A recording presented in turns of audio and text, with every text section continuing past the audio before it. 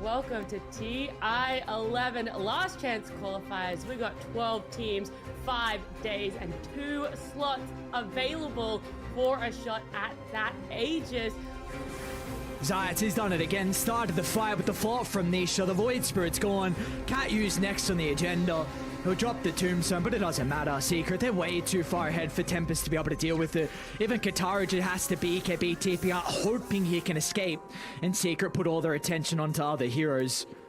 In comes Z-Freak, looking for the kink, looking for maybe the punchback as well. The snowball is going to be able to get them the first kill onto the Faceless Void. Sven and No One are running themselves over. Will they get the follow-up kill onto Vici? The 4-star out of the Wukong's command is going to make that completely useless. As now in the backline, Sweden Strong connects with a 2-man stun onto them. The Brawl comes out as well, reflected as Vici standing in the middle of this fight. But when he comes out on the side, what is he going to be able to achieve? The Chronosphere comes out onto Gunnar, once again using the Refresher shot to kill off both the cores. And that's going to be it for game number 2. It is a 2-0 for Na'Vi.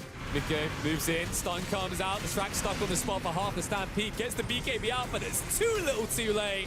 Liquid are just out of control in this game, and XG have no way to recover these fights. There's going to be silence going out onto Frag. They're not going to allow him to do anything. Parker goes in with the BKB, able to bring down 2, but eventually will still die to GPK. Smoke from Liquid. They're going to see Thompson's positioning, surely. Instead, they're going to look to jump Ana. He's in a compromised position. Insane. He's going to try and step into the middle fight with the BKB, but he doesn't have an opportunity for the black hole. But Ana is getting chunked down. Here we go. Yep. Well, hasn't popped it yet. Will now do so. I mean, Forcer's got on top of him, but it doesn't even matter at this point. The Undying is going to get absolutely shredded. The Luch also going to be eaten alive by V-Tune. Run. Next target. At the last second, they're able to cancel it out. The follow-up now, the chase over onto Eve. They're just throwing out as much damage as possible. The slot with the Scotty over onto Eve. They need maybe one more ahead as Sam just absolutely crumbles. And Lewis just being able to do whatever he wants. They tried to go for that grass. He'll turn back around over onto Lone, giving him the clicks, trying to burst it off, trying to do anything they can to keep him alive, but they're not going to be able to do it. Nisha coming in, gets off the Shiva's guard, gets pinned. 2 heroes caught at the same time by BAB. What a buyback coming in from him. No Nisha, no resolution. There's only Puppey that remains. Yes, Nisha might have brought back, but I'm not so sure how much he can accomplish here at the very end. Well, they don't have the heroes alive to be able to play with that, and so Xavius can reposition, terms it with the sharpshooter, and jumps down to the low ground. Beautifully done coming out from the Hoodwink, and meanwhile, on the opposite side of the fight, Gunnar is caught out once again. This Tusk Aghanim Scepter being too much for Nouns to handle. They've just continued to apply pressure, and unfortunately, it's Tempest they haven't really been able to really resist, and there's another spear into the fissure. An easy kill, no buyback either for Sebas. Still would like to perhaps see them go back in as Alone starts creeping forward, the jump forward with the disposal. Follow-up though from the Tusk. They manage to go and grab Ramsey. There it is. There's that abyss we talked about. What a vortex though! Oh my god, GPK, he grabs everyone! It's almost like a black hole, but it's not enough damage. They don't have the TA, they don't have DMs. They just punch Hakoda to death. just They'll turn lost. their attention. I think that Wildcard just There's nothing beat they can do. Virtus Pro here. Maybe Off some- of that 2 fights. Yeah, the GG gets called. Oh my god. That's it. There's no way to come back. Zevka, he was waiting for an opportunity to turn around with the black hole, but in the end, it doesn't even matter. He's going to be dropped. Cuckoo left alone on his lonesome. Buyback from Silencer is completely irrelevant here. And Infamous just completely stomped T1's hopes of taking this game. They've had some impossible conditions to pull off this game, and they've managed it, although they just get spotted. Oh, that was close. Lou managing to get the waveform at the high ground there. If he caught it there, the game might well just have been over. Yamich, they're still struggling to actually finish him off here as Ramsey's jumping in onto DY. They'll force stop him away. DM in with a black hole, catches the Morphling. It's the big target, and GPK brings down the Requiems, and that will be that for the Morphling. DM catching out PYW with a black hole on the sidelines as well. Triple kill for GPK, as this might just be game. Get his hands onto the PL's got now some evasion of his own. Butterfly, Oh, but he they found a found Solo lasso. again. It's onto the vengeful spirit yet again. That's this time certainly going to be a dieback. Sebas nice. as well the second time around. He's going to catch a big fish, and that's going to be live. The hook shot doesn't cancel the Phoenix Icarus dive, so Supernova is going to be a huge point for Tempest to fight around. Cortado beating back now into Sweden Strong as Na'Vi are forced back one by one, but the two raid bosses left now. No one's going to go into Rolling Thunder and finds the kill there onto the Nyx Assassin. That's a dieback. Some good damage well into Cortado as Batum thinking about turning, going back on. Look, the Thunder! It's not good enough. Cortado falling low, doesn't have Aegis. He denied it in the pit, and now he's going to be killed. Oh no, Draken, he's going to be next to die as well. Silence and surrounded by Batum. But Cortado rather, he buys back, pops the meta yet again, has BKB in 2 more seconds here. It's about to get even more painful for the side of Infamous.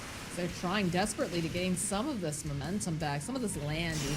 They do have a gem on Leo's style, so they'll find Zai. They're going to try to drag him back, keep him silent long enough so that they can burst him down. The Dubshroud, though, coming into play, allows him to get the BKB, gets the roar off as the Affliction will fall. Leo's down next to die, and they'll follow up, and they just call GG. Templar Assassin We see getting beat Lasso. down on the racks. That's the last initiation. Assassin is dead. He is out for 80 seconds. No buyback. Both supports once again have fallen. Resolution. They can run Reza down. He's He's dead gone. in, and that's a dead resolution likely, yeah.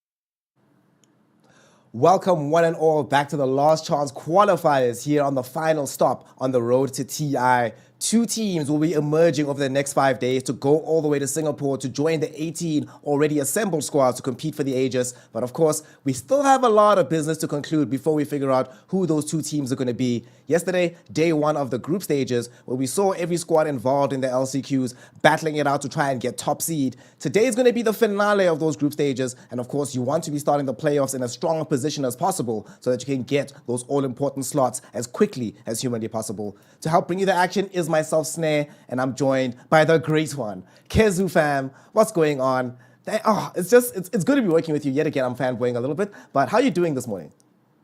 Thank you, Snare. I'm doing, well, actually, as a matter of fact, I'm doing great. Very much looking forward to these games.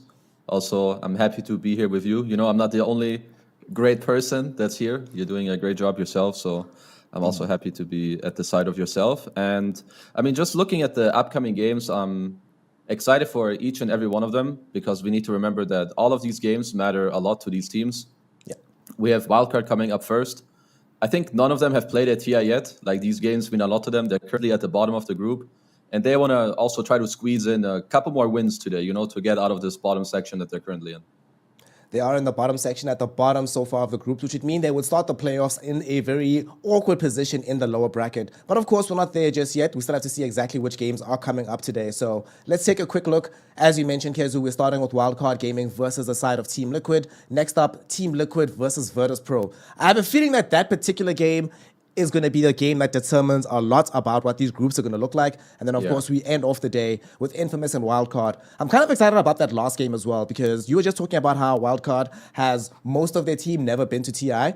Infamous only has 2 players in their squad who've been to TI as well. So that's going to be a very fun game to just see all the players who really want this, right? It's going to be a game about hunger and desire more than anything else. But no matter what, today's games, it feels like the stakes are starting to raise slowly but surely, aren't they? Yeah, no, for sure. Especially also with like the first day being over, you start to see like, okay, these teams, you know, they're starting off hot. Maybe these other teams not so much. Which heroes are good? The heroes that we've practiced, do we keep them, but do we adjust it a little bit? Do we need to discard them all over?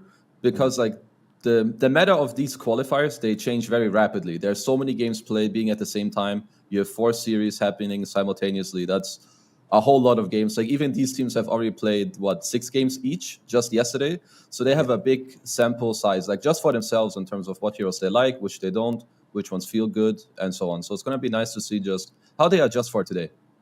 Adjustment and adaptation is one of the key metrics required to become a championship type player. But of course, we still need some opponents to determine who's going to get closer to that championship slot. And first up, we have ourselves Wildcard Gaming, a team that, like Kezu has mentioned, have never really been to TI, haven't come this close really to finding themselves in reach of the ages. So for them, it's going to be one of these situations, well, Alone has gotten a little bit closer. But I'm very interested to see whether or not the occasion is going to get to them. You've been there yourself many times as a player, right? Seeing that sometimes squads and players that have the capability and the actual raw talent to be able to make it at TI, for some reason fall short of the mark, primarily just due to like mental pressure and nerves, right? So it's going to be entertaining to see whether or not Wildcard Gaming have acclimated towards that between yesterday and today. Yeah, like something that is just like really important to remember is that for all of these players, like even for Liquid, in terms of this year, these are the most important matches that they are playing. Like this is the one, these are some of the most important series for them for this entire year. Like Matu, so far he's looked really good. I mean, he certainly wants to go to TI as all of his team.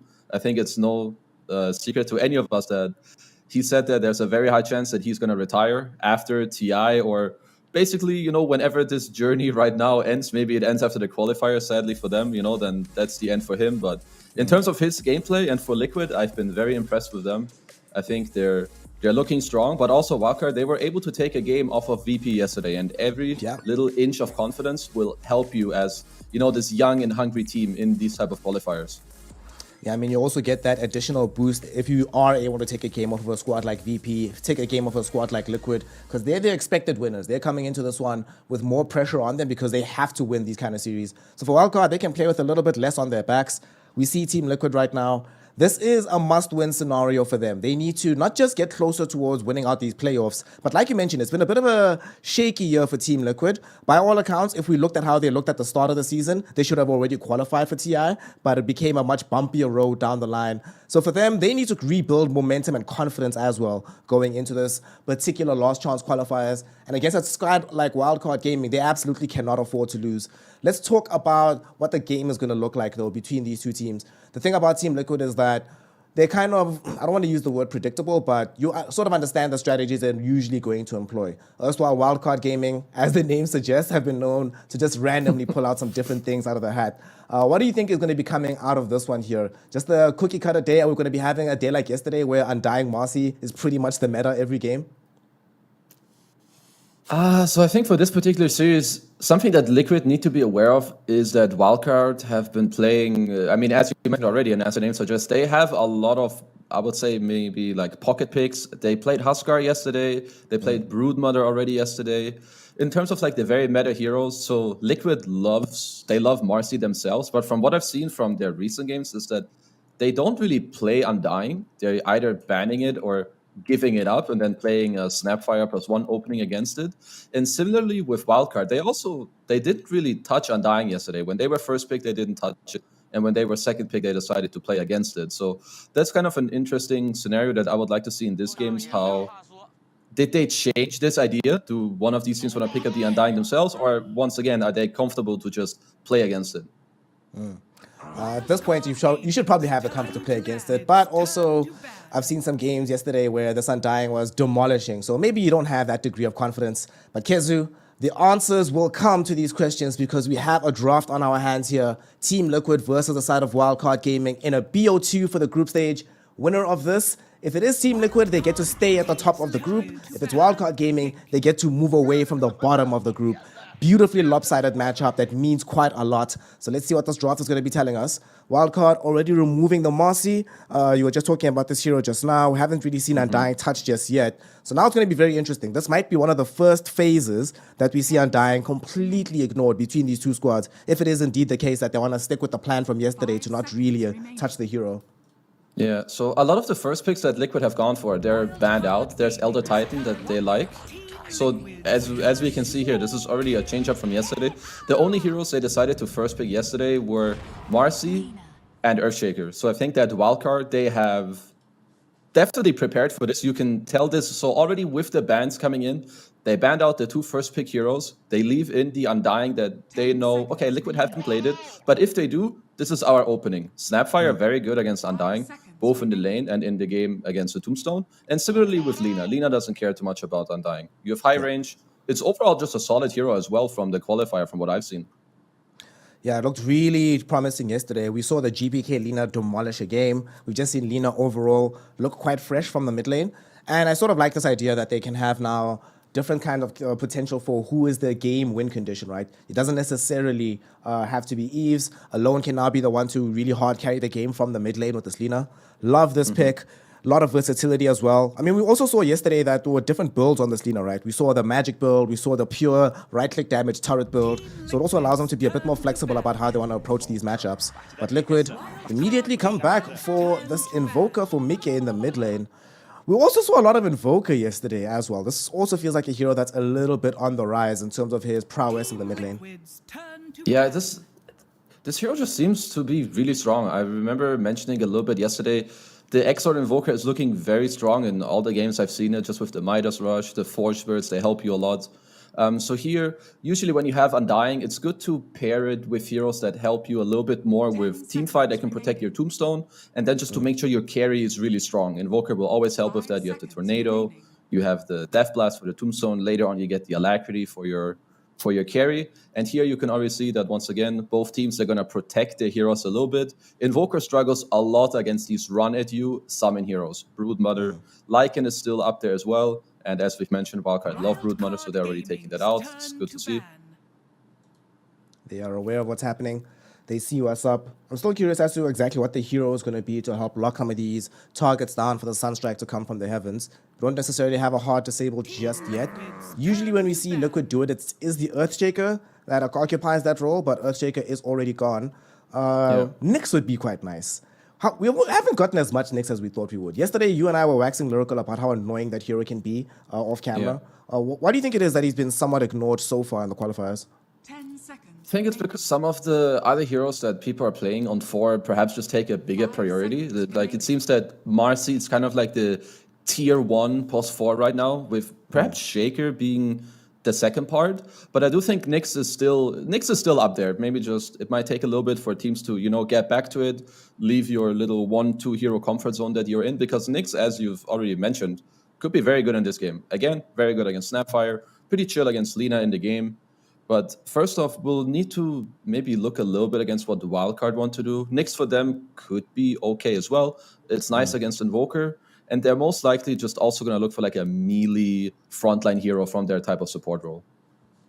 I'm curious about this Axe ban. A couple of times that we saw Axe yesterday, but I forget the context of where that Axe was picked. But it wasn't Axe that Team Liquid played. Zai played it in a pretty cool moment. I think it was one of the highlight reels. But I'm trying to think, do they want Slog from this? Looking at these two bans, Axe, Primal Beast, in the qualifiers, I think it was in Eastern Europe, one of the European regions. I think it was Eastern Europe. Whenever I saw those two bans, somewhere deeper in the draft, Slog would emerge. How would you feel if that was the case here for Wildcard Gaming? Depending on these two picks for Liquid, that's definitely a route that they can take. Silencer is a hero that Wildcard have already played a few times, and it seems to be like their quote-unquote Undying answer in a way. If you're Liquid, though, when I see these heroes, I really want to... There's two ways that you abuse these type of heroes that Wildcard have. It's either A, once again, I need to mention the summon heroes, your Lycans and so on. 2 of them are banned with Brood and Visage, but Silencer, Snapfire, and Lina, they do not deal with these heroes. What you want to do against Silencer is you want to have like this overwhelming run at you stuff that makes it hard for him to just cast global, because who cares if you do that against these type of heroes like your Beast, your Lycan, or you have a lot of heroes that can jump him in the backline, which is not that easy to kind of pick at this point because you already have the Undying Invoker. So seeing the Beastmaster here is no real surprise. Now a range 4, most likely for Boxy. So here goes the Nyx Assassin. Hey. Nyx Well, is you here. you got what you wanted.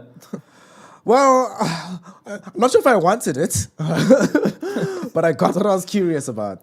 Nyx is going to be here, so we have some decent cancels on the Sapphire ulti, ways to be able to just quickly hunt this Lina. Between Beastmaster and Nyx Assassin, my god, that seems very annoying to play into as well. Lots of setup for the Invoker Sunstrikes. All right, does seem like a pretty decent game for this. And, you know, Silencer is also one of these heroes that, like, with the Arcane Curse, sometimes you throw it out randomly, you don't know if the Nyx is nearby. Oh my god, I just got Carapace, I'm dead. No way out of this one. So I like the Nyx Assassin. I'm still not fully a fan of the Silencer just yet. I like the point that you were mentioning about how these Zoo heroes really put a number on the Silencer. The only thing that the Silencer can really do in this game is play a very positional style. If he ever gets caught by Beastmaster Nyx, he always dies. But this Troll... I'll be honest, I'm a troll doubter. I'm a certified troll hater. I'm part of the fan club or the hate club. What do you think of this hero? Talk me out of it. Convince me that this is the future, that this is actually the hype.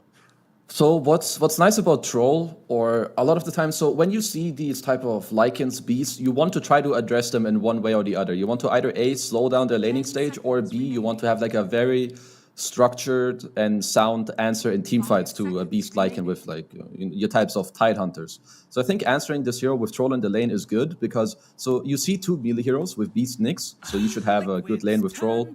Troll just kind of abuses like these weaker melee offlane heroes, and he helps protect your team from the summons in a way. The only tricky part is the Invoker. He is very annoying for you to deal with in a game as Troll. I mean, I know that Troll can sometimes look very weak, right? He has a lot of weaknesses. He can get kited. His ulti is still very strange, and the hero is not easy to run. But this is definitely one of the better Troll picks that I have seen, at least as of late. I like that point that you mentioned about protecting the team from the army as well. Getting that AoE mischance always very nice against summon lineups. Yeah. All right. We'll see how Wildcard Gaming going to make this work for ease on this Troll Warlord. BKB is going to be an absolute necessity in this game, though. And they don't necessarily have another save on the squad. What is nice, though, is that Troll doesn't actually have to solo carry the game, right? Because there is a Lina involved. But let's see how this draft ends here. Team Liquid still need a hero for Matumba Man to play. They've just banned out the Tidehunter as well as the Centaur at the very end of the draft. As to Wildcard Gaming, they have removed the Drow Ranger. What do you think is coming in from Mito? That's a pretty good ban, it feels like. We saw how many Drows yesterday? Like 2 or 3? I think at least 2. Like we saw 2, and I'm sure there were maybe even more. Even the second band is very good. What Liquid are looking for here is you want a hero with Undying that lanes well. Well, that's at least a lot of carries. But you want a right-click carry that has a good matchup against Lina, Troll, and abuses the buffs from Beast and Invoker. Something that I could see here is a Sniper. You banned out the Centaur, which is pretty good. To be fair, Drow and TB would have been my first choices, so the bans from Wildcard are very spot on. There we go. Damn.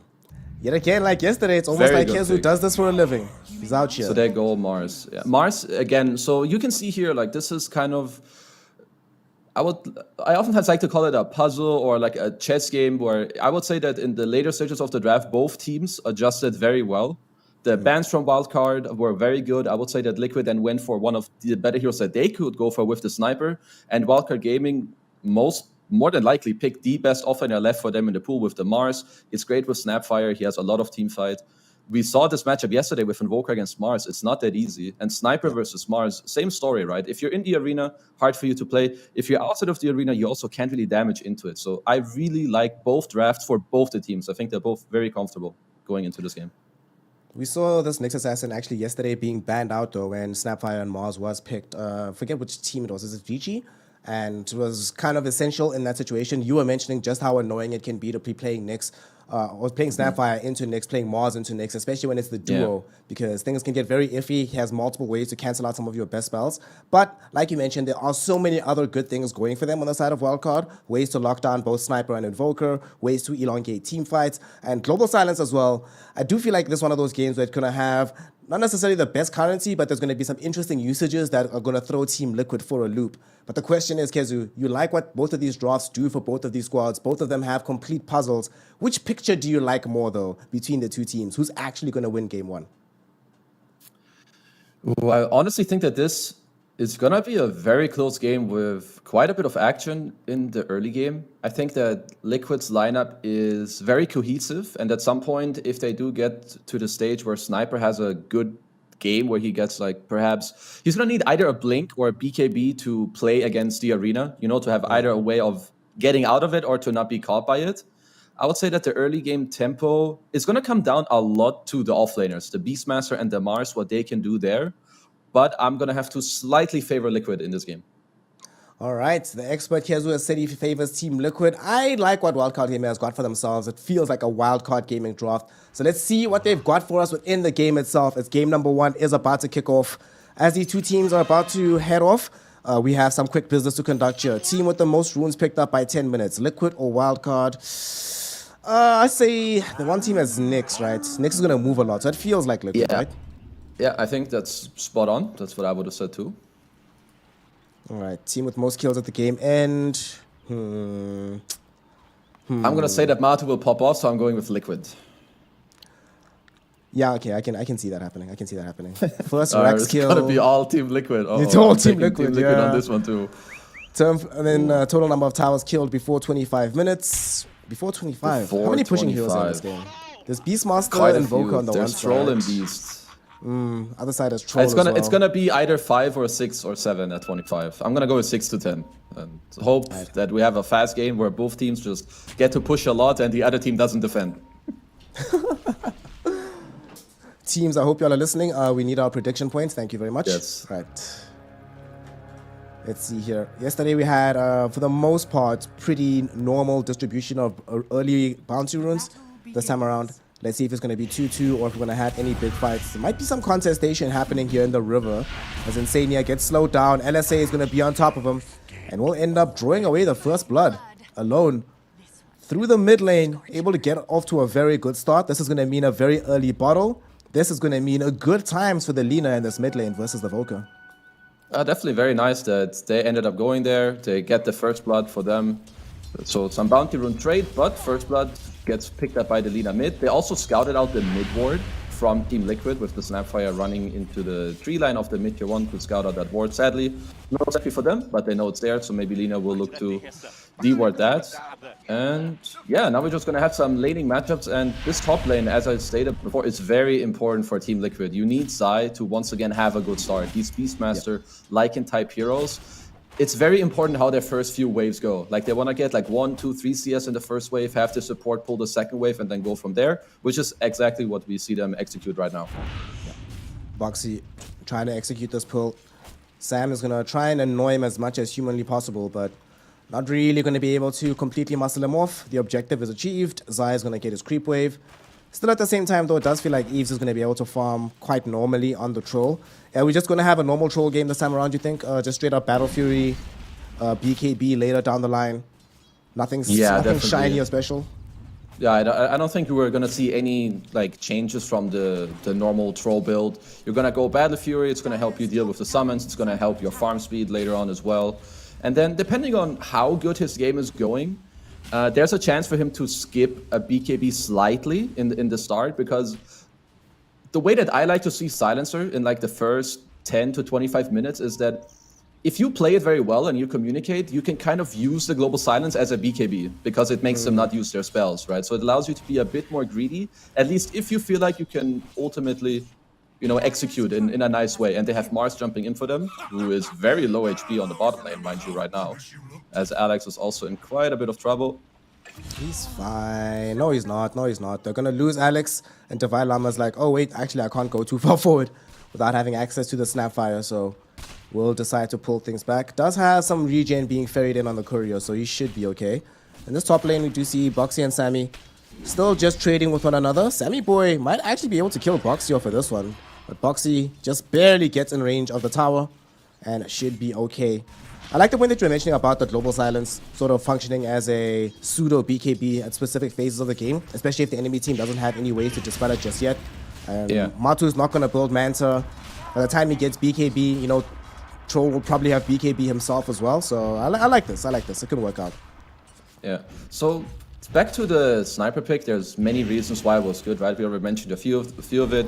Kind of good against wildcard heroes if he doesn't get caught in the arena. Has a good matchup. He has 2 buffs with it, but also the laning stage is super good with Undying. Undying loves to play with heroes that just have the ability to help you from long range, like your PA, your sniper, and so on. And for the mid lane, I have to mention Alone. I feel like a lot of these mid players that are maybe where you feel like, yeah, they're not as good as their counterpart, they've been doing really well. Like the SA mids, especially yesterday as well. Leo Style had some really good performances. And I think right now Alone having a very nice time in the mid lane. He's up by quite a bit of net worth. So remember, he did get the first blood, so that helps a little bit. But I'm really happy to see the performances so far of these mid players. He has been looking quite hot. And right now, like you mentioned, doing quite well. Top lane, Eves is also doing decently here. Trying to chase down Zai on the Beastmaster.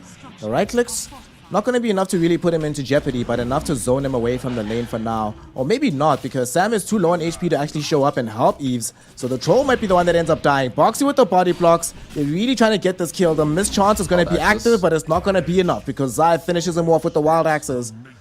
Straight up deny onto the creep wave from the silencer at the same time.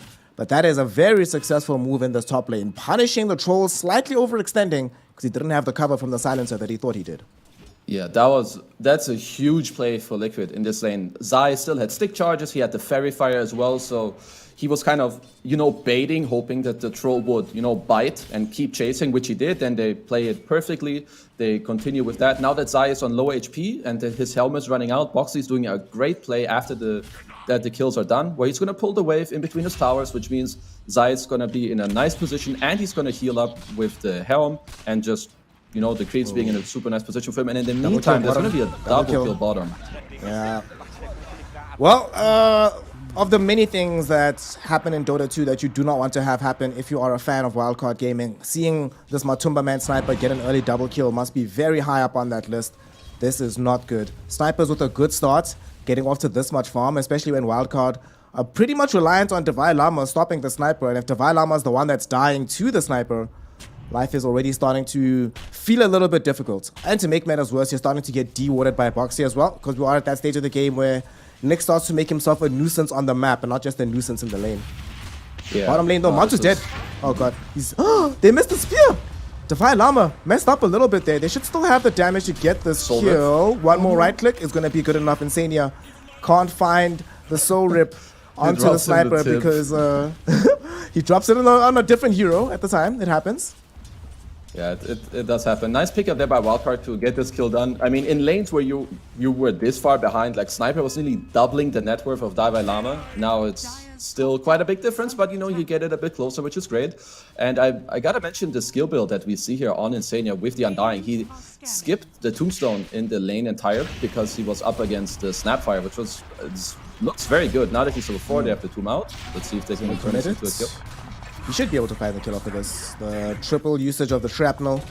Very happy to go down that way. In the meantime, though, in this mid lane, we did have a kill as Alex rotated in onto Alone. Eve's on top, also in some danger now, but a little bit stronger than he was the last time around. And they're not too keen to dive the tier 1 tower to find him. But Alone, extending his lead over the mid lane. Look at the difference in net worth here, Kezu. 1200 at the 6-minute mark. This feels really, really good if you're Alone.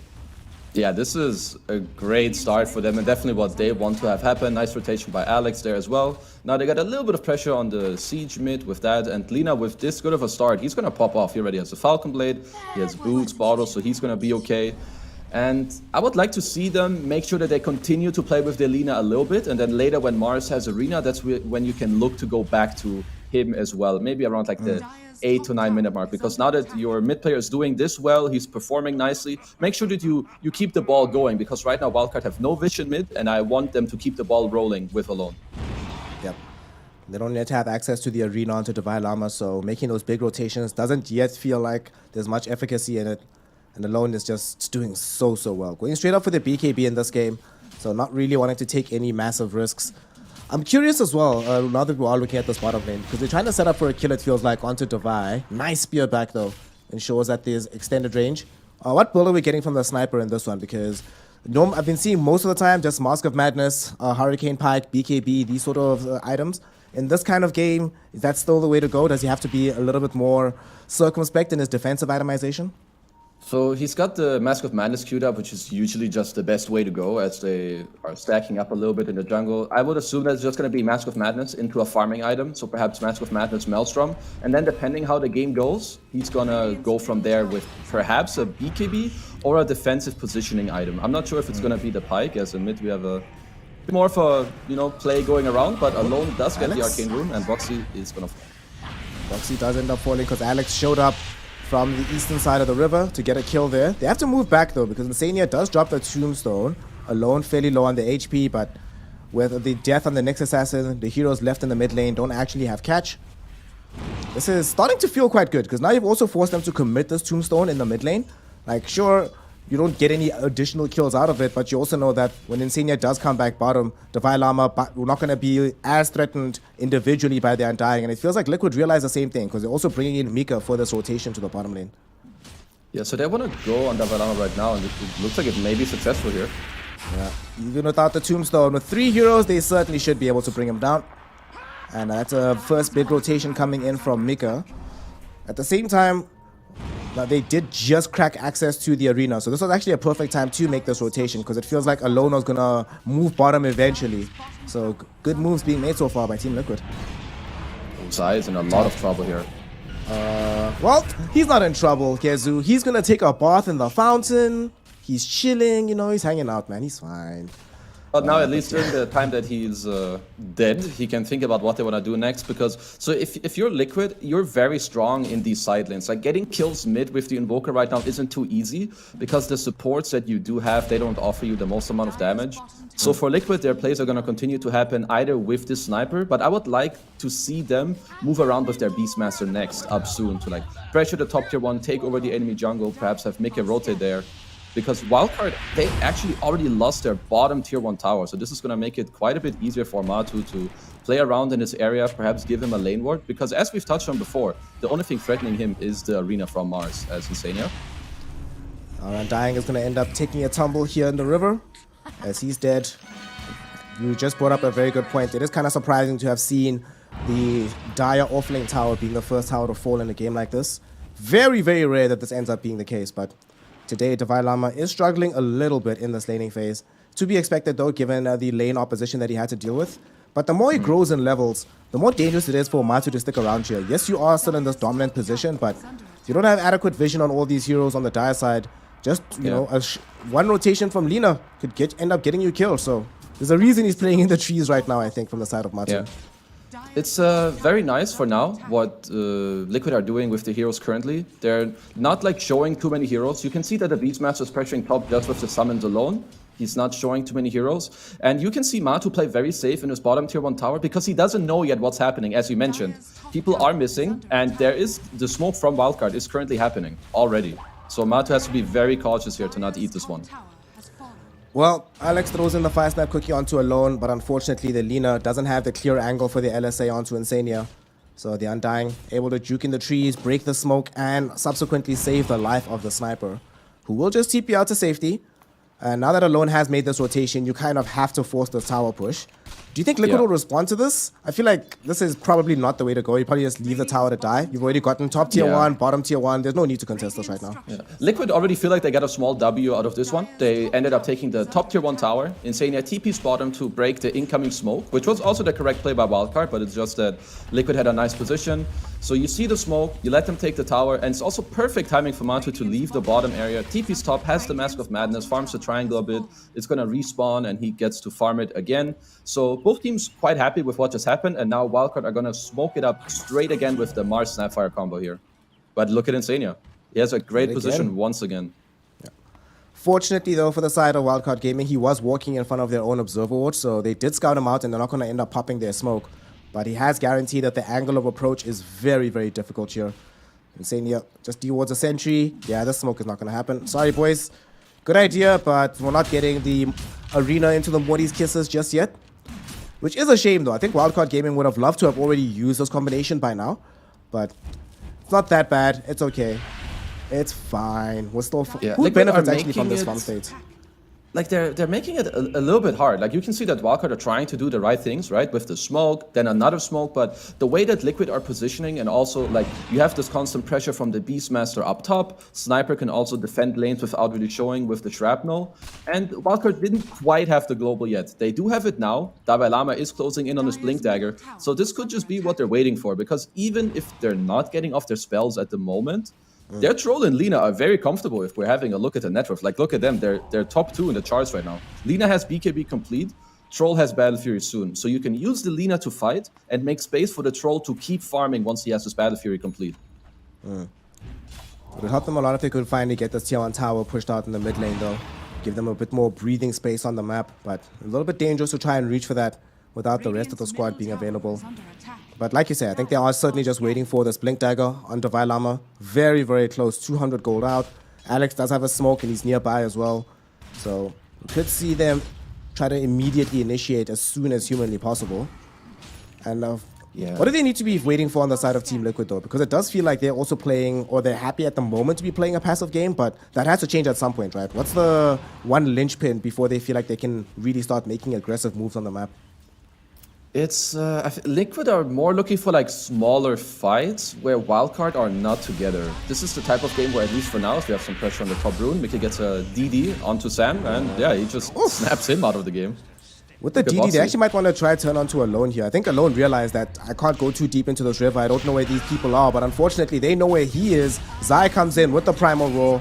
Mika not going to be the one to finish him off. That honor goes to Matu on the sniper. And now these heroes immediately crowd around the tier 1 tower. My goodness, they took that quickly. And they're the ones that smoke instantly. They aren't done just yet. They've only committed the 1 ultimate. But that should signal the retreat from Wildcard Gaming from this Radiant jungle. And yeah, they're all out. Had they not done this, Troll would have 100% been dead. But good read on the map of where things are. And they're going to try and counter smoke themselves here, Kezu. Yeah, they have all their spells ready. It was very nice by Liquid, and now they catch Zai's beautiful Spear Arena. Beautiful Spear Arena, and also the beautiful reveal on the Blink Dagger from Dalai Lama. Able to get that kill. Alex also very happy to be able to throw out the globs of fire. And they didn't have to commit the global silence for that one as well, so they still have the additional layer of team fight available if Team Liquid want to get aggressive. Okay, good times. It's still not real estate, though. Every time Team Liquid has gotten some of these important kills, they've been able to take real estate off of this. And Wildcard Gaming still struggling in that regard. But it's a start. It's a start. You kind of need these small initiations to go well for you before you can really try and break the game wide open. Yeah, every time they're going to have this arena, they will look for a play. They've already expanded a few smokes. I think this was Wildcard's 3rd smoke of the game. So they're going to have to be a bit cautious of how they use the next ones. Because eventually Liquid will force a Roshan kill very soon. They have Alacrity, they have Tombstone, they have Beastmaster. They have very nice capabilities of, you know, taking that down and forcing a fight in the top half area. So we're going to have to see how Wildcard respond to this. And right now there's potentially a fight happening in this area. Yeah. Matu's actually really good at Dota. He throws out the right clicks immediately onto Dalai Lama to disable the Blink Dagger before anything else happens. Because he knows if he gets speared back, that's a very bad thing for him. As a result, they're able to pick up the Sammy kill for free. Dalai Lama actually able to spear back Insania. Alone from the high ground will just zap him away with the Laguna. But Dalai Lama might end up dying for this one as well. Even though you have access to the Bulwark, it's only level 1, so not enough protection there. Alone forced to use the BKB to dodge the Impale coming in from Boxy. A little bit unfortunate that that's how you use your first 9-second charge, but better than dying, I suppose. Absolutely, but they're not done yet. They're looking for more. Can't quite reach on all of these, I think, but they want to get them out of this area, at least for now. Matu goes on the high ground here, very far forward on the sniper. He might end up losing his life to Alone. He's banking on his team having more damage, and his gamble is correct, as he will end up being able to bring down the Lina. Does cost him his own life at the very end of things, though, and Sam will get the gold for that kill. So a young 2-for-1 on the high ground there. That was Global Silence committed, but Dalai Lama has Blink Arena back available again, and they also have the Morty's Kisses. So Team Liquid still need to be careful, despite being able to bring down the big old Lina at this point in the game. Very aggressive fight here in the Dire jungle. If Zai was very close to having the Vlad sent out, if they had this little bit of bonus slice there, Matu could have maybe lived, but good job by Eve bottom to take the tier 2 tower, as Davalama barely makes it out of the mid lane. Nice job by him there.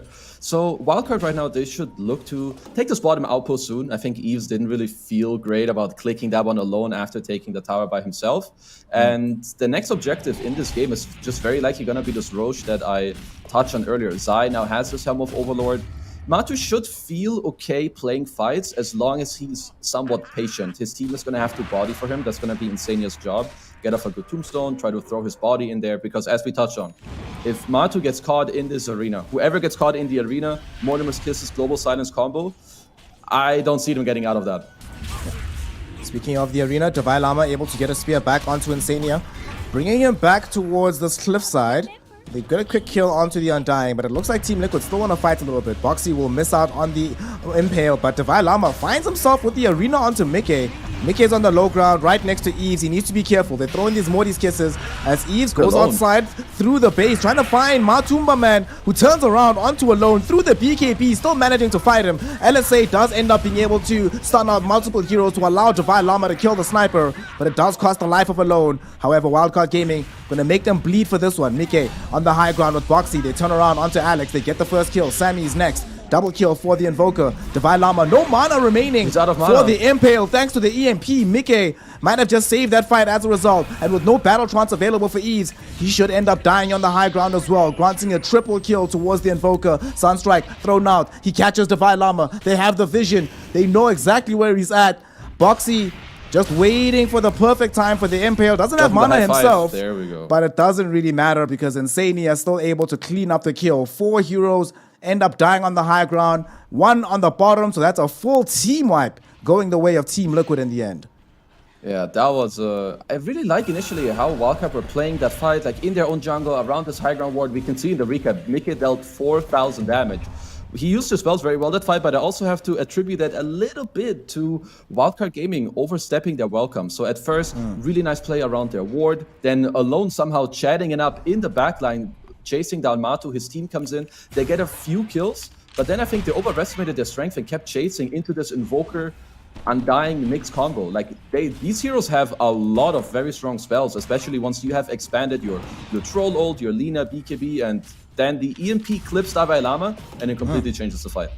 Yeah, Davai Lama has mana at that last situation.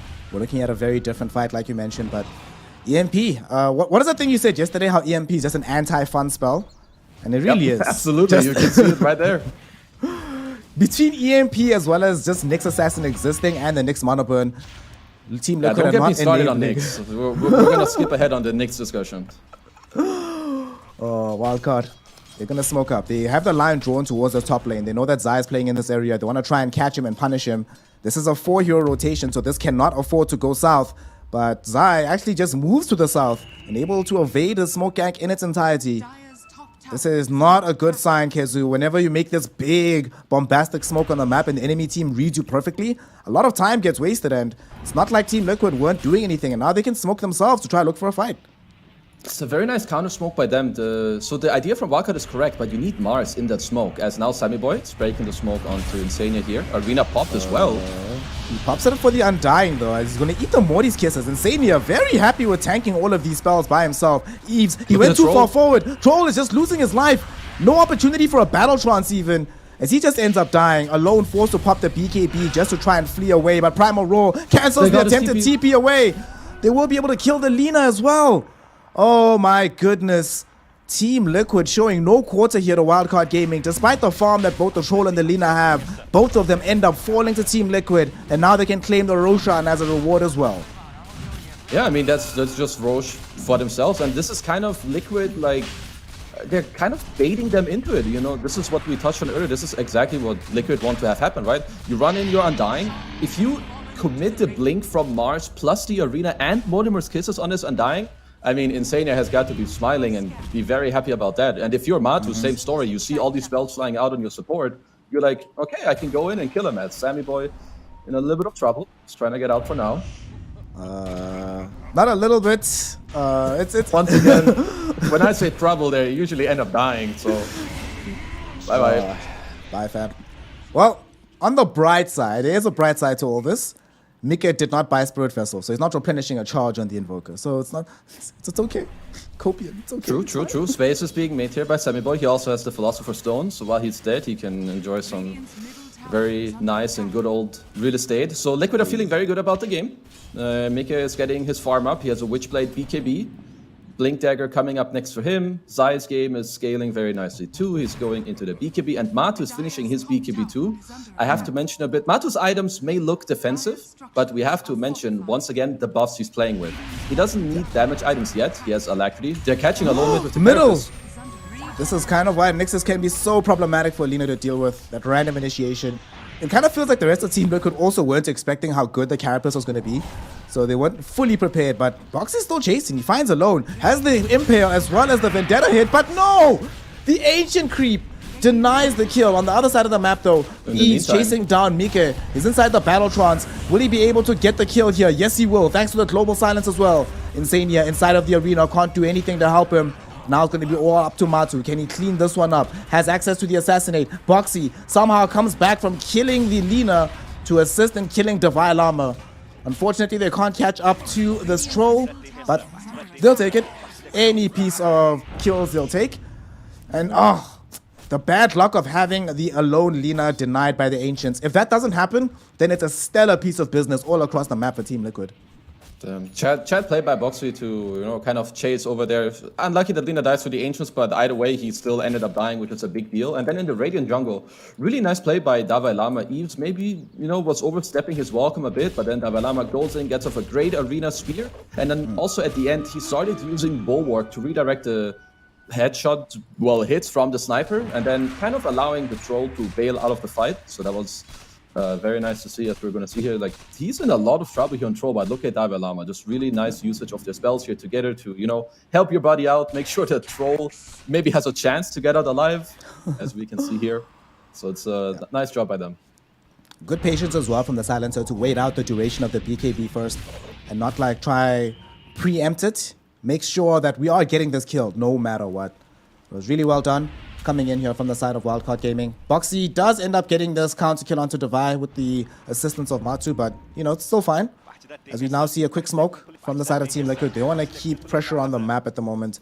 But Wildcard Gaming, this time around, it's their turn to read the map quite well. All their wards are primarily defensive, but it doesn't seem to matter because they recognize, well, they're probably coming into us. Let's not be in this area of the map. That's where Beastmaster wants to be playing anyway. We will instead go and trade outposts and start farming in the Radiant jungle for now.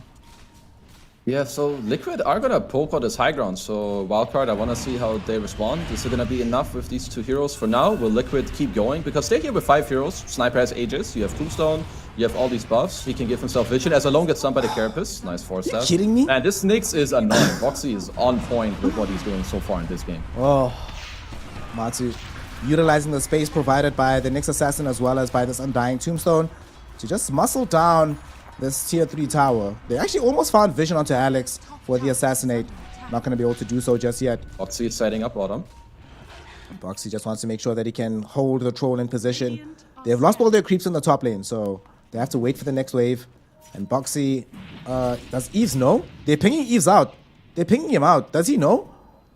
Oh, get out of here. Run, run. He's trying to TP. Okay, Boxy didn't have vision. He barely TP'd out of vision. That's pretty funny. As Wildcard, they're looking for a quick smoke because they know that someone left this area. Now let's see. Divine Llama has access to the jump. Misses the spear though. Zai gets off BKB as a result. Global Silence will come out, but Sam is already dead. Divine Llama forced to BKB too. But now they just have to try and get back. Alone did find an LSA onto Boxy. Not enough to kill him just yet. Has a BKB of his own with the Blink Dagger if he wants to retreat. So it just ends up being the life of the Silencer, nothing else, and the Global Silence committed as well. But grand scheme of things doesn't seem too important, I suppose, losing the Silencer, but not having the Global, that feels like a big deal. That is definitely going to be a little bit of a deal breaker here, as Liquid, once again, going to toy a little bit here in the Dire base. Boxy going in. Oh my gosh, Nyx, please stop it now. Arena committed with the ulti from the Mortimer's Kisses flying out. He's a 1-2 forward. Has activated the Battle Trance, trying to close in onto Matuma Man. Thrown back with the Deafening Blast. Now he's been disarmed. Now he's been killed. Zai is on a killing spree at the moment. Alone also overextends and finds himself dead. thanks to the efforts of Matumba, man. On the high ground, here's Mika playing this right-click Invoker, jumping in onto Alex. Should be able to bring him down. Sam does have a little bit of safety by being closer to the tier 4s, but they don't really care about your life, Sam. They care about these Raxes, and there's nothing left to stop Team Liquid from just taking them in the top lane. Yeah, so at this point right now, Liquid are playing their fights very clean, whereas if we look at the opposing side of Wildcard, it's maybe a bit nerve-wracking for them. I feel like they have the tools to play these fights correctly, but it looks like they're not really aligning their spells all that well together. There's perhaps a nice arena, but then Troll oversteps. Perhaps it's too hard for his team to follow it out. Liquid just doing a nice job of kiting it out. You have the Ghost Walk from Invoker, so Troll repositions onto the Sniper, and then he just ends up very deep into the team. I think you just need to make sure that you can use those spells together, as we're going to see it here again. You box it with a good initiation. Now there's the Blink Arena, and here Troll wants to follow, but they're BKB, so they get to run. But look at this ice wall. It's completely isolating the entire team in the back. Yeah. Didn't even see that ice wall on the backside of the fight. It was so good. And by the time Eves dies, and alone, by the time he goes forward, he also realizes that, wait a second, I'm out of BKB. I don't have any protection for myself. You just die in a couple of hits now to the Sniper. Matu is ridiculously strong. You were saying earlier on that you believe he's going to pop off in this game. Well, he has fulfilled that prediction. Looking like by far the strongest here on the map. Just picked up a Daedalus for his efforts as well. Dude, Daedalus Grove Bow with D-Lance. Okay, let's go. That seems fun to play against. I mean, it looks like they're just going to keep pressuring this safely without going too deep, and then they play for the second roach. Liquid playing the map currently with, I mean, very nice execution. As Eves, you need to be so careful about Boxy on this Nyx. Yeah. I mean, Alex literally just ate 3 right clicks and lost most of his HP. They do finally manage to bring down the Tombstone, so that might signal a little bit of a retreat from Team Liquid. But what's the option here for Wildcard Gaming? How do they get themselves back into a position where they can actually fight appropriately? Because now it does feel like Liquid just has full control of the game. What can Wildcard do to try and change that status quo? So I think what's important for them coming up, so they have a gem first off on Alex to try and deward the map a little bit. I would like them to give the space to Eves right now to pick up this Blink Dagger, which is absolutely the right play by him to have it queued up, because I need them, the way that you break Sniper lineups is that you ignore the people on the front and you try to give yourself the easiest chance to run on the back line. You try to jump him with like a Blink and Troll ulti, but once again, you have the type of scenario where the enemy team, they know that they're too strong. Liquid, they just keep going. They have the summons, the Alacrity, Shrapnel, and they're knocking on your tier 3 tower. Yeah. Insania will drop another Tombstone just to make sure that they have some protection here as the Beastmaster army putting pressure onto this range Rax. At the same time, with the Alacrity out on Matu, he's going to be putting pressure onto the melee. Seems completely fair and balanced that you can hit Rax from outside of the base at the bottom of the stairs. I see literally no problem with this, as they're about to finish off the melee Rax. At this point in time, Wildcard Gaming need to do something a little bit drastic if they want back in on this one. And that drasticness is coming. Look where they've smoked up around the map. Divine Llama has found himself the arena. They're going in onto Insania, but Primal Roar stops Eves in his tracks, wastes the duration of the BKB. So now the Troll is in trouble. Now the Troll is dead, alone, trying to fight from the high ground. Will be able to burst down the Sniper with the Laguna Blade, but definitely will not be allowed to escape. Gets forced off into the Sunstrike. Incredible stuff from Team Liquid. And this should be them able to get an additional kill on top of it. Lina does buy back, but to what avail here? Is she buying back just for the defense? Sammy goes to the low ground to at least get the gem back in their hands. The question is, can they muscle these heroes away from the base? We have a Sniper returning in 40 seconds. Jump up, Nicky looking for the kill onto Divine Llama. The triple meatballs will be there. The Mars is gone. And that will be followed very quickly by the Rax in this bottom lane as well. As Team Liquid getting everything they want and more out of these engagements here, Kezu. I mean, they're just so quick with their BKBs too. Like, look at Sniper. Look at all these damages coming out. Sniper gets to deal so much damage. Same with Invoker. They just pop the BKB. They're going for more. Roar onto Sam. And I don't see what Barker can do about this at this point. Nope, not a buyback. He's going to buy back, though. That's going to be the attempt. He four-stops forward. Okay, 4 heroes caught by the Arcane Curse, but this is Boxy, my friend. We mentioned the Spike Carapace too effective against the Silencer. And I love how Mickey just completely ignored all these heroes and just destroyed the final Rax. Gets himself the Megas. We haven't had an opportunity to talk about this because this game has been a pretty wild one. What do you make of this Invoker build? This is the right-click build that we haven't seen from anybody else so far in the tournament. You like it? It's I mean, it's working out very well this game. I have to assume that he wanted bonus armor in this game against both Lina and Troll. He has a fast BKB against Mars, which is what you always want.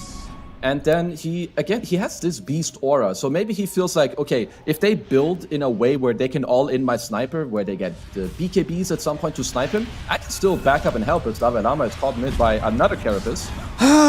What a smell. Measure be cooking in there. I love how it's the Carapace from the fire on the ground of the Aghanim shot, man. That doesn't seem fair. Primal Roll committed now onto Alex. In the meantime, Alone goes into the BKB just to escape Boxy. Alex not going to be as lucky because Matu is just on another level of damage right now. And with no buyback remaining on the Mars, Kezu, are they planning for game number 2 now at this point? Is there any recovery possible here in this first game? You have a very small chance if you I mean, if Liquid take down your base while Mars is gone, you don't really have an answer. If you get to delay it until Mars is up, you have one more play in you potentially by smoking around, but I don't think Liquid are giving you this time. So in about 30 seconds, they will start planning for game 2. Well, tier 4s are down. They just killed Sammy. Eve's at least going to commit the final battle trance onto Matu, trying to go toe-to-toe with the sniper, but the game ends before he can even bring Matu to half HP. GG, well played, is called now by Wildcard. Wow, what a performance coming in from Team Liquid. They've just taken game number 1. They solidify their place at the top of the group, and the way they're looking, I don't know if I want to be any squad going up against Team Liquid on a day like this. Liquid are looking very, very good, especially like starting with the draft and then how they played out the lanes. The safe lane went very well, the off lane went very well. You know, mid lane was definitely the upper point for Wildcard. Alone was having a very good game, but Wildcard's game, it fell apart a little bit in the mid game. So moving forward for them, they had a very nice showing throughout this game. It's just that sometimes it's a bit disconnected. They need to make sure that it doesn't get to them. Once again, these games are super important to them, but make sure that you hang on to the good performance you had in the first stage of the game, but then build onto that. Try to talk about in the next game what you want to do different if you're, what you want to do different if you're in a similar scenario. It wasn't all doom and gloom for them. Like you mentioned, they did have a pretty decent time in the earlier portion of things, especially for Alone. As time went on, though, is where things started to become a little bit of a disaster. I mean, just the contrast between Alone and Mike. He started the game definitively behind by pretty much every metric. He ends at 5k gold up, a ton of kills ahead. But for me, although, like, I want to say that Boxy did a great job, Matu did a great job, but for me, where I really think the site of this loss was, and I'm not sure if you agree here, but it didn't really feel like they were able to accomplish much with the Sammy silencer. Like the silencer, the concept definitely understandable, and there was that one fight that we had in Radiant Jungle where we saw the application of the silencer going well. But for the most part, didn't that hero feel a little bit lackluster? If you're Sammy, wouldn't you have rather played pretty much any other 5 in the game right now? The problem with Silencer, because your point is definitely, it's going to look that way to a lot of people, and it is true with how the game played out too. Silencer is just the type of hero that it's very reliant on how you and your whole team, how you execute. Because you're supposed to be taking these fights from minute 10 to 20 to 25, and like, Mars can just go in freely and you can use the Snapfire ulti and like get heroes killed, but Liquid had such good positioning and such a good read on the map that all the moves from Wildcard where they're supposed to land kills and more net worth and map control, they all failed. Like 3 moves in a row, right, with the smokes, none of them landed, and then suddenly you're gonna start feeling really bad with the silencer because you're only a global silence, like really at some point, and that didn't even help his team. Unfortunately, it did not. So at the end of the day, Wildcard Gaming do find themselves taking a tumble in this opening game. However, it is a best of 2 set, and we did see them yesterday able to get a game off of the side of Virtus Pro. So they still have some hope of trying to reclaim one against Team Liquid here today. Of course, now we're going to be going to a small break to give the teams a chance to recuperate and prepare for that upcoming game. For Team Liquid, should they win, they really are clear and clear at the top of the table. For Wildcard Gaming, if they lose, they're very definitively at the bottom. So let's figure out if they're going to stay there or if they can finally start to climb back up right after a short break. This is Slayer and Kezu for the Last Chance Qualifiers, and we'll be right back.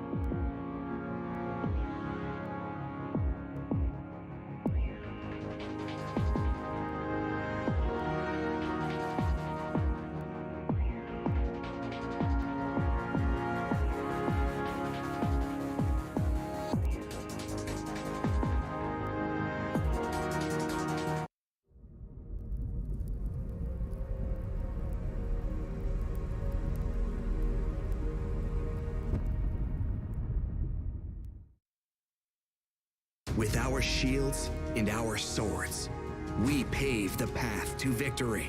With our shields and our swords, we temper our courage. With our shields and our swords, we're making history. With those who make the game a reality, we're the vanguard. We're with the best. Let's raise our shields. Welcome back, one and all. Here are the Last Chance Qualifiers as we continue to see who's going to be occupying the final 2 slots remaining at TI 11 to compete for the Aegis at the Showcase of the Immortals. My name is Sine and I'm joined yet again by Kezu as we go into our second game of the day between Wildcard Gaming and Team Liquid. Right now, as it stands, Team Liquid have already succeeded in winning out game number 1. The question is, Kezu, can they do it again? Will they be able to pull out another W here and push Wildcard Gaming into an awful predicament of having to go 0-2 on their opening game of the day? Or do you think Wildcard Gaming have reset enough? Did you see enough glimmers of hope in game 1 that will get a more competitive game 2? I definitely saw enough good things from Wildcard to think that there's a high chance that they can just come back in the second game and give us a good showing. I would like the game to be a little bit different in terms of the picks and bans and like how the setup is going, so that the game is changed a little bit for Wildcard, just so that they feel good with what they have, or maybe if they were confident with what they had before, then they can run it back. But for now, I would say Liquid are looking very, very good. But Wildcard Gaming in the first game, I think they showed us a lot of signs of hope. They showed us that they're alive, ready to play. So, I just want to see them adapt and do better in the coming game. If any of you were to just look at the stat sheet at the very end of game number 1, one might be forgiven for thinking it was a stomp, but certainly, like Kezu was mentioning, there were some glimmers of hope from the side of Wildcard, and for quite a long time, it was a closer affair than you might think otherwise. But now we are going to be getting into our second game. We're going to be seeing exactly how things are going to be shaking up draft-wise, because as Kezu was mentioning, changing things up in that dimension can help a lot. But there are some squads that are a little bit stubborn and just want to stick to their original and initial ideas. They're like, hey, we came here on the back of these particular ideas. We've got to keep it going. Before we look at the draft here, I just quickly want to highlight something. Remember, we were talking before we started these games about how Team Liquid had not played the Undying just yet.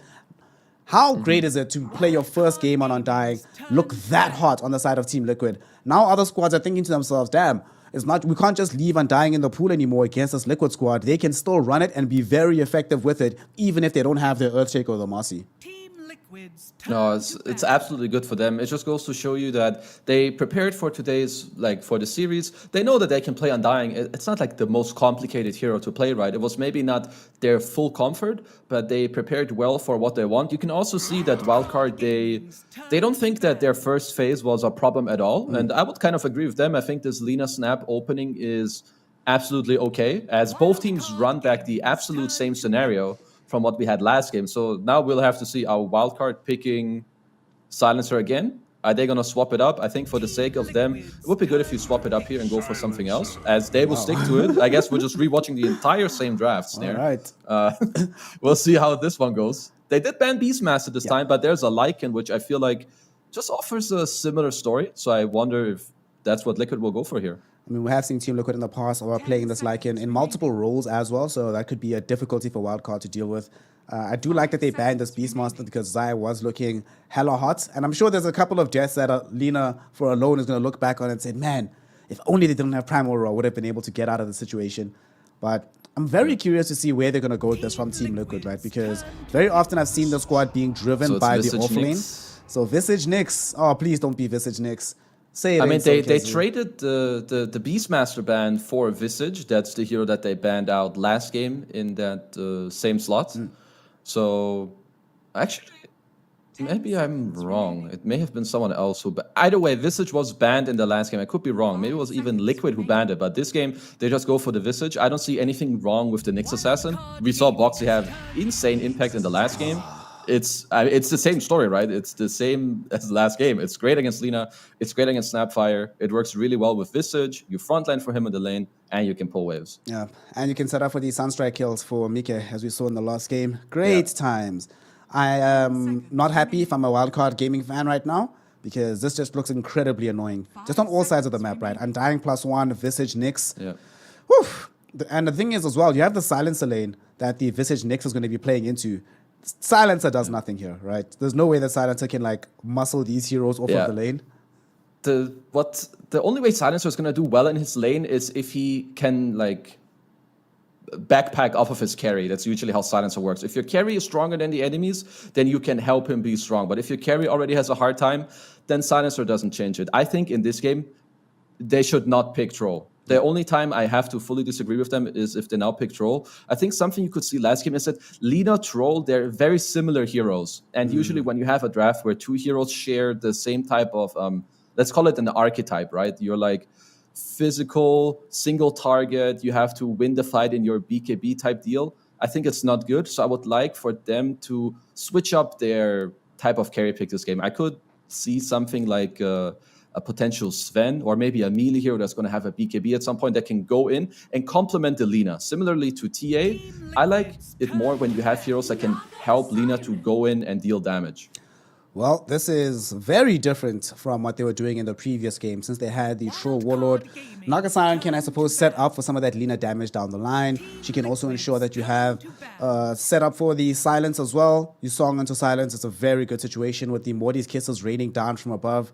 But I'm not sure how. I've always had like a weird read on this hero. I'm never really sure exactly when it's the best time for it. What do you feel here? Is this a good game for this Naga Siren? There's not that much wave clear on the side of Liquid. All they really have is like what? Tornado to try and deal with mass amounts of units. But overall, do you still feel this Naga Siren? Is it the good option here for Wildcard? So I was actually thinking that they wanted to pick Naga last game. I would say like Naga is... It's a very good Naga game, mind you, against Team Liquid's heroes. It's very good against Undying. You can always song away from the Tombstone. He should do well in the lane. And most of these heroes don't deal too well with you.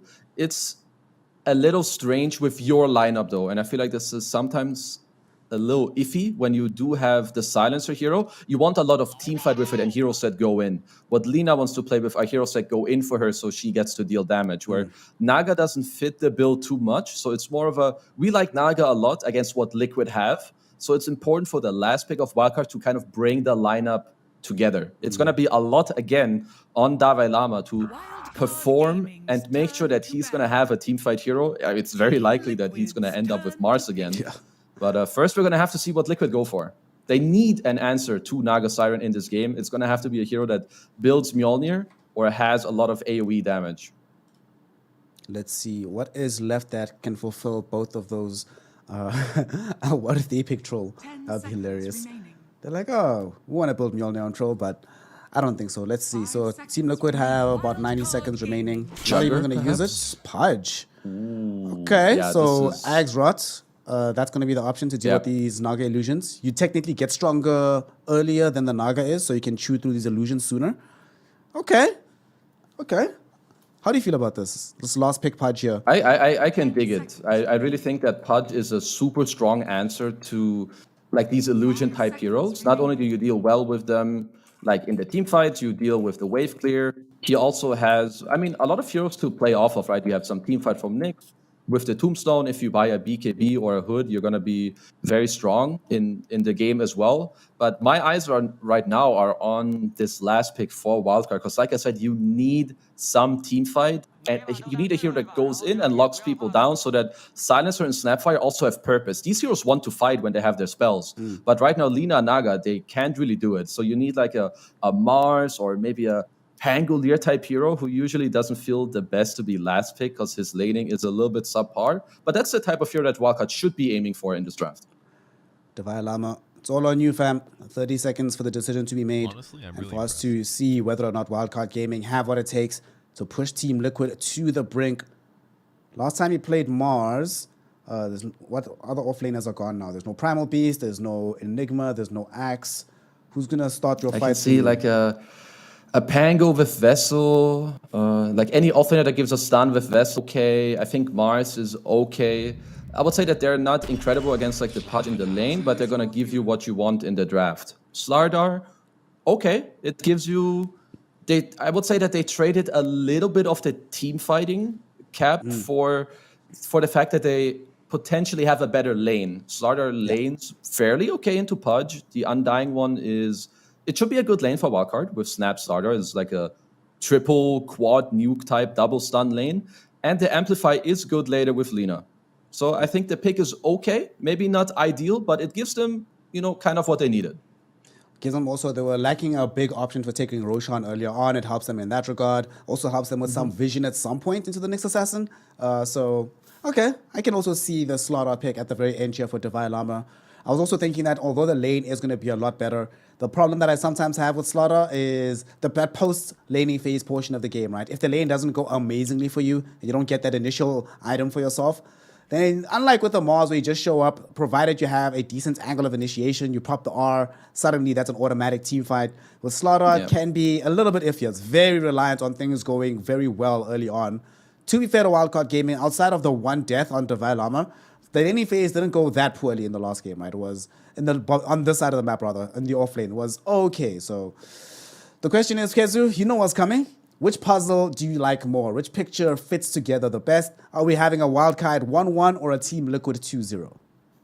I think that Liquid's draft is, once again, slightly better. So I'm going to have to favor them. I think at some point in this game, we may have a similar story where you're going to have Divine Llama jump in. Maybe they kill one hero, but then they have expanded all of their spells. And then I just feel like Liquid will turn it around on them. The heroes are too tanky. And I feel like Wildcard's draft is lacking a little bit of cohesion and structure. So I would slightly favor Liquid. But if Wildcard can do well with the starter in the lane, and once again with Alone in the mid lane on this Lina, then, that might just blast everything out of the picture of what I just said. And then I'll look like a dumbass, which, I would be happy with that. If Wildcard can pull it out and have a good game once again, I would be super happy to see that. Very happy indeed if Wildcard will make this tournament a bit more entertaining. But of course, if you're a Team Liquid fan, you're hoping that they can mop this one up 2-0 and just go clear to the top of the group.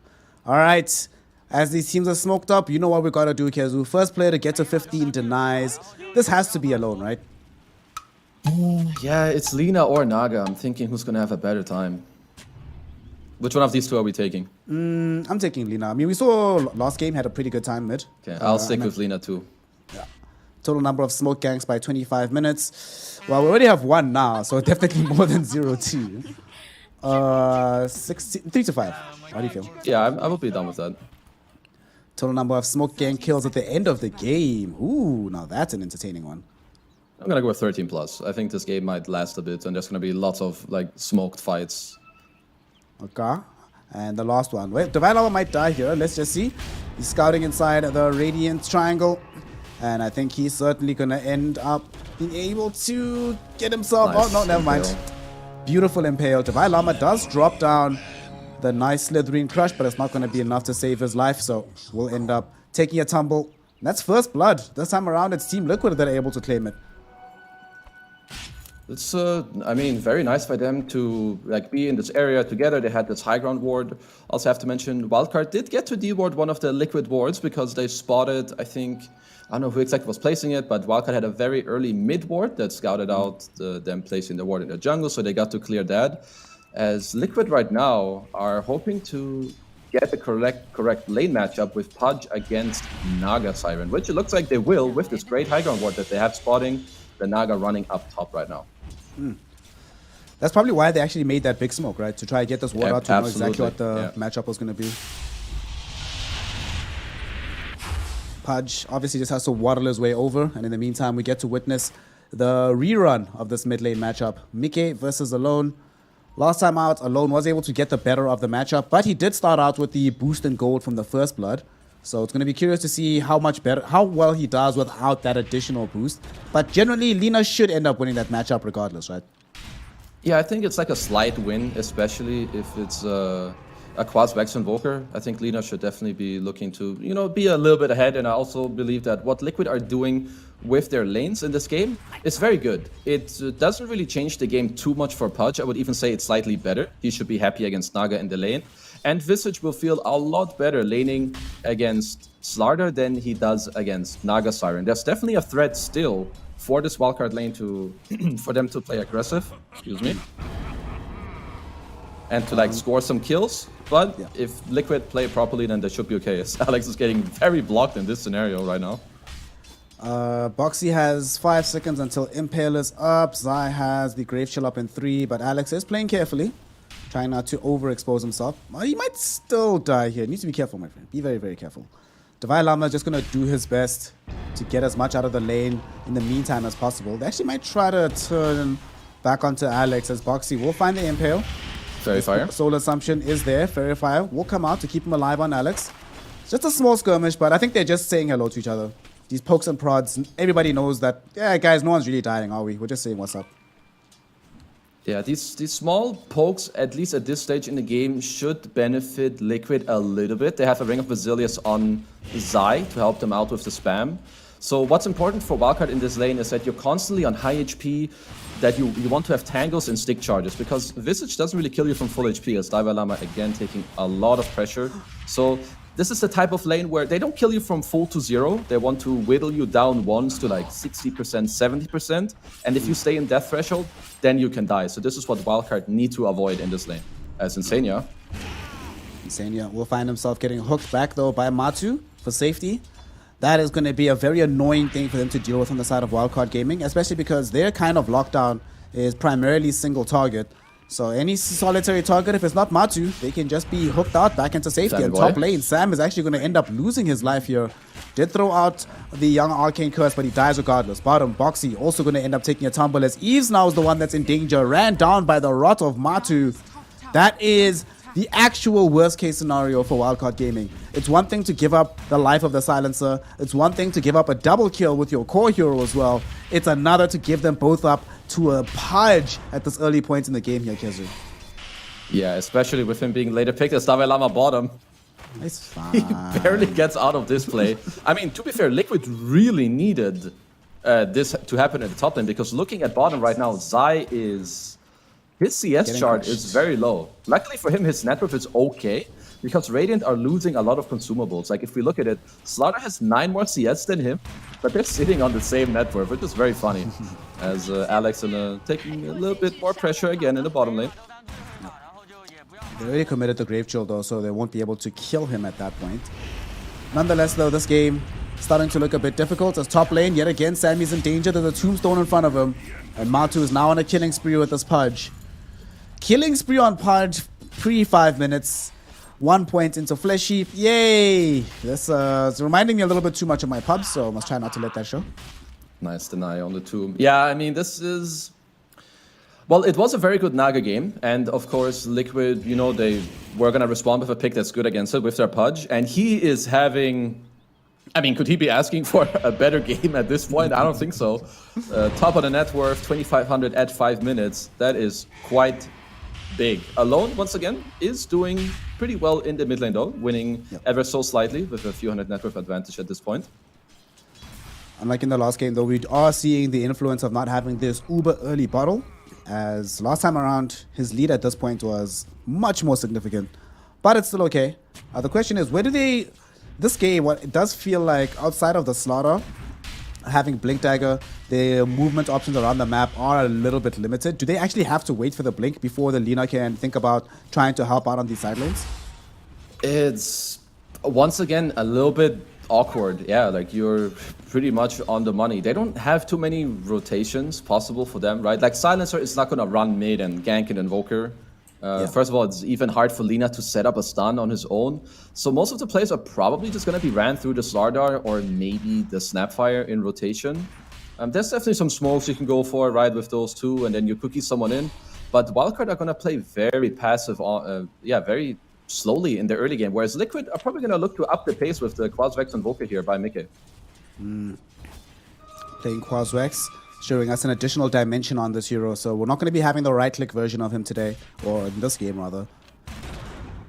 Bottom lane, I'm also curious to see when they start making bigger moves as Zai after he gets his Wraith Pact.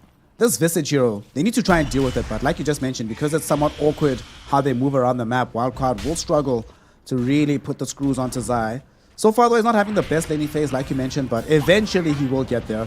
As down bottom, Alex will find himself at the mercy of a rotation from Mika. The Snapfire should end up dying here. The question is, will there be some counter kills? Alex already gone. Boxy, beautiful impale onto Divine Llama. And that's at the end of the duration of the sprint here, Kezu. He's actually going to get out on Boxy. Yeah, I mean, they're playing very nicely. It all starts with Boxy taking the active rune down bottom with the arcane, then running over to steal the bounty rune. Now he's trying to get out a sneaky ward that doesn't get spotted because, I mean, Wildcard kind of know because they were trailing him that he was holding a ward. I think this location is pretty good. It may not get dewarded. Nice movement also by Mickey down bottom. Alone didn't get all that much tower pressure off in the mid lane while Mickey was gone because there was no siege.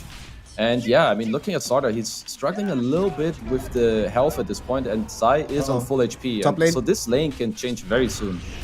Top lane. Well, this is not a change in the laning status quo, unfortunately, with Eves finding himself dead again. That's going to be a secondary death on this hero. Insania's first kill and Matu being involved in the 4th kill of the game. Ooh, that hurts. That hurts a lot. Can you play? I don't think you can play this lane anymore, can you, as a Naga? Yeah, I think Naga, it's time to hit the jungle now, especially with... I think Liquid just played this lane very, very well. I like that Matu rushed Boots, then rushed phase Boots to just play very aggressive, because if he gets on top of them, Naga and Silencer, they don't protect each other at all, right? And you have an Undying that puts them on even lower HP. If you do drop low HP on Pudge, you can go for the Soul Rip, so you didn't need the early Ring of Health, so just very nice by them. But mid lane, Mickey. Oh, no. Gonna be fine. Oh my god. That was very close. You know what that was? That's Alone not having access to a higher tier of boots, only sitting on the brown boots. If he had anything else, he would have caught him and killed him. Bottom lane, though, they're about to catch and kill Zai. So that's at least one bright spot happening from Wildcard Gaming. Eves, as you mentioned, has vacated the top part of the map. It's like, well, this Pudge is playing too aggressively for my liking. Time to come bottom. And on the bright side, you were talking about how Davai Lama's done a really good job of depressing Zai in the bottom lane. He's done a good enough job that Nyx or the Naga showing up here is not going to feel like you're coming into an even worse matchup, right? You're fine. You're going to feel pretty good about this as top lane. They're trying to find a kill onto Matumba, man. He's eaten the amplified damage, but I don't know if they have enough for this. Hook back on the Slaughter. They're going to easily be able to burst him down. Zai makes the rotation. Even Mika is here as well. They found the tornado onto Sammy. Everyone Alex is here. attempting to run away from the tombstone. Not going to be allowed to do so. Chased down by the Soul Assumption and the Rot of Matu. The only person seems to be surviving is Sam. But even that, there's no guarantees. Mika is coming in. Mika has the cold snap. Got the additional right clicks. And they should be able to get this kill. Sam does not get hit by the decay, but one more right click will kill him. And unfortunately for him, he's walking right underneath an observer ward. So they have the perfect vision to be able to bring him down. That was like the initial happenings of all of that was very good for Wildcard, right? We touched on Naga, he can't really lane top, so he goes bottom, he gets a kill. These are one of the best things you can do, that you lane swap with a kill at the same time, but then they overplay top a little bit. Nice reaction by Liquid there. Zai TPs because they naturally want to swap the lanes anyway, and now they might be taking this entire tier 1 tower. Wow. The next time they get this lane pushed in, this tower will die, as Zai will trade away his birds though. Or perhaps just one. Let's see how many are gonna die. Might even be 0. The one on the left is fine. Or maybe he dies himself actually, because Davai Lama is just gonna run him onto his face and end up getting that kill. Sammy does give up the ghost towards this Pudge, but I feel like if you're Wildcard Gaming, you'll take it, right? You know that Sammy is gonna be kind of food for a little bit of time right now. It's acceptable. He doesn't have the global just yet. But getting a kill onto Zai, you delay the progress of that Visage and delay the Wraith Pack, delay the Aghanim's. So you're, I guess, okay with this, but it still doesn't feel good to be feeding this Pudge. He has 7 stacks of the Flesh Heap already. Yeah, I mean, Matu, he's gonna be very happy with this game so far. I think also if you're Zai, yeah, it's not ideal dying, but I would prefer to die actually than lose my birds, because he still had very high cooldown on that. I'm just kind of trying to look at the next minutes of this game, because as we touched on, it's not that easy for Wildcard to make many more moves. As Davai Lama in a bit of trouble, gets cookied out. Good job by Alex. They're going to take down the Tomb as well. Can they chase here? They need the LSA. They don't have it for another second. He threw out the Laguna Blade just to say, I have this, bro. You know, be careful. It's a warning shot. It's always good to show that your spells are indeed working, so I like that. Gotta do the button checks, man. Okay, so it's a 1k gold lead at this point for Liquid, and Eves is starting to recover with the nice rotation we talked about, understanding that he can't go back to top, so he's just gonna keep farming out the areas, but I'm struggling a little bit as we have a setup on top onto Davai Lama as well. Dalai Lama's dead. Bye-bye. That's gonna be a pretty easy kill for Matu. Mega kill. Mega kill streak pre 12 minutes. Sweet, bro. So I'm always a big fan of like trying to find the things you can do even when the game seems very hard, because they are only down 1,000 gold, but the plays for them, I can only try to relate to how they feel, because this game is most likely very stressful for them right now. They're not feeling too good, but making plays, man, it is very hard to find an opening for them. You have no real initiation. Your Silencer is still struggling with levels. He's level 4. Your Slardar is like in between his farming item and his killing item. And Liquid are kind of ready. Like, look at this Pudge. He's sitting on 1800 HP with a hood and a point booster. And you're lacking damage and teamfight at this point. So Matu's game is not going to change at any time. I mean, on the contrary, he's going to sit on the top of the network, I think, presumably, for this entire game. Having a phenomenal time on this Pudge. And you were just mentioning how hard it is for them to make moves on the map. What sucks even more is when we look at this net worth, the two heroes that they absolutely need to make those moves are the two heroes that are really struggling to get experience and net worth. Slaughter in particular, like you said, he's just got his Mask of Madness now though. So this will allow him to keep farming closer towards the blink. I suppose, given that they are playing Naga Siren, you were speaking earlier about how they're going to be playing a much slower paced game. I suppose it doesn't necessarily fully bother them that this game is not going fully in their favor, that they don't have their key items to initiate fights just yet, as long as they're not losing out too terribly gold-wise. Because they do have two heavy farmers in the Lina and the Naga Siren, and both of them, just like last game, are at the top of these network charts. Obviously not number 1, but, you know, things could be much, much worse right now for Wildcard Gaming. Yeah, so I'm guessing for Wildcard, especially, they have to understand that they cannot really make moves, right? So whether that makes, you just have to accept it, whether that's good or bad. You have to make the best out of it. So the Naga goes top, they take the tower, nice job by them. I think eventually if Liquid reach too far into like your jungle or your area, I think then you can fight. But Wildcard themselves should not look to go too aggressively into Liquid, unless Liquid are showing themselves on like the Wildcard's maybe tier 1 towers, as we see in mid, or too deep in the jungle, as Matu up top is still rooted for now. He's getting gone on. Do they have what it takes to kill him? Sam doesn't have the global silence, so can't protect him using that. Morty's kisses will rain down on him, and it's actually going to be enough to get that kill. It's unfortunate it's the snap that gets that gold, but it's a huge amount of gold nonetheless. As they end the mega kill streak, taking down this Pudge. I mean, only Mika came top. I think they, you know, sometimes you're a victim of your own success. Pudge felt really, really tanky until like they threw everything at him. So I can imagine him telling the team, guys, I'll be fine. Oh, wait, no, I won't be fine. I'm actually dead now. My bad. Yeah, he must have felt good as Dalai Lama mid. Cookie, is it in time? Nope. It's not. The Cookie does come out, but he's still going to die to the damage of the Soul Assumption. And now Boxy, the question is, can he escape out of this? The familiar drops will buy some space and time here. LSA is going to be up in a couple of seconds. Alone needs to be careful though. Boxy also has the Impale at the ready, and they're going to turn it towards Sam, who's low on the HP. Level 6 has just been picked up. Dodges the Visage Familiar, but cannot dodge the Tornado, so will end up dead as a result. They're also able to jump in and kill Alex. Alone, finding himself 1v1 versus the Undying. Will end up winning that fight, and they need to buy back and throw in the global, but Alone is still in danger, tanking so many right clicks. Piggy pole to the western part of the fight. And now Mickey also found himself falling a little bit too low for comfort, forced to back off on the aggression. All right, 1-for-1 trade, or 1-for-2 rather, since they bought back on the Silencer.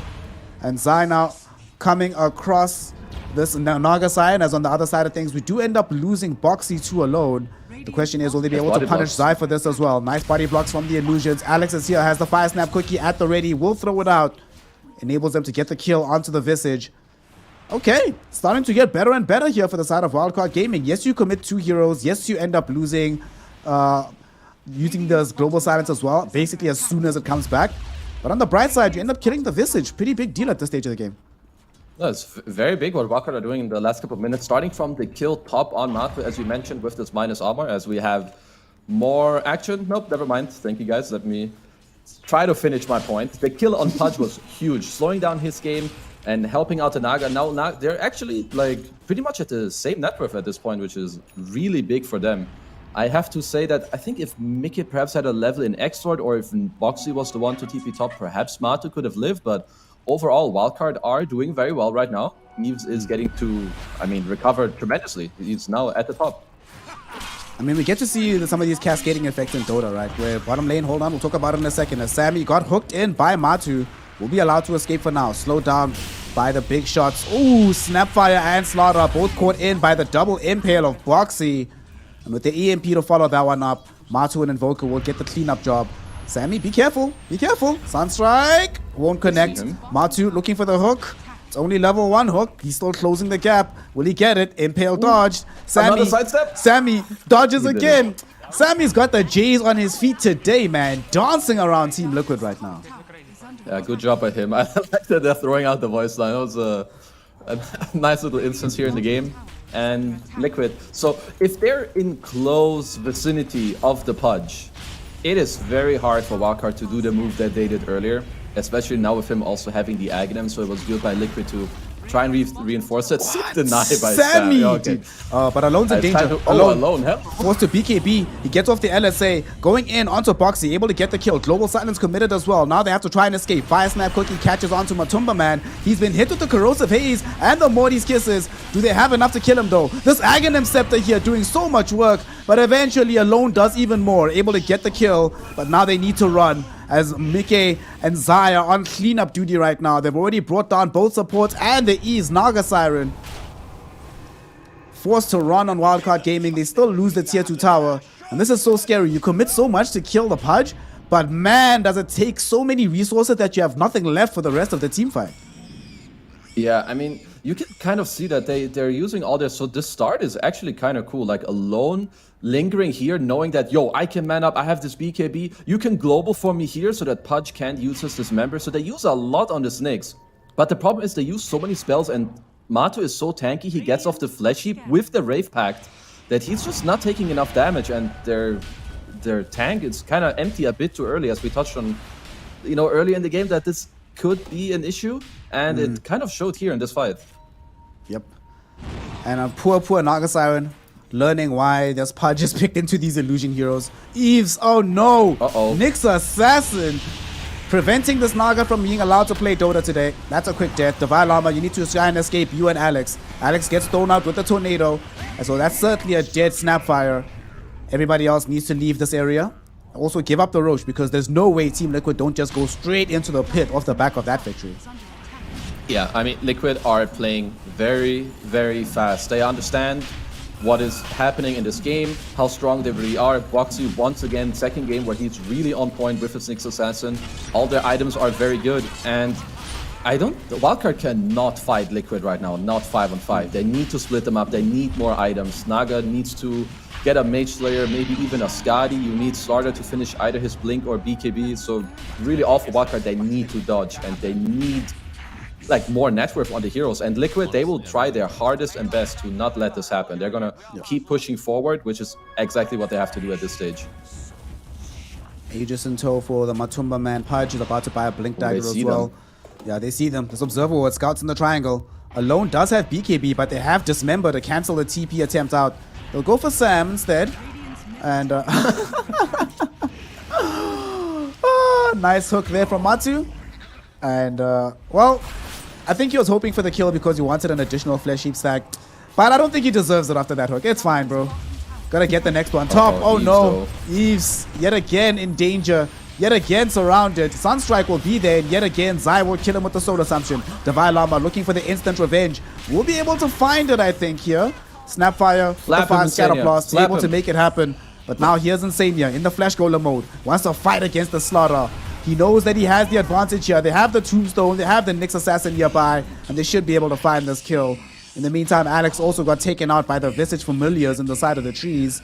So even if Zai dies, he can still kill you from beyond the grave. And just like that, Kizu, Alone is the only hero left on the map. Yeah, I mean, Alone is actually having a sick game yet again, 4-0, but it is so hard for him to get things done in these fights. Like, we can see once again, Wildcard, they come and help their teammates, but the damage from Liquid, it doesn't stop, right? Like Visage, he's gonna keep pumping out his Soul Assumptions, he has the Rave Pack, the Birds, the Tombstone, all the heals. Like, you can just see that Liquid just have 50 million spells, whereas Wildcard, they're very single target and they run out of gas too early. It is just so hard for them to fight. The older data, but game is hard. Certainly true right now for the side of Wildcard Gaming. The game only gets more difficult as time goes on. There are some bright spots though. They just picked up the Blink Dagger for Divine Llama, so for the first time in this entire game, they actually have some ways to get forward. They can be expansive in the initiation rather than reactive. Alone also just got a Chrysalis, so we have a little bit more damage output coming in from him as well. So we are slowly but surely getting there. The problem child is still going to be Eves, because Naga's always that like one more item hero, right? That no matter what phase of the game you are, you're like, man, it's just one more item. Speaking of Blink Daggers though, Matu blinks heads up onto Alone. Will end up getting LS8 for his troubles. Doesn't have a BKB, but did draw out the Global Silence. Huge soul rip. Keeps him at very high HP levels. And though he misses the hook onto Alex, it's not going to matter in the least, as they still end up with the kill onto the Snapfire. Can they defend this high ground 4v5, Kezu, is the question. Even though he does have buyback. And all it sucks to use it pre-25 seconds or anything. Yeah, I don't think this buyback will change anything. It's a very nice play by Matu to just go in. Like, he forces the BKB plus global, doesn't even die, and now they just continue. And I mean, what is going to stop them? You can haze all 5 heroes if you want, and I don't think Liquid will care. They have the birds, Alacrity, a 200 damage Pudge with Aegis who's just going to track down your racks. And yeah, I mean, rightfully so. Wildcard are just going to look to get as much net worth as they can, but it comes at the cost of a racks. Yeah. An entire racks taken through this mid lane. And it's Team Liquid setting up for more. They're already starting to move through bottom. So Boxy scouting this area out. They're almost certainly going to push in through this side of the map as well. Wildcard Gaming. How far are we towards the heart here? E is very far away. Only 2100 gold. And I'm not even sure what items you get on Lina anymore. I know Slaughter still needs BKB, but what's the next option here for Lina? Does she go AC? Does she need like Lincoln Sphere so she can't get Blink dismembered? Lina where do you go? As we have to hold that thought, as Samus gets eaten in his own base by Matu. I mean, he knows that he certainly cannot. I mean, can he even die once? He has an Aegis. He knows he's not gonna die twice, but I'm struggling to see him even die once at this point. He's got 2500 into the hook. Beautiful impale into hook combo. That's the YouTube compilation play I was talking about yesterday. That was beautiful. Love to see it. Woo. Team Liquid. I mean, that just the second rack's gone. And to go back to Lina, he needs to go full damage. Their creep wave is coming soon, so they will be able to finish this one. I mean, the only way they can win is if Alone goes like some Daedalus. I wouldn't even fault him for queuing up a Divine Rapier after that and hope that he just gets to right-click heroes. Because I think Naga, if Eves gets this, he gets the heart. I feel like it's the type of point where, sure, you get another item, but does a defensive item change anything of the game? Like, it doesn't help you deal with the Pudge. Sure, you get to stay alive longer, but that doesn't make any difference for how the fights will play out. You lack damage. Sure, you survive longer, but what does it actually do? Yeah. It doesn't necessarily change the status quo of what things look like on the map. And speaking of the status quo, Boxy has found this exact initiation so many times today. Gets the Impale, gets the Vendetta hit, and gets the kill onto Ease. That literally his third death in the same spot for the Ease Nagasai set up by Boxy. Game is super hard right now. Beyond godlike from Nikke. Alone forced to pop the BKB just to avoid Boxy. They might be able to find revenge onto the Nyx Assassin, and they do. But Sammy will also find himself taken down as Mika earns a double kill off the back of this. And they're not done just yet. Tornado onto Alex. Matu has the hook. Matu will be able to bring him right out of the base. And Mika gets the kill. A triple for the Invoker. 14-0-3 on the Invoker performance here. This is after his performance last game where he went 13-2-12. I think he's okay with this hero. Yeah, I think he's not too bad. They're playing really well. It's not the first time they're playing Invoker. Not the first time they're playing Pudge, you can tell. And Boxy is, I think he's really bringing it all together now with the setups into the Sunstrikes, both in the last game. This game, mid lane, hello Davai Lama, and bye Davai Lama. Well, I was asking you earlier, are they planning for game number 2? I think they're not planning for series number 2 because the way back into this one looks very, very complicated. Eves will try. He has BKB. He asks for the buyback on the Slaughter. They don't want to give up the Megas, and they're going for the wraparound, the final smoke wraparound. I think this might be the first song of the game, actually. And it does come out. Yep. Catching onto these heroes. They destroy the Tombstone. Alex setting up for the Morty's Kisses. Where is Alone? LSA will hit. No, it misses! Mistimed. Alone then gets dismembered through the BKB. He's already gone. Morty's Kisses can't even kill Insania as they've lost the Lama. They've lost Alone. They're about to lose Sammy. And now they officially lost the game as they call GG. Eves will die. And that's Team Liquid claiming the 2-0 sweep over the side of Wildcard Gaming and going definitively to the top of group number B. Yeah, Liquid are looking very good. I can't really stress it enough. Their picks are good. The way they're playing is good. They play fast. They play well together. They have cohesion. They have synergy. It looks great. Looking at Wildcard, they're 1-5 now. They're showing me good signs, especially Alone. But I would like them to... It's important that they have the right talk before their incoming games, because Alone is having good games, but their drafts are not allowing them to really come together nicely. Like, he's 5-1, but can you really ask him to do more? Like, what are they supposed to do in this game with the heroes and him having such a good game? They can't really use it. I would like them to have more type of drafts where they can help each other rather than only respond to the enemy type of draft. Because if we look at the scoreboard, look at him. He's 5-1. He has high net worth, but the enemy team, like looking at Liquid, they just run you over. It looked like this last game as well for Alone. He ended that game also having the most kills on his squad. And at the end of the day, it doesn't really mean all that much. If you have a good game, but your team around you can't really do anything. And unfortunately, it also does come down that Eves didn't necessarily have the greatest performance on the Naga side. Just a hard game to play Naga into, to be fair. And we still didn't really get to see the influence of the Sammy Boy Silencer. This is the second game in a row that they do decide to pick it up. They knew exactly what kind of game they were in for. I don't know. I was saying earlier on that I'm a hater of the Troll Warlord. I'm also not really that much of a fan of the Silencer, but a hero that I'm a big fan of, well, at least I'm a fan now, this Mike Invoker. My goodness. As much as we might want to talk about how well Matumba Man was doing in this game and in the previous game as well, shout out to Boxy for being definitely MVP. Boxy's MVP, no doubt, on the next Assassin. Yeah. But Mike, bans are in order. Other teams, please figure this out. Make a plan happen very, very shortly, because you just can't allow him to play like this game after game after game. And he did like different styles of Invoker, but was still with the same degree of effectiveness.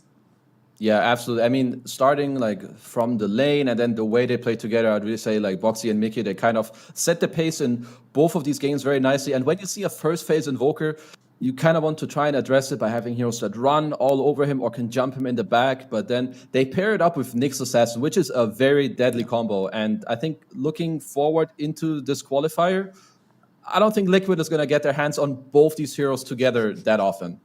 No. It should just never happen. This should be one of the last times that they're allowed to do this. So I hope you all had fun on the side of Team Liquid. And I hope everybody at home had fun as well, because we witnessed Team Liquid carry this game 2-0. Now, though, they are going to be facing a real test. Their next series right here on the stream is going to be up against Virtus Pro. Both of these two squads are right now number 1 and number 2 respectively at the top of their groups. So if VP are able to get that W, they can displace the momentum of Team Liquid and give themselves a strong showing to get to the top of the group. We'll be figuring out which one of these two squads will come away victorious right after a short break. But for now, go outside, stretch your legs, get some water, and be back ready for VP versus Team Liquid with myself, Snare, and Kezu the Goat. We'll be right back for some more Dota action.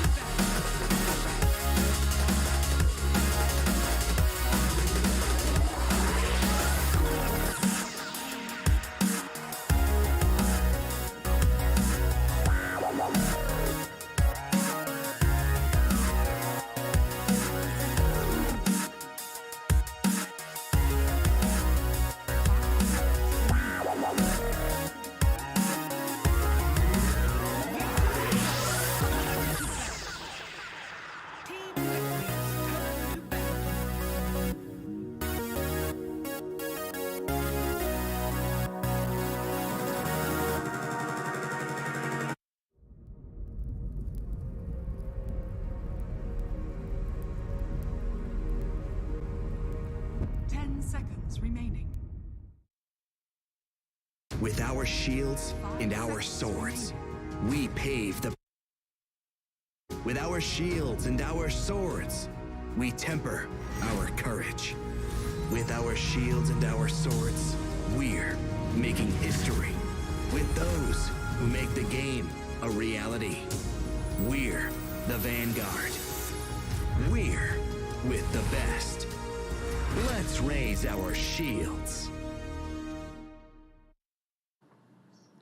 Welcome back, one and all, here to the Last Chance Qualifiers, the second day of the group stages where we will be determining who is going to be going to TI, earning those 2 slots. As it stands right now, Team Liquid earlier on were able to dispatch Wildcard Gaming in pretty easy fashion, and now here they are taking on the side of Virtus Pro, a much more significant challenge and a very important one, because if Team Liquid can win this game, so 1 game is all they need to guarantee an upper bracket berth. Erstwhile, Virtus Pro, if they can win their 2 games, that's their guarantee all the way into the upper bracket of the playoffs.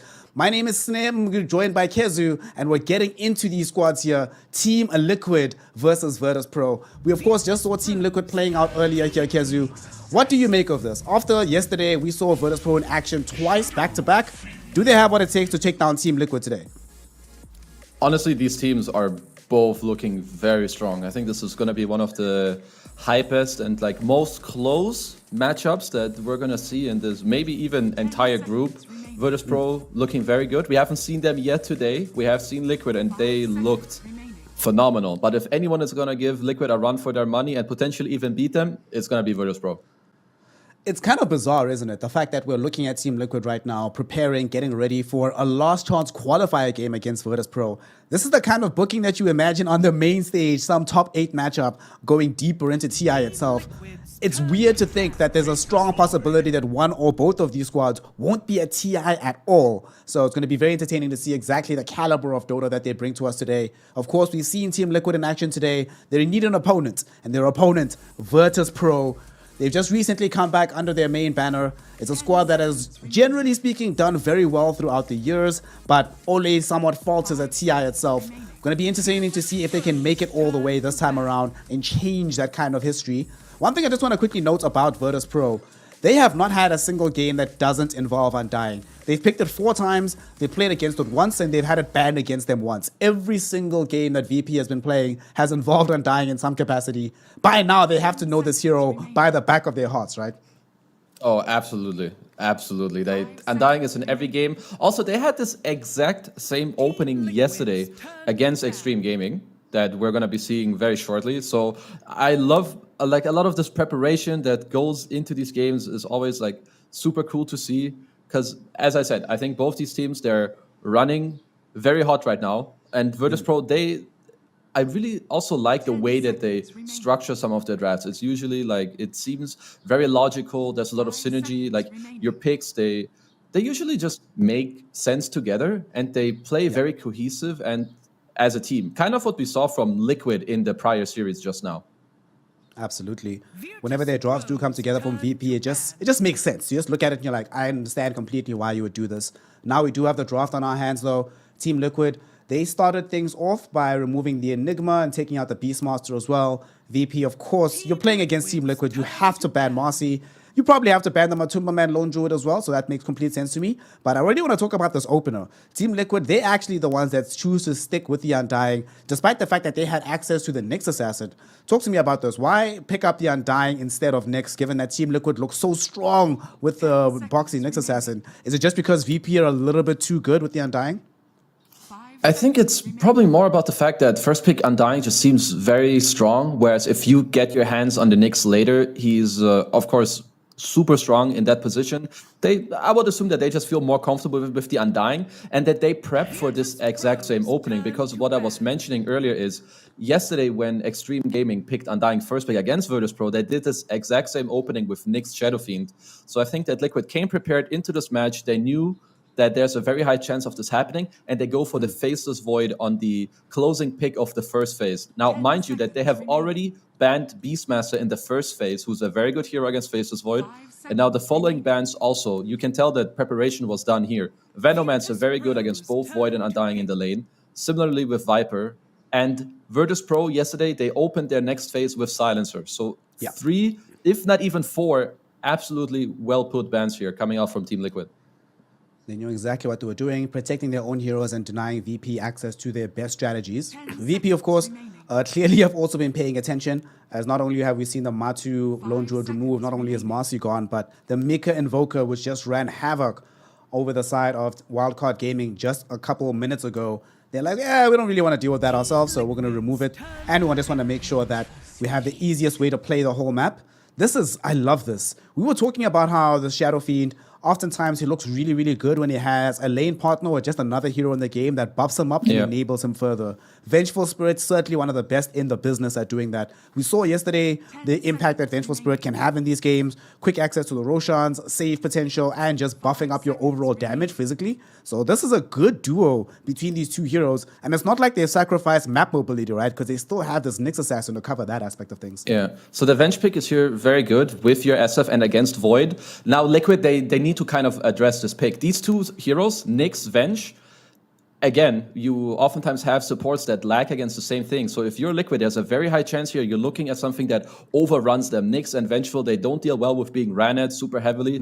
Something, we could have something like a Lycan come out here for Zai, or maybe even a Visage +1 coming out again, because as I said, having these summons run at these heroes is very hard to deal with, because if you just let the Venge sit in the back for free and he never has to do anything, he's always going to be ready to swap out his Shadow Fiend in the game, right? So Liquid taking a little bit of time here to decide about this pick. I would assume that it's going to be Zai's plus Boxy's hero coming out here, but we'll see in a moment.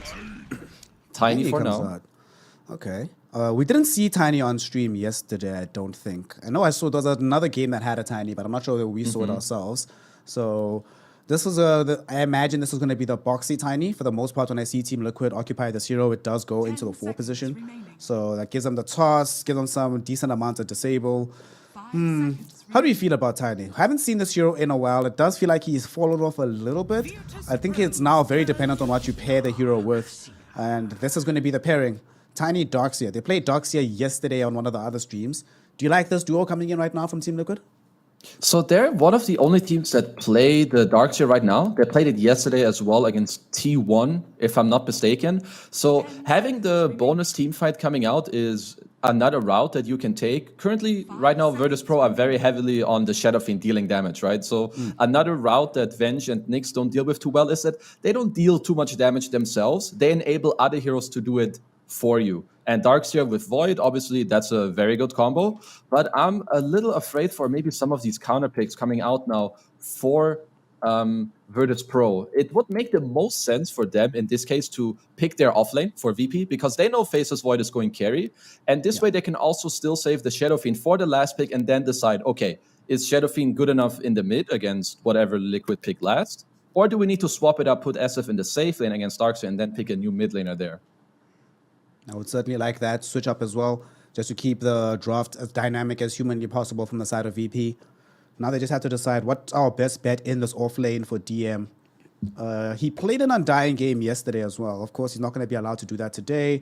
What else did he play? There's no Viper, there's no Venom Monster.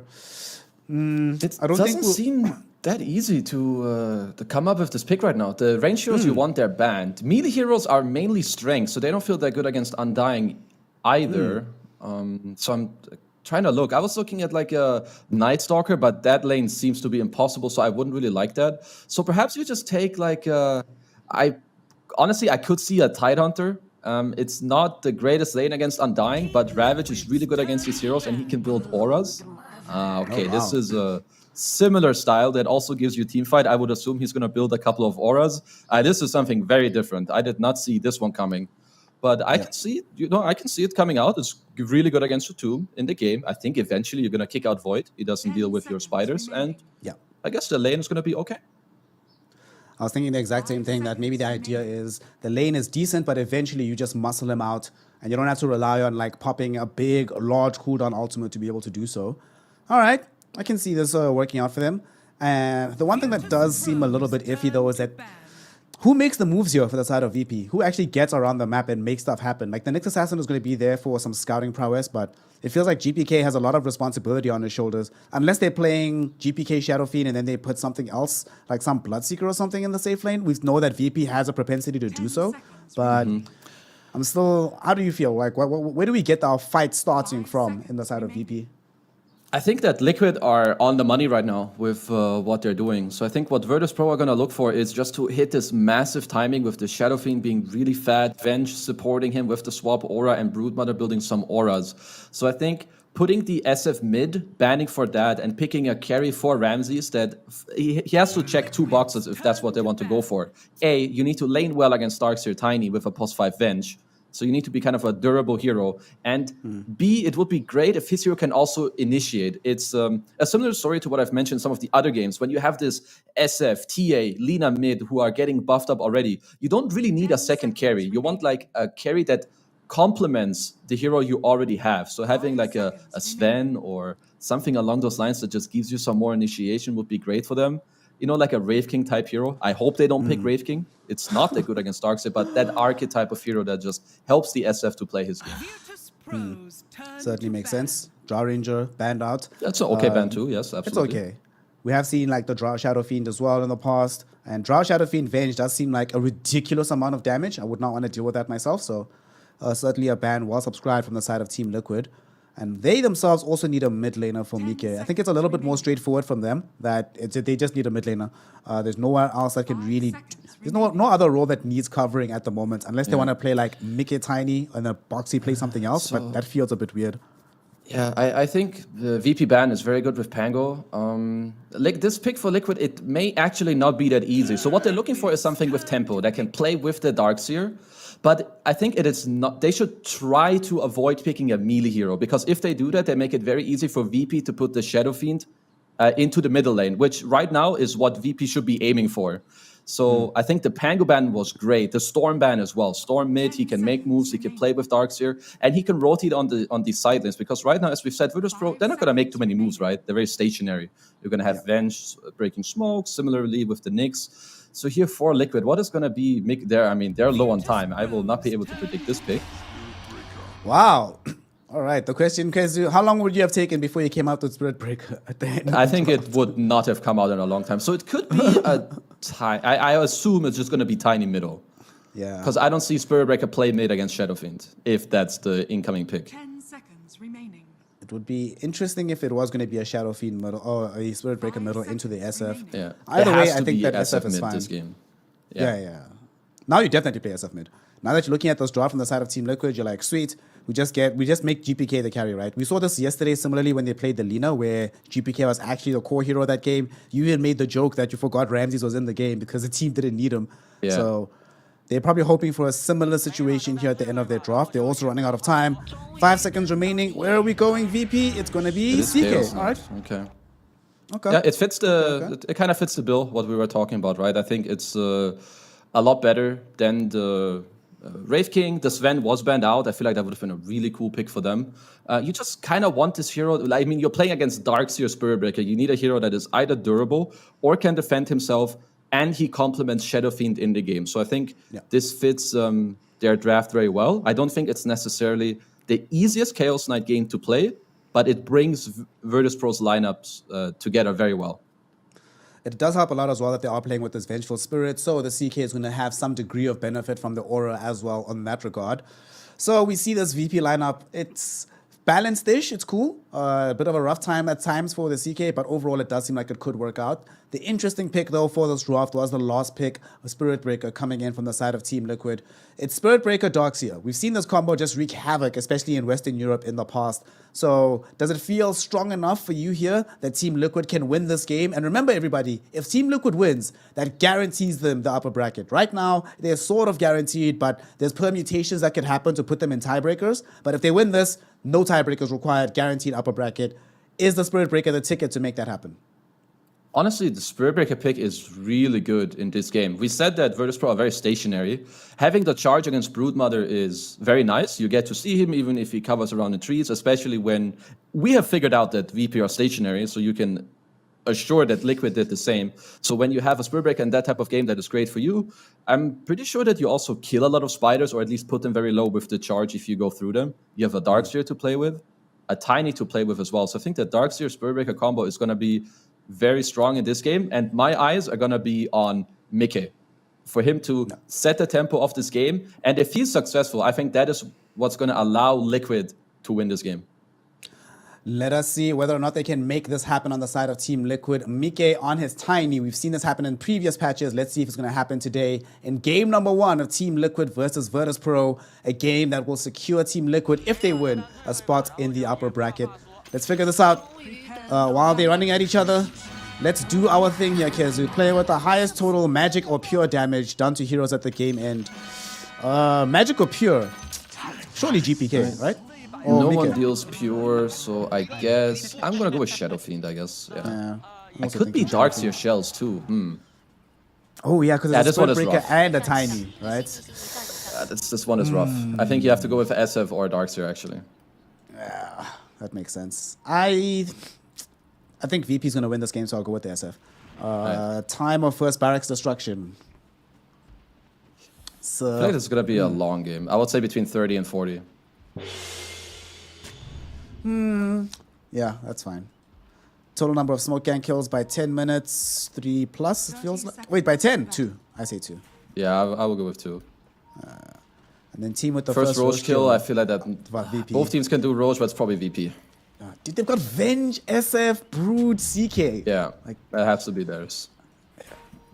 It's one of these games where if they lose that Roshan, game is just very, very hard. Becomes arbitrarily difficult. But here we go. The horn is now sounded.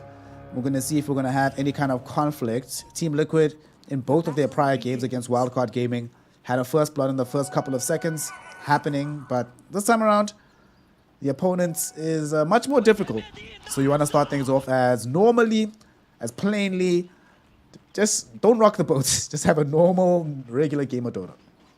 We're going to have to pay a lot of attention to both the side lanes around the level 2 mark for both lanes. Spirit Breaker, Darkseer, a deadly level 2 combo with Vacuum Double Shell, especially against a +5 Vengeful Spirit. And when we look at the safe lane, Mato has an Orb of Venom level 1. He's laning with Undying, who's very strong, against 2 heroes from Virtus Pro that are kind of like bots or creeps level 1. Like Nyx isn't going to do much. He's going to help on the first wave, then probably pull.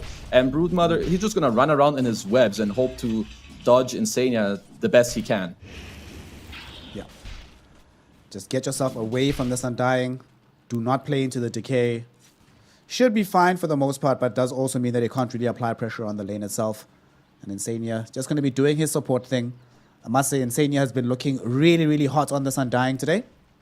It's going to be his 3rd game on this hero. And there's going to be squads that have to think about how to deal with this. Look at this drag from Yamich. Yeah, you can see both teams going for a similar play. Nicely done by Insania. So the best thing that you can actually do about this is, while they grab your second wave, you go across theirs and you take their second wave, which is basically what Insania did, just to like disrupt the laning flow, follow the snakes, maybe get some creeps denied. He already managed to have 1 range creep. And top lane, they kind of did the similar story, but Takoda wasn't really able to. You cannot ask him to run across a Spirit Breaker Darkseer to do the same thing as the Undying. Yeah. So nice job by Insania here. Good early supporting play coming in from the dual supports of Team Liquid. Insania playing now in between the tier 1 and the tier 2 down in this bottom lane. That does leave things as a 1v1. GPK middle almost lost his life there to Mike. How does this lane matchup go between the Tiny and the SF in general? Should Mike be having this good of a time? I think Mike should have a very good time, yeah. Especially in the early few levels, you're supposed to out-CS the SF quite a bit. SF is also going to have to spend some gold on Mangoes. As the lane progresses, Tiny can apply a lot of pressure to him. And with any +1, I think Tiny can get kills as in mid right now. Look at Mike. Yeah, he's actually almost falling down on GPK. One more right click. Almost put him into death territory. He did end up consuming everything in the bottle. Now he's turning back onto Mike, but Mike is out of mana. He doesn't have access to the Avalanche. So he's going to end up dying. Won't reach the water rune. One more right click is going to be the first blood. Oh my goodness. This is perfect. He gets not just the kill. He's going to refill the water rune and then still go top and get the other one. Yeah. Kezu, perfect situation here for GPK in this mid lane. This is crazy for him. I just have to mention. I mean, is Mickey laning against Shadow Fiend or goddamn Bad Rider? This guy is not moving, guys. It's Shadow Fiend. But this is 2022. Everyone has some changes to the spells, and now, of course, when you stack up the raises, turn rate slow, movement speed slow, I mean, you could see it there. Yeah. It's deadly. You don't get to run away anymore. Top lane, Dakota in a bit of trouble. He's in a little bit of trouble. And once again, when I say trouble, I mean dead. Dead. It's a good thing you're on the mic right now. You're learning the Costa's curse, Kezu. It's good. I am. Trouble equals dead. You guys can just, remember it for now. When I say trouble, they're never fine. Someone absolutely gonna die. Well, that kill middle changes a lot about the dynamics of the early game. We're probably expecting we're gonna have a good lane from the Tiny, and then that'll sort of cover for the fact that we're getting decent farm from the Faceless Void, not like phenomenal. So, as a result of that kill, we actually see a little bit of trouble onto Insania. He ate himself an Impale, but with the decays, he should still be okay. Does this change how the game is going to be played overall for GPK, or is he still just going to be primarily the farm bot in this mid lane for a little bit until his team decides to play around him? Yeah, it's still going to be similar. So he's going to have a better game, of course, now with the added bonus gold. I think the biggest change that you might see from this is the fact that with the bonus gold that GPK may have, it could be harder for Liquid to score any type of aggression on him later with earlier boots and earlier stick. Now he's going to have a raindrop flying out. The game for Mika doesn't change too much, other than that he's missing out on a little bit of net worth. He's still supposed to be looking to set the tempo in this game later and play with shells from Zai. That certainly makes sense. Bottom, the two supports are just going to be in each other's faces as much as humanly possible between Yamish and Insania. Just messing around with each other, enjoying life. Mid lane, we actually have a rotation coming in onto GPK. He's trying to make the dive aggressively onto Mickey. He gets tossed back. Nice toss. Not in range of the tower just yet, but there's going to come the charge onto GPK. Can he get himself out of here in time? He has access to razors very, very soon, but he decides not to go in for the aggressive play and will end up dead as a result as Boxy charges into him with the Ion Shell, gives the kill over onto Zai. And Yamich can't find revenge, can he? He's a little bit too weak. Mika will take advantage of the increased protection of the tower and not allow himself to get brought down just yet. Yeah, it's gonna be fine. Nice turnaround play there as top Zai might get bailed out by Boxy. Looks like he will. Spirit Breaker, man. Good hero. And he's putting a lot of harass back onto Ramses as well. This was so annoying about this lane, dude. Like, him just being alive kills you. So annoying. Yeah, I like this Wraith Band level 1 as well, that he... Actually, yeah, I think he started with it to start with more armor, as now he's taking a bit more trouble. Gonna charge through again. Magic Missile. That crit nearly got the better of him as Mick is here. Okay, let's make the first big rotation of the map here. This is actually interesting because so far from what we've seen today, most of the movements middle haven't been coming until much later in the game, but Mike spots the opportunity to get this early kill, decides to take it. He might end up dying middle though, as Yamich there with the Impale, GPK looking for the razors, but only able to get out one in time and doesn't have access to the Requiem, so there's no chance to get this kill onto Mike.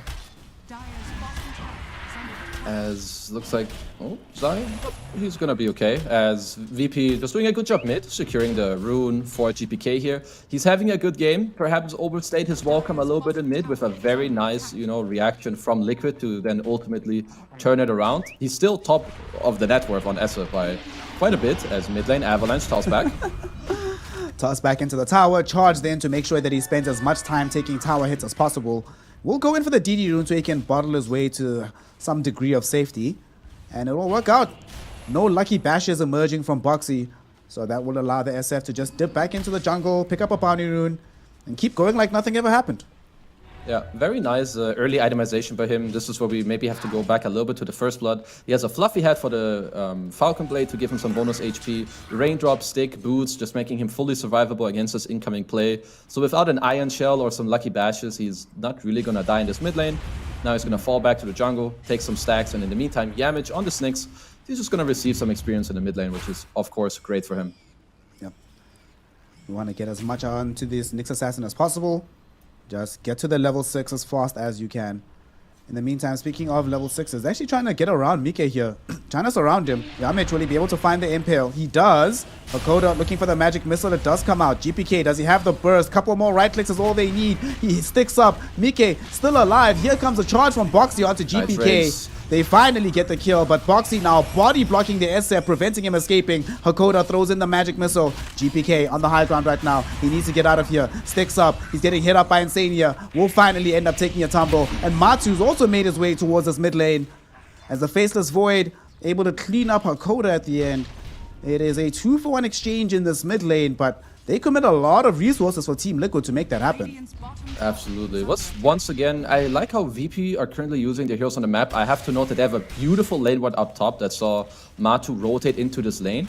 You can somewhat understand that this is going to happen in the game because the enemy team is Brood. You don't have a carry who deals well with the hero, so your carry is going to have to leave. So VP already preemptively placed the lane ward top, and as you can see, there's a little bit of a Broodmother problem in this game as he's taking the tier 1 tower. And when you see someone take a tier 1 tower at 8 minutes without anyone daring to go into the area, it's not a very good sign. Yeah. DM is at that point right now on this Broodmother. Just chomping. Tier 1 tower is about to fall. The auras are being built up. I mean, there was a brief period of time when Insania was playing bottom primarily with Matu, where they could contest this Brood, but how many times have we seen this, Kezu? The Brood gets strong enough, suddenly nobody can play this side of the map. And unfortunately, because they're playing with the dogs here instead of like Zeiss, Beastmaster, or the Lycan or whatever, they don't necessarily have the same options of hyper pushing out those top wave to trade quickly. So what do they do right now whilst DM is busy just occupying this bottom part of the map against them? I think for now, at some point, you're going to want... I'm not sure what type of levels Boxy needs to be able to lane in that lane. I think it's going to be quite a bit, which means for the time being, when the bottom jungle or the bottom lane gets pushed in a lot, I think you need either Zai or Mikke to play there, at least to like push back the lane and so on, because they can also protect themselves with the shell. You can drop in shell on the spiders, that's pretty annoying. And in the meantime, whenever they can combine the heroes with shells or the chrono, that's how they can get kills. And once they do that, they then can fall back to push out the lanes again. Because right now, VP are in a very, very nice position. 3k gold lead, their cores are playing safe enough to not feed away any kills. Chaos End is farming safely. GPK is ramping up on the Ancients right now. So Virtus Pro should be feeling good with the pace of this game right now. Yep. Feeling fresh. Omelette coming soon for Ramses as well. And for the side of Team Liquid, fortunately, they are playing with the Spirit Breaker, so you don't necessarily have to have the Blink Dagger from Mikke before you can make any moves on the map, but it still does require them to coordinate quite well to make any of these moves. Boxy, he's going to be the one deployed to this bottom lane to clear out some of these Spiderlings and this creep wave with the Iron Shell on him. That is the one nice thing about this, right, is that no matter how big the army gets from the Broodmother, you always have to worry about Zai throwing an Iron Shell, giving it to Boxy, or just showing up himself, and then suddenly it's like, well, I have to just farm the jungle now. I love these wards by Virtus Pro. First with the lane ward top that we talked about, and this aggressive one in the bottom jungle to help protect the Brood. And as we can see, it is barely outside of the D ward range from this high ground. And also I want to note that DM is doing a very nice job with microing, and he has his own sentries. This is really cool when you play these aggressive summon heroes and you take over the enemy jungle, because you can provide vision to the high grounds for yourself. So he's just making sure that with this one sentry and the spider on the high ground, that they don't have any vision there. This is really nice. DM knows exactly what he's doing with this hero. He's going to keep getting bigger and bigger as time goes on. As he is leading into that Wraith Pact. Middle lane though, we do see a charge onto Hakoda. He's forced to cancel it. Knew that if he got too close there, he either gets carapaced or stunned up by Yamiche. Not a risk worth taking. And GPK getting scarily close towards having the D-Lance. I wonder, do we send some heroes top to maybe try force a kill onto Ramses? We do have access to the bubble here from Matu. Or is it too soon? They lack the damage just yet. No, it's one of their better plays for sure, because right now the status quo for VP, what they want to do is that, okay, DM, you're gonna be bottom, you get as much as you can, you steal the jungle, you get as fat as you can. Same story for Ramses. Ramses, you get as much in the top lane, and then you fall back into the jungle without feeding, and our supports, we play with GPK. So that's kind of what they want to do right now, and it's on Liquid to break this formation. Try and get a kill on the Broodmother bottom, or try and get a kill on the CK if he's too deep. Because fighting into the SF Nyx Venge, if they're defensively in their side, is very hard to do. But VP currently, they're smoked up. Yep. And it will not quite work out. Yeah, Hakoda doesn't have level 6. So unfortunately, the smoke does pop. Vision is granted to the opposite direction, and then Zai is just like, oh, I have this wonderful spell that is actually amazing against smoke axe like this. Gets himself out of trouble. Unfortunately, though, Hakoda will not be able to do the same. Gets charged into. Magic Missile will be there, but Mikke comes in with the Surge and the Avalanche. There's no way this Venge can escape this. Just gonna try and waste their time a little bit. Will end up dying still. But nonetheless, that's still 4 heroes that you commit to try and bring down Hakoda in the 5 position. I say hashtag worth if I'm VP. Yeah, VP are absolutely happy with this because, so as we talk about what the cores are supposed to do, right? Once Ramses sees any information on the map, with his 2000 HP at this point in the game with Armlet, he knows that Void isn't going to be able to kill him. Sure, maybe he gets chronoed, but he sees all the other heroes on the bottom area. So as long as his team can feed him the information, then this is what allows him to go back to the lane farm and now fall back to the jungle. So VP currently are playing very well, and I'm trying to find this opening for Liquid to try and break free. Maybe they need to help Mickey to get to this Blink Dagger or force like a really big smoke into either the bottom jungle or top to start using Chrono with the shells. Yeah. Let's see what options that they decide to pursue. For now, it does seem like they're choosing the patient route of trying to find access to this Blink Dagger fights. I suppose it's also not the worst thing in the world, given that Matu is getting some degree of farm here, with his Mask of Madness climbing the CS and net worth charts whilst he can. And eventually, Faceless Void always does come good. But we also saw yesterday, right, that they played, I think VP, didn't they play the CK into Void? And speaking of which, hold on, Void is right next to Yamich, who was scouted by the Sentry Ward. And he was being cute, but unfortunately not being cute enough. Boxy scouts him, Boxy helps to get the kill onto him. And now Matu is even happier, closer and closer towards having more farm. Yeah, nice job by Liquid just to, you know, secure your areas. You are playing against a Nyx Assassin, so you want to have sentries on the map. And yeah, I do think the goal time for Liquid is gonna be this Blink Dagger on Tiny, because right now it seems very, very hard for them to change anything about the state of the map. And Virtus Pro, I mean, as we've touched on, they're happy with this. They're gonna get this Wraith Pact on Broodmother, and there's gonna be a big timing for Liquid to come, where I think fighting 5-on-5 is very hard because you're gonna lag damage. Sure, you have this Darkseer shells, but you're gonna have Wraith Pact lowering the damage. You have like a Carapace and stuns and Requiems coming out. So Virtus Pro's mid-game timing is gonna be very strong in the next couple minutes to come. Yep. GPK starting to make the trek towards BKB. We see Zai here also trying to build into some aura items. Can come in middle to give the young Ion Shell to Mickey, as they are actually charging GPK. I think he's just doing this to get closer. There's no way he goes all the way in. He actually got bashed by Roche. Poor Boxy. Poor Boxy. And now he's actually going to end up dying too. I don't think GPK was ready for that stun to land. If he was ready, he might have gone a little bit forward for the midi and the long range, but instead he's just like, oh, wait. There's actually a Spirit Breaker nearby. But it's probably safer to just try and pursue the mid lane push, right? Oh, absolutely. Especially with Boxy's quick fingers on the bulldoze there, applying himself with some side resistance. Mid lane charge. GPK gets connected onto Ramses, comes in, gets off the Phantasm. It's going to be the first wall of replica of the game with the vacuum onto GPK. But they will just happily try and destroy these. Boxy finds the ultimate onto GPK, but he still gets avalanched in. They really want the SF, but they're still not able to find him. Matu put him in the bubble, and that finally will lead into the kill on the SF. VP did their utmost best to try and stop that from happening, but it just wasn't good enough. And now they're going to dive onto Yamich as well behind the tier 1 tower. He ends up losing his life, granting a double kill towards Zai. And the Team Liquid, yet again, they do this full court press, but when they show up this time around, Kezu, they also get the kills and a tier 1 tower in the process. That was just beautiful execution from their side there, really. Darkseer getting some gold here, Faceless Void, Matu showing up. Just like they show themselves on the tower, and like we mentioned yesterday, good teams will not give you these towers for free. They will make it very hard. They poke some spells, they see that, you know, they keep poking SF a little more. Matu starts TPing in, and then we're gonna see it in the replay to come.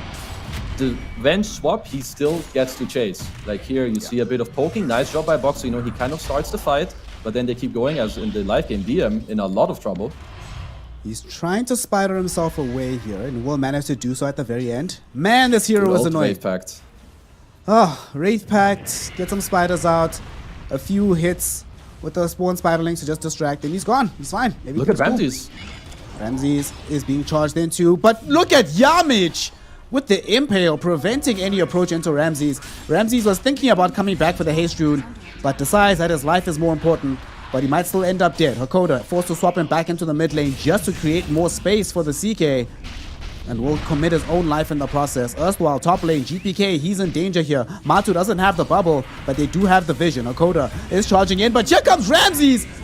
throwing in the damage onto the Faceless Void, killing him just at the very end of the Mask of Madness duration. GPK, though, will still end up dead as Boxy and Zai right on top of him with the Ion Shells, with the charge damage. They are able to kill him, but big trade losing Matumba Man in that situation. Oh, I actually think VP need to be a little careful with how their cores are playing right now. They're all taking heavy damage. You have Ramses TPing in here. They do get a clutch kill on Matu, but now he's stuck here without TP, without any HP, so he can't really continue to farm. And honestly, these kill trades, I must say, they favor Liquid more. You're getting like levels on these heroes that really need it. And VP, they were really close to hitting like the sick timing where they all have very high net worth with the Wraith Pack. But idols like Wraith Pack, they're stronger the less net worth that is in the game overall, because then the percentage is gonna pull in more as top lane. Look at Hakoda in the jungle. Hakoda in the jungle. What? I think you should have just said he was in trouble there. You're right. You're right. He's in trouble. Dead man walking. Darkseer has now picked up this Crimson Guard. You know, yesterday when we saw this, it was Team Secret versus Vici Gaming Game 2, I think, where we had the Faceless Void playing into SF and CK. I think that was exactly what Vici played.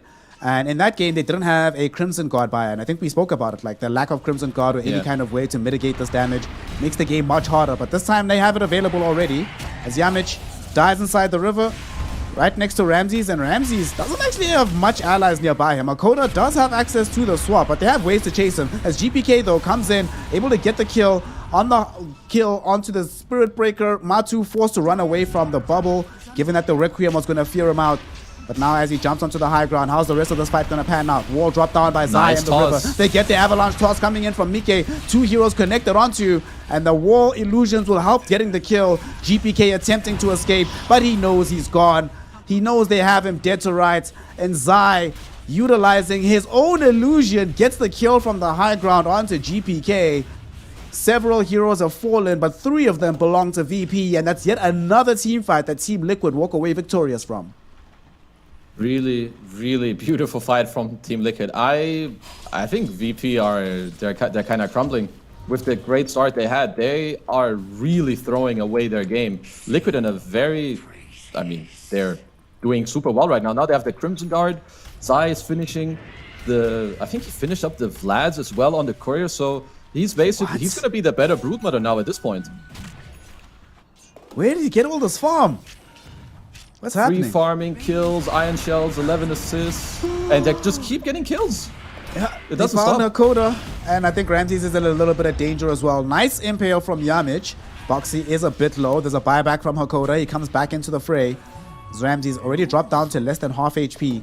Needs to watch himself in this situation. And like you say, they just don't stop. They just keep rolling forward and forward and forward. VP can't even farm on their side of the map. Now they're forced to like hold hands all together. But with this buyback, no Requiem, no Phantasm, and yeah, like you say, there's Roche on the cards for them. Very easy to take. Matu's game was really, really shut down. And if Faceless Void has good farm in this game, which he does now, with the backup from his team and the items they have, as hold that for now. Hakoda charges Yamich, and they're trying to reinitiate a fight after picking up the Aegis. Boxy might die from this though, but able to come back up. Huge amounts of heal. And now they want to be on the chase, finding VP. They get the catch onto Yamich first and foremost. They don't have any advanced vision outside of this Observe Wall on the high ground, so they can charge Hakoda, but not necessarily GPK.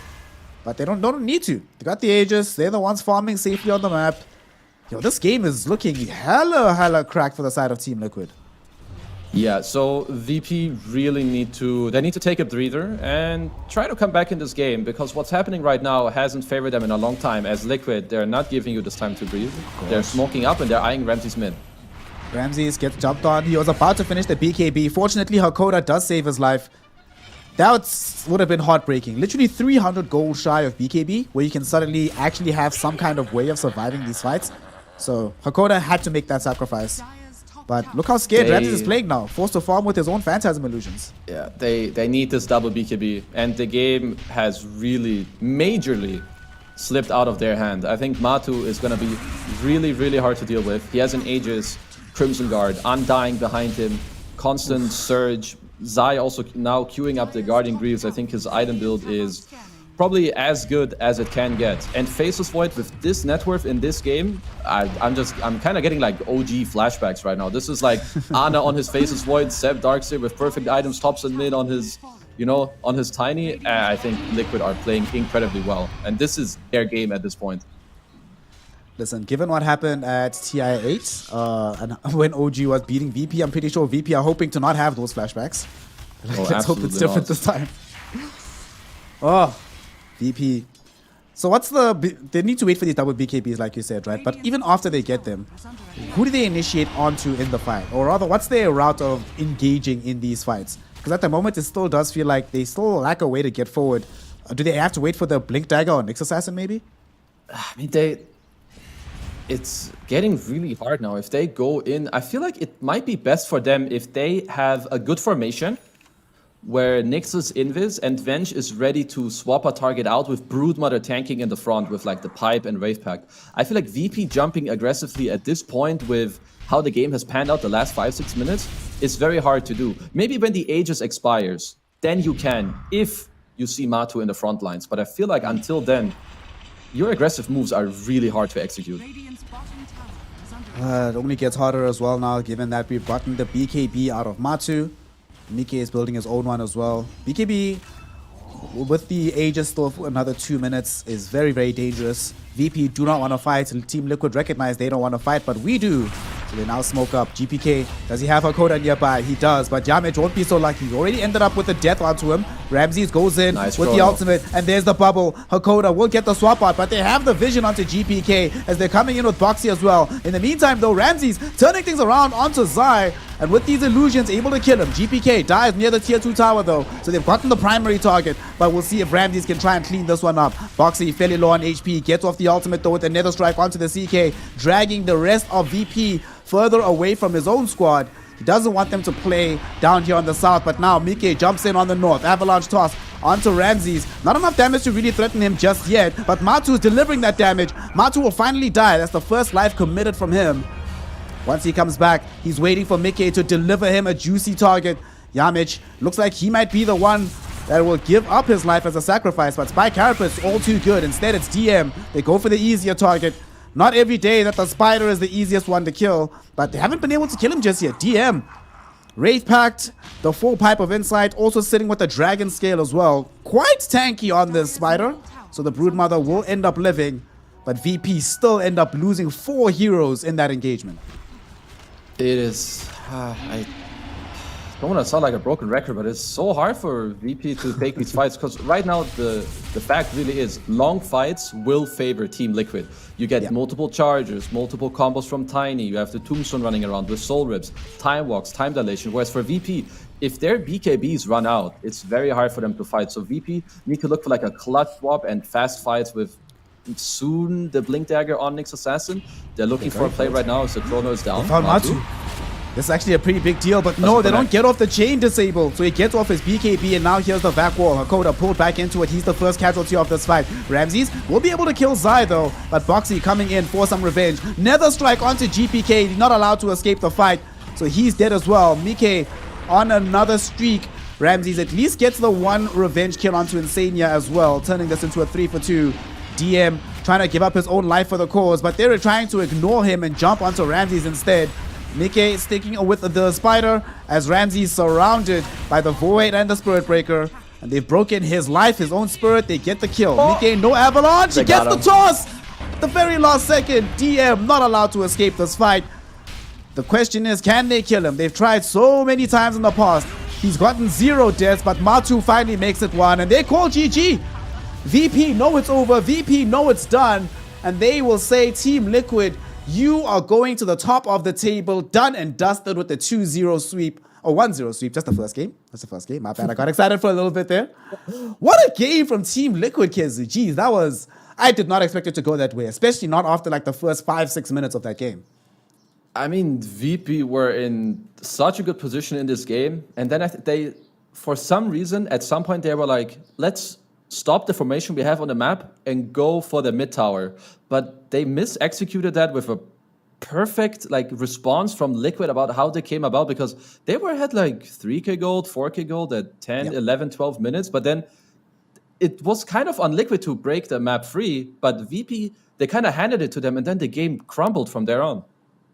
The game did indeed crumble. When we look at the scoreboard, we can sort of see what started to change, right? Because initially, it was VP in charge of all of the metrics. They had some kills. They had a lot of gold in their pockets. Things were going pretty well for them all across the map. But once the Liquid stream started rolling, my goodness. Zai, in particular, this Darkseer, you know, you were talking about how not that many teams are picking Darkseer. We see why Liquid are still sticking by it and having faith in Zai, because my goodness, what a performance from him.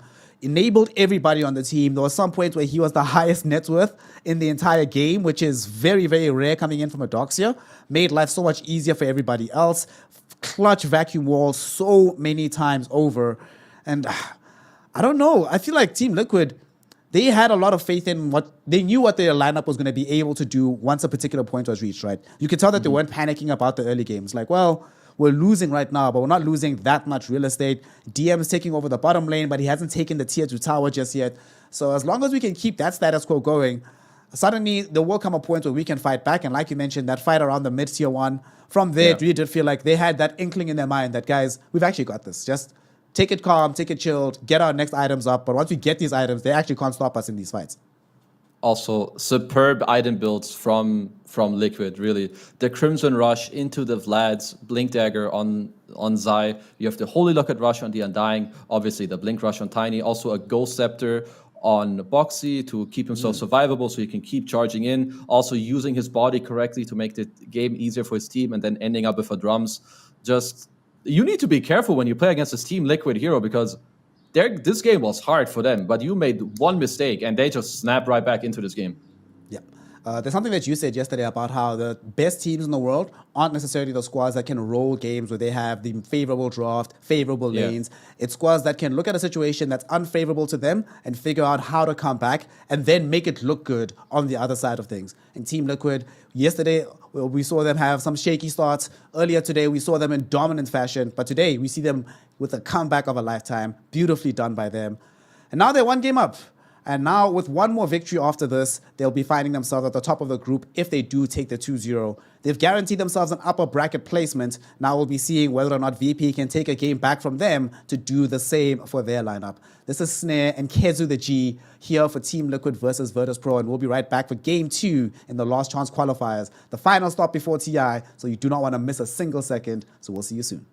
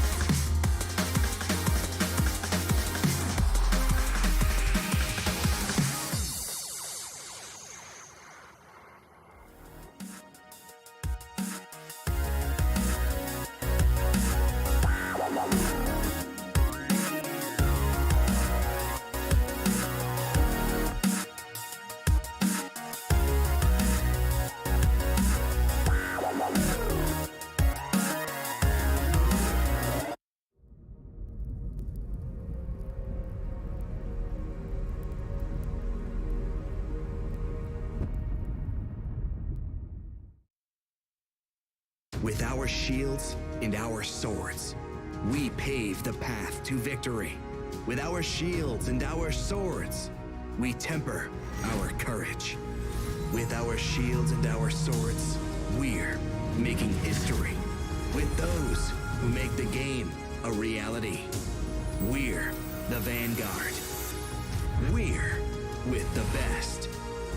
Let's raise our shields. Welcome one and all. We have returned yet again to these last chance qualifiers to witness game number 2 between Team Liquid and Virtus Pro here in the second group. As it stands right now, Team Liquid, after an incredible game 1 victory, stand 1 game away from taking the 2-0 over VP. They've already guaranteed their upper bracket slot, but now they want the number 1 seed here in group number B. Let us see whether or not they will be able to make it happen with myself, Snare, joined by Kezu.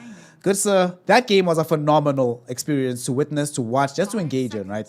What will VP have learned coming into game number 2, and what changes do you think they'll be making in order to try and get this W? I feel like VP just need to make sure that they do the same in the start. Their lanes were great, their picks were fine, but that when they feel that they're strong, that they just execute together. I don't want them to throw away each other's games, like some guy overplays when his team isn't ready, or you have this great timing as a team, but that means you need to use it together. I just want them to be on the same page and then go from there, because the rest was good. They're good players. They laned well. They had a good draft. It's just about their execution together as a team. Let's see, though, in the second game, whether or not they'll be able to execute. We've already seen them have a bit of a different look at the very beginning of the draft. Team Liquid, they either ban out the Marcy. They don't have first pick, so it certainly does make sense. They take out the Undying as well. So VP still in 100% games involving Undying in some capacity, as they've banned out Enigma and the Lone Druid. This opening pick on the side of Team Liquid, the Tusk we have seen from VP in the past, but we don't see that many Jakiros, and we certainly don't see that much of him in the first phase. Explain, Kezu, smart man. Tell me, where is this coming from? So the Jakiro is, so first of all, Liquid, as they're one of the only teams that have played this hero. They played it once before when they had Darkseer, a very, known combo, right? You have Vacuum Ice Path. It just seems to be, it's their answer for the Tusk.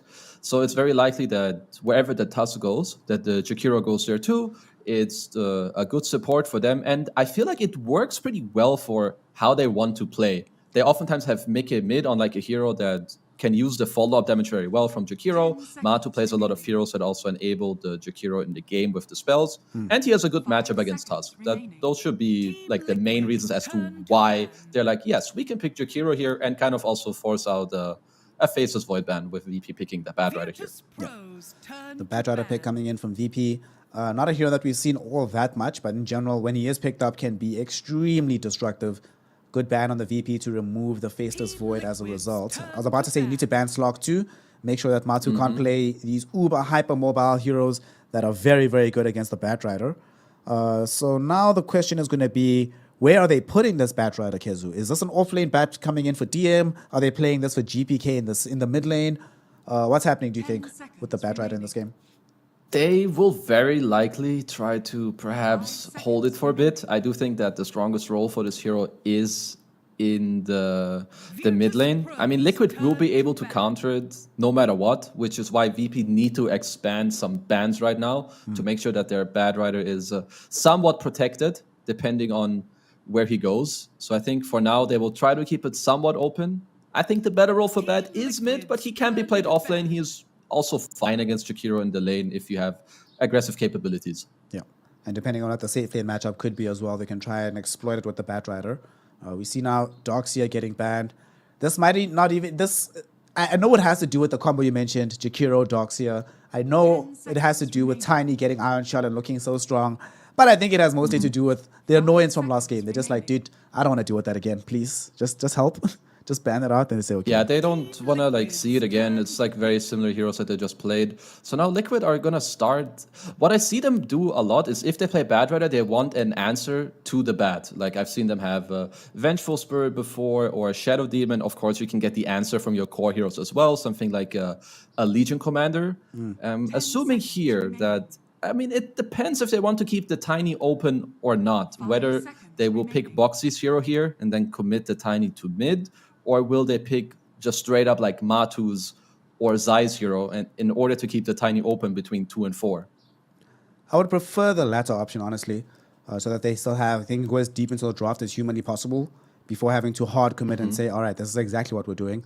And we have seen that, generally speaking, for Team Liquid, yes, it is the case that they oftentimes do last pick the hero for Matumba Man, but it's not like the most important thing for them to last pick his hero, right? They're not that team that only wins when he is given a priority pick at the end of the draft. For now, they will go for the Queen of Pain, so making it clear that Tiny is going to be a support, though, this game, unless they're playing... I mean, Zai has played in Queen of Pain in the off lane, so that's not completely out of pocket for the side of Team Liquid. I can kind of see the Queen pick. I think there was also a time where you could flex this hero into not just the mid, but the other roles. But anyway, for now, Queen works really well against Bad Rider, no matter where it really lanes into the hero. It will beat it. It works really well with Tiny. The Tiny can gank for you. And at the same time, Tusk never really has an aggressive capability onto the Queen of Pain. So I think there's a lot of pros to this pick coming out from Liquid. Queen of Pain, one of these heroes that can just dominate this lane. Gives them some extra access to magic damage as well. They have so many different ways for them to try and win out these engagements. VP, they say, well, see, Queen of Pain middle, we're not trying to put GPK into an awkward position, so we instead pick the GPK Lina, just like yesterday where he went and carried from the mid lane. DM on the Bad Rider then. Where does that consign Ramses to? So the heroes that they normally play when GPK plays Lina mid is that he plays these more mid-game centric carries. We already saw him play CK in the last game. We've seen them play Bloodseeker yesterday. We've seen them play heroes like Ursa when this happens. Any of these stand out to you as a good option for a game like this? It might still be too hard to say without seeing either. It's gonna tell a lot with what we see now. Like perhaps he can try to get the counter carry matchup, because the highest chance you have here is that Liquid pick I think they either pick Lycan for Zai or they just pick Matu's hero, because they know Bad Rider is off lane. Let's pick the matchup there, and then last pick the counter matchup to Ramses' carry with Zai. So I might have to wait for this pick in order to really be able to tell.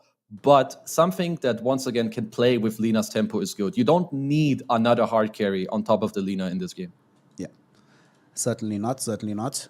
We'll also see the reprisal of the Hakoda Disruptor. Had a phenomenal game on this hero yesterday. Like just, highlight reel kind of situations coming in from him. In this game, we do have some pretty good interactions with the Queen of Pain, being able to glimpse her back, Static Storm, pre-BKB, really a death knell for her in general. And like the glimpse back sets up for the LSA, sets up for the Bat Rider, how it even sets up for the Tusk as well. Yeah, no, they played really well with Disruptor. I'm thinking of Liquid's pick here. If you pick Zai's hero, I think it's Legion or Lycan. If you want to pick Matu's hero, I feel like it might just be Lifestealer. It's pretty good against Disruptor. You have people that you can infest with the Queen and the Tiny. It lanes really well against the Bat Rider. I'm just trying to see if I'm missing anything with Void and Slark already being banned. I feel like depending on which role you feel like and which hero is more important, these should be one of the heroes that you're looking for, I feel like. Of course, Matumba Man Lifestealer is a classic. Yet again, Kezu, almost like you do this for a living. Lifestealer, out here, all this the one points wasn't that you too hard. mentioned. Yeah. I mean, I'm pretty sure if we're going to go and look at Twitch chat right now, we have some shocking calls for what hero should come out at this point in the game. So Probably, but to be fair, Twitch chat is always right. I just got lucky on this occasion, so, let's not read too much into it. Twitch chat always knows best. Of course, of course. It's kind of interesting to me that neither of these lineups seem like they are very heavy into the teamfight department, right? Like, except for maybe the Disruptor, it feels like both of these lineups are very skirmish heavy. Always going to be taking like these mini engagements all across the map rather than committing to one grand teamfight. Absolutely. Like, for now, it's a lot about, like, who gets the first jump, where are you fighting in these open spaces, Queen getting out a lot of daggers, or do you get, like, this glimpse back with a lasso? It's, as you said, very skirmish heavy, like 2-on-2s, 3-on-3s, finding people on their own. Now, VP do ban out the Legion Commander. So what's important for VP now, they pick their carry blind without seeing Zai's hero. So they already need to decide right now, Ramses, you see these heroes, what do you want? Because we need to ban accordingly. We can't just pick a good hero against these four, and then it turns out, oh damn, we left in the biggest counter to this carry for Zai, and then you just get owned. So they need to decide already at this point what they want for Ramses. Ramses telling his team, we see him sitting down there, deep in thought and concentration, trying to decide exactly what's going to be the perfect pick at this last stage of the draft. Team Liquid will go ahead and ban out the Templar Assassin. That is one aspect of things that VP are certainly lacking. Their Roche take kind of sucks. So you would like a minus armor dealer and someone that can fight a little bit sooner than the Lina will want to. It's an awkward place to be on the side of VP because it's a very difficult last pick to get for the Ramses, right? Yeah, so I was saying that I'm not sure if you want a hard carry, but I'm looking at the options. So heroes that I could see him ask for is Morphling. Maybe it's a little slow, but traditionally it's very good against Lifestealer. You have a little bit of engage with Disruptor and Bad Rider. Another one is Tusk, but that hero, is Ursa. But that hero didn't really get banned for all too much. So both these heroes I could see get countered quite a bit in the lanes. Maybe you want to go safer with like a Luna. I'm having a hard time to come up with the correct hero, as Liquid do ban out Morph, which it makes sense. I feel like this pick is not easy for Virtus Pro here. How about TB in a game like this? I mean, it does fall into that little trap that you mentioned earlier of that hero is good against the heroes on the board, but can still be lost counted. But it's a Ramsey special. I just goes to the CK. Okay. Well, this is one of the 3 heroes that they normally play when they play Lina. CK, Ursa, Bloodseeker. So the option is going to be the CK this time around. They want that mid-game timing. They probably feel that last game, the CK isn't the reason that they ended up losing, and I can probably agree with them on that one. So, okay. This is fine, I suppose. Physical damage against Lifestealer, decent lane so far. I would say so too. It's just, once again, it's good for their draft. More so as it just being, good against Liquid. It just rounds out their draft very well. So for Liquid here, I think it's good. You want either a hero that helps you team fight a lot, maybe something such as a Pango, even though the lane could be very hard, or you want a range dominating hero that can perhaps shut down the CK in the lane. They have very low on reserve time, so I want to see what they go for. Magnus. Okay. We don't get this every day. Zai Magnus, a rare treat that we're being given for this second game of Dota 2 between VP and Team Liquid. This is going to give them, Empower for the Lifestealer farm later, RP and BKB piercing disable. I think it probably has to do with that, right? They probably saw last game that they were having a bit of a rough time once the BKB timings arrived for GPK and Ramses, but Zai was able to help deal with that. At some point after the BKBs expires, Wall does a lot, but they will probably want to win the fight faster than that. So maybe RP is going to help them in that regard. I feel like this Magnus pick is very cool. The idea behind it has a lot to do. So when you have a carry that doesn't deal very well with illusions or summons, and they then end up picking like a PL or Naga, you can turn your carry into this by picking Magnus and helping him with Empower. So that's kind of cool. Also, the RP and this positioning against Lina is very strong. I'm not too sure about the laning stage with Magnus and Tiny, so they'll have to pull some waves. Be creative about that, but I do think that this Magnus rounds up their draft pretty well. You also mentioned earlier about how if they play the Darkseer combo with the Jakiro, it's going to be very nice to get the Vacuum into Ice Path. Now they have RP into Ice Path for further control and damage. I like the Magnus pick at the very end. Do you like it enough to give them a 2-0 on the side of Team Liquid versus Virtus Pro? Because Virtus Pro's lineup, I think it's okay. It's pretty decent. It does allow them to do a little bit more than last game around. It allows them to fight more cohesively. But as we get into game number 2 here, Kezu, who is taking it? Team Liquid 2-0 or VP making it a 1-1? I like both drafts, and I feel that VP are going to be in a similar position where they're going to win their mid lane, they're going to win their safe lane. But I have to favor, from what I've seen, I just have to favor Liquid, at least slightly. Yeah. I will say Liquid has been very impressive these last few days, making me regret a little bit not putting them in my prediction in the Battle Pass, but we'll see how this game goes, as they are now smoked up. Whilst they're doing so, let's get our predictions out of the way. Total blinks at 25, 2? I think that's fair. I don't know. It's either 2 or 3. As oh god, Boxy. Hello, Mr. Boxy. Very, very dead. Well, who's getting the first blood? They're giving it to GPK. Isn't this the third game in the last 2 days where we've seen Alina get her first blood in this mid lane? Yeah. And this is not really... It's always rough to have it in these mid matches, but especially like the Linas, the Queen of Pains, these lane-dominating heroes. Giving first blood to them is... Yeah, it's troublesome, to say the least. Okay, before the team starts, team with the first tower kill. Liquid VP. Go VP. I go VP as well. Number of smoke gangs at the end of the game. I'm not sure. I'm throwing out a random. So I clicked on 5 to 8, so that's going to be my number. All right, I'll steal yours. And then total number of trees destroyed by minute 30. We don't have Tombstone, we don't have anything. We only have like, what, LSA and Firefly, Skewer. so 51 to 175. Yeah, I think that's good. All right, nice job. All righty. And we did it just in time. As the horn sounds, as the game gets going, VP versus Team Liquid. We've already had our first blood. You know, sometimes I like it when these first bloods happen. It feels like it takes pressure off of people. So now you don't have to... If you're playing in the lane, you can just play the lane, not being like, oh god, I'm about to make a mistake and feed so much gold. It's good to help people feel a little bit better if they do end up dying, especially in these tense games. Something for this early game that I want to point out is that we're going to need to keep some eyes on Boxy, I think, because the bottom lane is not too easy for them to play, which means what he should be looking for at some point is to rotate into the mid lane. It's Queen versus Lina, so a lane where they both harass each other a lot, and I think Queen can definitely benefit from some of these gangs there. And because top lane is going to be very farm tradey, you have Lifestealer versus Bad, so in the meantime, Boxy again going to go for some wave pulling, and similarly to the last game, Hakoda is going to try to just meet the waves. Yeah. Hakoda is just going to try to do his best to ensure that as much advantage can accrue towards Ramses as humanly possible. Boxy already on it with the big wraparound, just making things as annoying as humanly possible. But it's still just going to be mostly a farm situation that happens here. Quick pause. We've been actually very lucky here on the stream. We haven't gotten many pauses. I think we had like one long one yesterday. Back in the game. You're right. right. This is so good. I'm not used to this, honestly. I mean, it's always nice when games just happen smoothly. You know, everything is going according to plan. Yeah, I've been in these pub games. You just wait 30 minutes and you're like, yeah, come on, man. We just want to play Dota. So luckily for us, we're blessed. We get to watch nice Dota. No pauses here. Yep. We get to watch this DM Batrider, who ostensibly is going to have deeper impact into this particular game. It's not, like you said, it's just not going to be a situation where anybody realistically should find themselves getting killed in the top lane. Just trade farm, trade farm, trade farm, trade farm.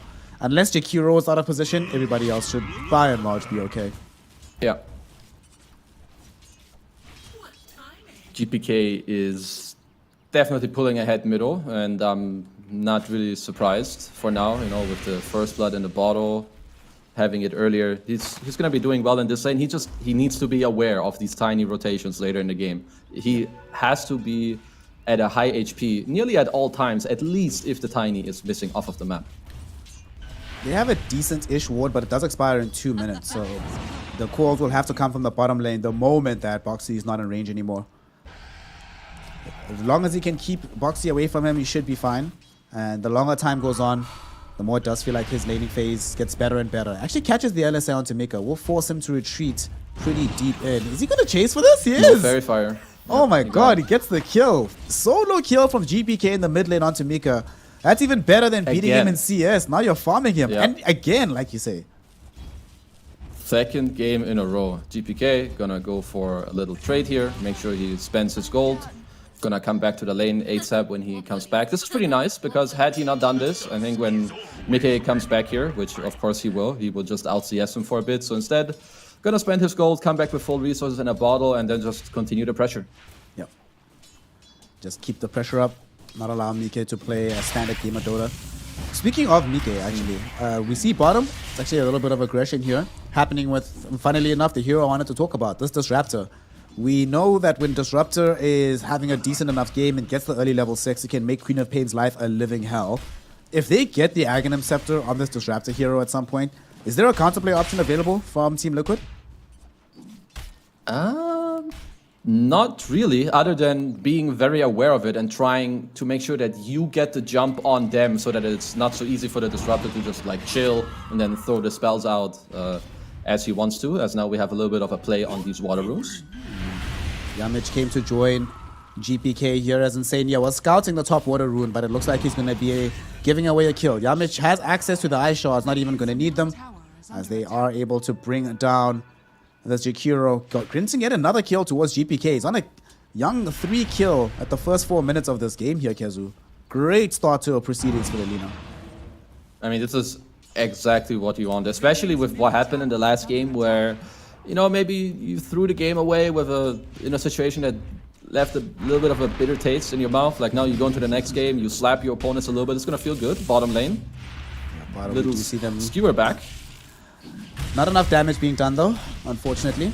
But Zai will end up tanking a Chaos Bolt for himself. They're trying to get the toss back onto Hakoda.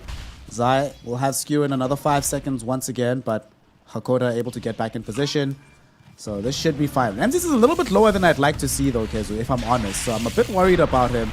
He gets himself shockwaves back into the Avalanche, and yeah, that's going to lead into a kill. Hakoda also going to die to Boxy, who gets a double kill out of this. That was a little bit forward-facing from Ramses. Didn't like leave the lane. There was a small window when you could have. They decided to play around a little bit, and they get pretty hard punished by Zai and Boxy in this lane. Yeah, really sick plays by Liquid. The fact that they can apply so much pressure in this lane is something that, honestly, I didn't really expect. But with some cool plays where you can maybe get a toss into a skewer, which is what kind of started this whole play, is you skewer the CK into the fountain, he drops low HP, then you keep fighting, you keep running at them. Ramses with a little bit of a misstep, lingering around too long, and then suddenly a double kill, plus he forced the Tusk to come there. That is huge in this like matchup in the bottom lane. Pretty big deal. That's going to open up space elsewhere on the map as well. Ramses, he's back. He's trying to farm this out. Middle though, Boxy. There's a contestation around this action rune, and Boxy are trying to secure it for his team. Instead, he might have just secured another kill for GPK. The ice shards have already expired, but unfortunately for him, Hakoda is on him. Kinetic field is up in a couple of seconds. I think they just want to make sure, if you're Boxy, that GPK is not the one that gets this kill. He has to know that he's dead, though. There's no way out of this one, my friend. Oh, absolutely. And GPK actually doesn't get the Dragon Slayer. At this point, like, stop. It's actually hurting my heart. It's nice that you try, but, you know, at some point, it's fine. Anyway, nice play, you know, from both sides. They're playing around the active runes. Boxy kind of knows that, they probably have vision here, but he made sure that Alina didn't get the rune. DP coming around mid, trying to help Alina. Middle, though. She eats a Laguna Blade. Mike is in some danger. Gets off a Sonic Wave, though, onto 2. GPK is suddenly the one that's fallen so low. Boxy comes in with the Avalanche. Who are they tossing back? Insania gets an incredible 3-hero dual breath, and they will be able to kill all 3 of them. A double kill for the Jakiro. 3 heroes brought down. Mike is still alive at the end of it. And, of course, the tips start raining in. Oh, that was a very well-deserved tip into an XD. Sometimes you just gotta love Dota and these type of matchups where, yeah, I think these two teams, they like each other, you know, tipping each other here and there. Beautiful plays from both sides, really. Maybe DP getting a little too aggressive bottom. So it's just gonna die in the meantime. Yeah. Couldn't quite get off the RP, but going back a little bit to the mid play, the Sonic Wave is just so strong in the early game. You deal so much pure damage and you push back your enemies. And yeah, Liquid just turned it around there. Beautiful play from Liquid. Yet again, we're seeing that no matter how much of an advantage you gain against them early, this iteration of the team doesn't like giving up. They'll try and make something happen. Of course, there's a punish down bottom onto Zai that we just saw, given that they knew he had no allies nearby him. But he's okay with that. It's like, cool, whatever. My team is getting so much elsewhere that we can brook the situation. Now, though, the question is, are they going to try to kill Ramses? Yeah, he's dead. He's so dead. RP. Here comes the Avalanche. Toss, and they got the skewer back just to make sure that they can elongate the amount of time for the right clicks. At the same time, here comes Insania. Will they need him? They will not. Zai has the shockwave available, and they will be able to find Ramses. You were saying earlier that he wasn't able to get off the RP. Now I'm sure that Zai's like, whew, I'm glad I didn't get that one off. I could use the next one to kill the CK. Absolutely. He's super glad that this happened. As Insania, he's gonna walk off the ice shards. Without the RP there, they're of course not killing Ramses, as Boxy is fishing for something. It's being a little bit aggressive, but again, Virtus Pro, you're winning your lanes so commandingly, and then they're just giving up some freebies here and there. Ramses doesn't really have business dying in the bottom lane, and the mid play before too. They need to, again, take a deep breath and, you know, get back into this game properly as bottom. We're gonna see if they're gonna find a kill for Ramses this time around, as Zai is gonna be the priority target. They don't have the damage just yet. Zai gets glimpsed back. They finally stun him up. GKK will show up, and he's the one that's going to provide the damage with the Sonic Wave coming in from Mike, as he's also made a rotation. They haven't even been able to kill Zai just yet. Lasso going out onto Matumba Man. Mike getting zoned back by GPK. GPK won't be allowed to get the kill because the infest from Matu ensures that Mike has the HP. And now Boxy looking towards DM deeper in the lane. They've caught him. They've surrounded him, they've corralled him, and they're certainly going to kill him. And when DM falls, he's going to be giving away another kill towards the side of Team Liquid. On the bright side, though, Ramses and Yamish were able to chase Mike all the way towards the tier 1 tower in the mid lane, and there they will eventually kill him. But that's 3 for 1. That's Mike surviving for so long that he drew away all of GPK's attention, most of Ramses' time, and that just gave so much freedom to Team Liquid to take the rest of the fight. And that was just amazing once again. First off, a nice snowball to like try and save a bit, but then they end up pretty deep. Mickey runs over, beautiful Sonic Wave, probably did like 1,000 damage, push people back, and then Matu coming in clutch towards the end too, with the Infest, like saving Mickey so that he can continue to fight and then blink out again. Like if you look at Liquid, it doesn't matter how much HP they have. If they even have 1 HP and they feel like they can commit to the fight, they will come and they trust their teammates. It is really beautiful to see. Whereas Virtus Pro, it feels like they're playing very reactionary. They're trying a little bit too hard to make some things happen that perhaps they don't have too much business trying to do. The middle lane, Boxy will find himself a nice little target here as they toss back GPK towards Mike. Mike will have to retreat from this because GPK got off the Laguna and the LSA. Ramses also shows up, had the lingering damage coming in from the Phantasm illusions and a DD, so utilizes them both to kill Boxy. I mean, they're okay with this. It's still rotations towards middle, but for VP, you were mentioning it earlier, right, that they are so good at being able to win out these lanes. What do you think keeps happening where as soon as the laning phase does break down and we get into this early mid game, why do they struggle so much to cohesively take these team fights? I feel like their first moves are... perhaps they're not well set up. It's a bit too reactionary, or they're trying a little too hard to force it aggressively as DM. It's just gonna walk it off if it's Firefly for now, even going aggressively onto Insania. Okay, this is a bit much. Insania should end up dying here, but I'm not sure if this was worth it because there's no way DM gets out of this one himself. Will end up dead. Mike not gonna take the chance with these creeps. We'll just throw in the Sonic Wave. And that's gonna be a kill onto DM. Can they smoke immediately? They're gonna go fight. But they were scouted. There's an observer ward here. Yeah. Okay, so they smoked themselves with the 2 supports here on VP. I mean, they want to protect GPK. He's very low. He's not in the best place, so don't take this chance. Zai still just gonna skirt on over, see who's available. Would be nice to find an RP to skewer through the mid lane, but he's seeing that the smoke isn't popping just yet. Now they recognize that Jamich is out. Shockwave into Avalanche, into Skewer. This combo, man. They missed the Ice Path follow-up from Insania, but it's not going to matter. Why does Shockwave drag you back, Kezu? Please explain to me. Yeah, that's a good question, Snare. Maybe I need to message Mr. Ice Frog. I mean, to be fair, I like some of these implementations. Also, Tumblr's Toy is helping him a lot in that play to reach the skewer.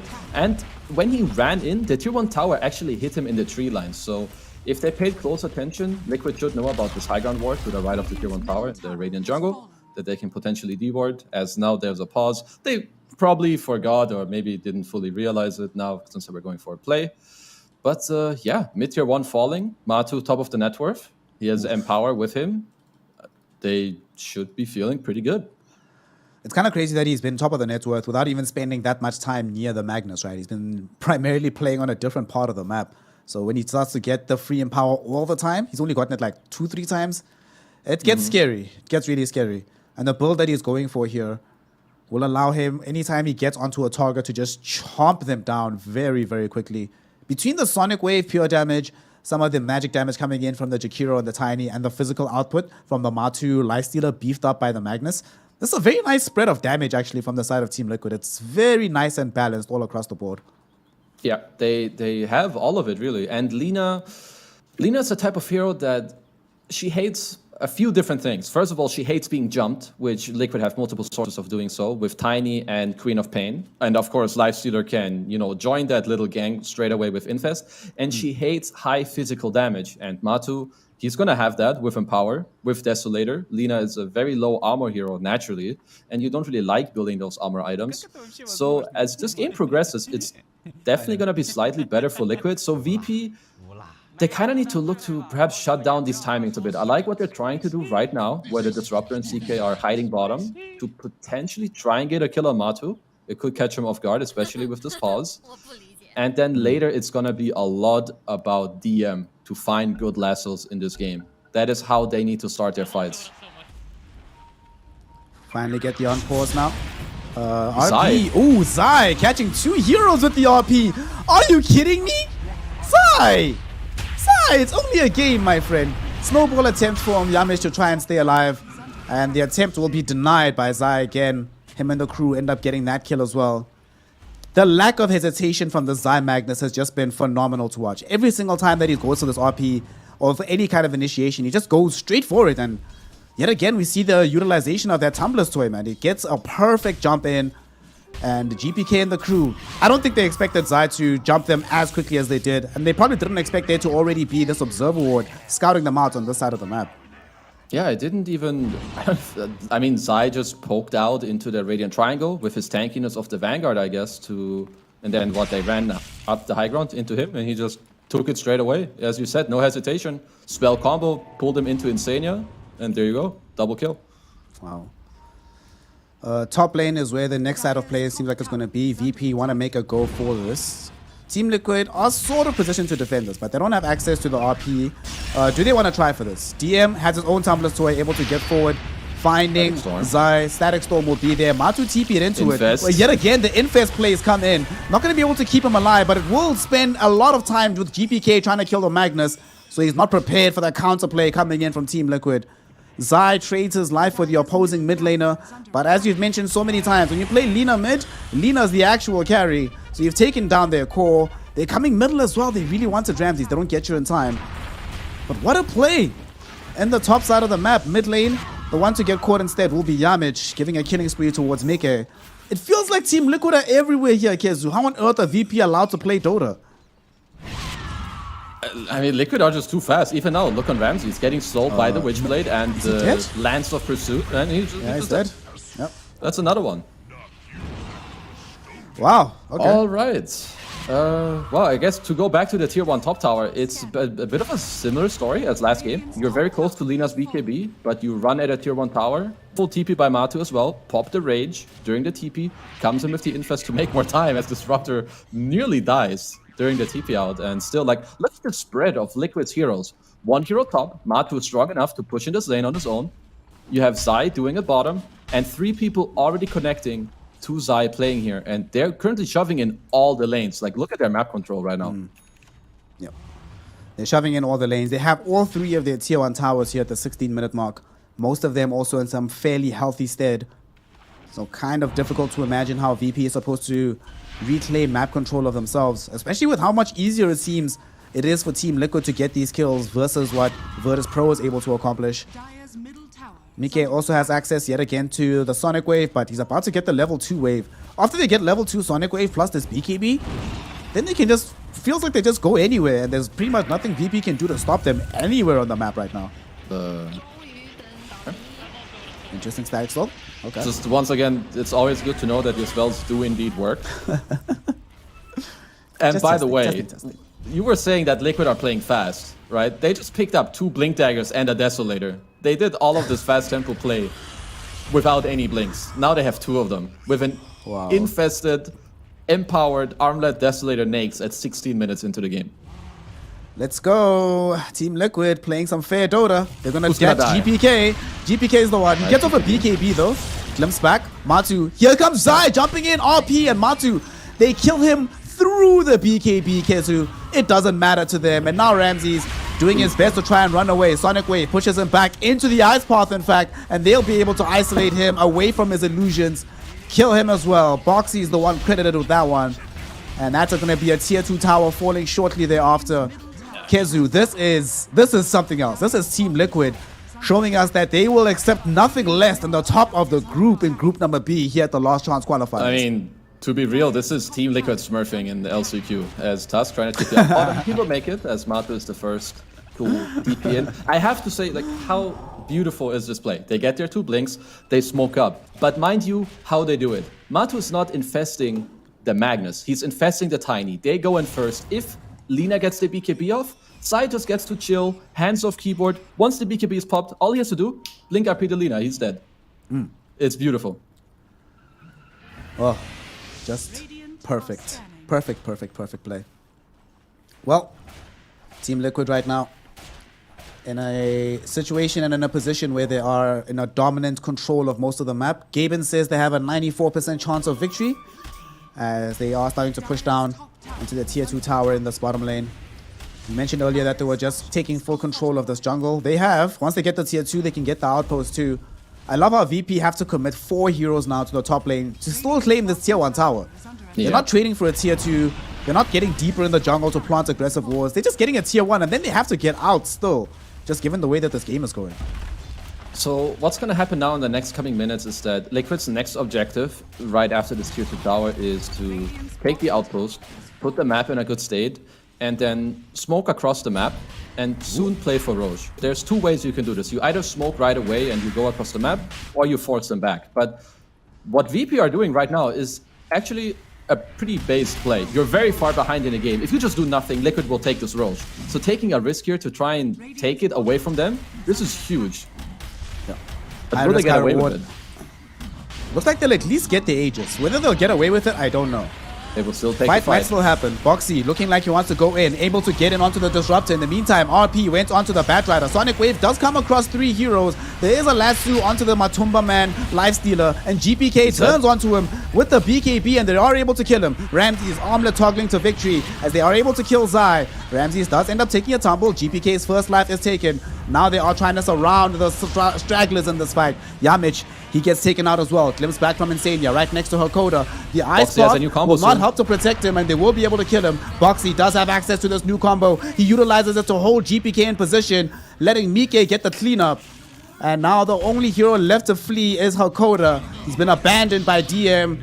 Mike gets a double kill. Another massive teamfight victory for Team Liquid. Yes, it does cost them the life of Zai, the life of the Matumba Man Lifestealer, but they also are allowed to take away the Aegis that VP struggled so hard to get just now. Yeah, I mean, good job by Liquid to still take that fight afterwards and realizing that they can.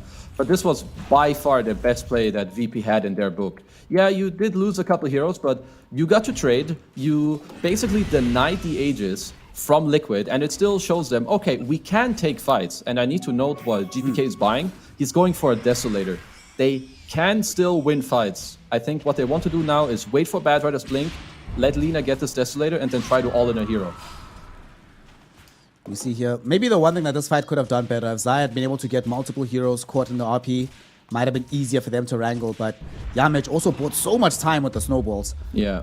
Between himself and DM, they just kept delaying, forcing Matu into an awkward position. Rage has to end eventually, and when it does, he finally does actually end up dying here.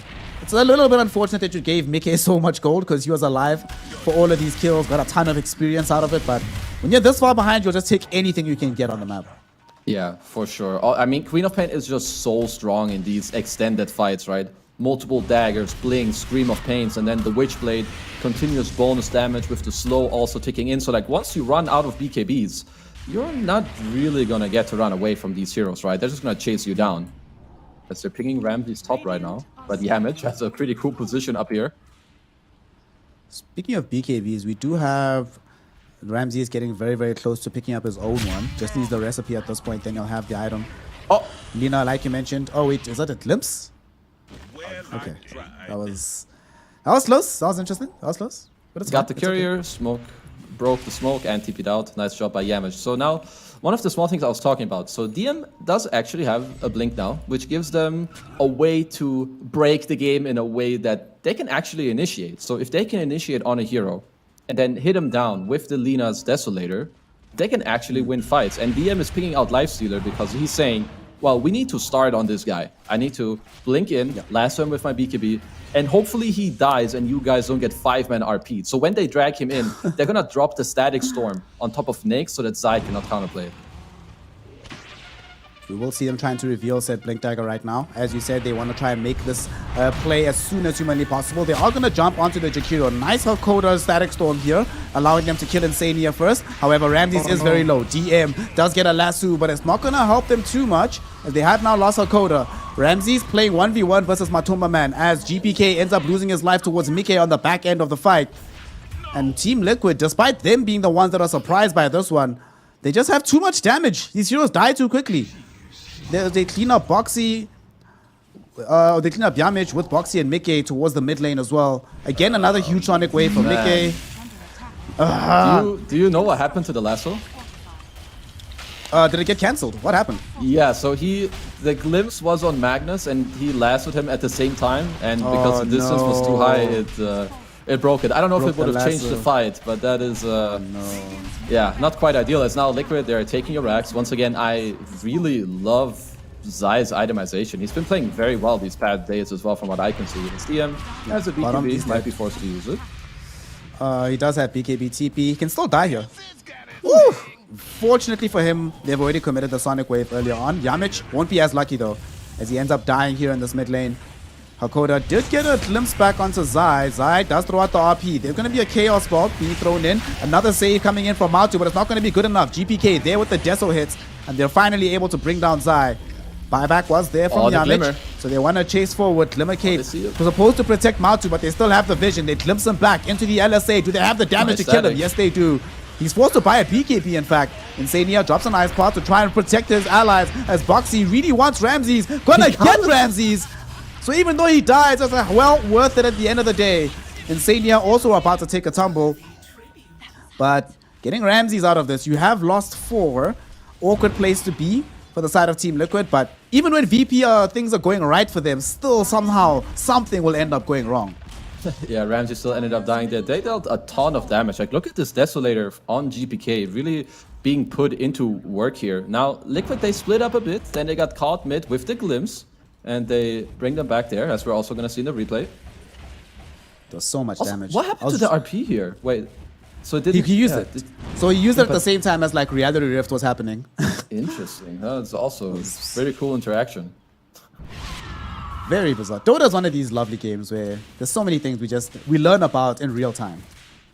But Matu... Yeah, I didn't even know that was possible. And then the glimpse with the chase back, and now once you lose your formation, the VP still have a ton of damage in their books. Still a really sick play by Boxy to understand, yeah, I'm not running away, I'm gonna run into you, and I'm gonna take Ramses with me into the grave.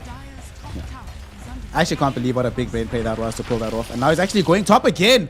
Boxy bringing in another passenger. Matu doesn't have a basher though. However, this BKB will not last forever. GPK needs to get out of this. He's been tossed back. He's been killed. Boxy is just on it today, as Matu able to trump down Yamich through his BKB. Thank you very much for buying the item, he thinks to himself. This is... wow, okay. This is very, very disheartening that they can just jump you at any time, and now they've also jumped Ramses. He doesn't have his BKB just yet. He's 100 gold shy of getting this, Kezu, but now he's been reset even further away. That is just the saddest thing ever. Ramses having a very rough day at the office. That's his 8th death this game, and Zai just not allowing him to play Dota. Between himself and Boxy, Ramses just feels like he's just being tossed about, skewered this way and that every single fight. Yeah, I mean, they're just toying with him. It's like he's a little pinball and they're deciding like where you're gonna end up. Like Boxy's items as well. Blink, Force, Drums, you know, just fast gameplay, helping out his team. It's not too often you see your carry and mid sharing 8 and 9 deaths each. But Team Liquid, they're just not letting you have an easy game here at all. Yeah. Ramses still has to try and figure out a way to get this BKB.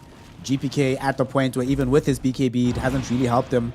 He's now down to 6 seconds, so the immunity not nearly what it used to be just a moment ago. So what's the counterplay here? So we're at a point in the game now where Team Liquid feels like they can just do whatever the hell they want.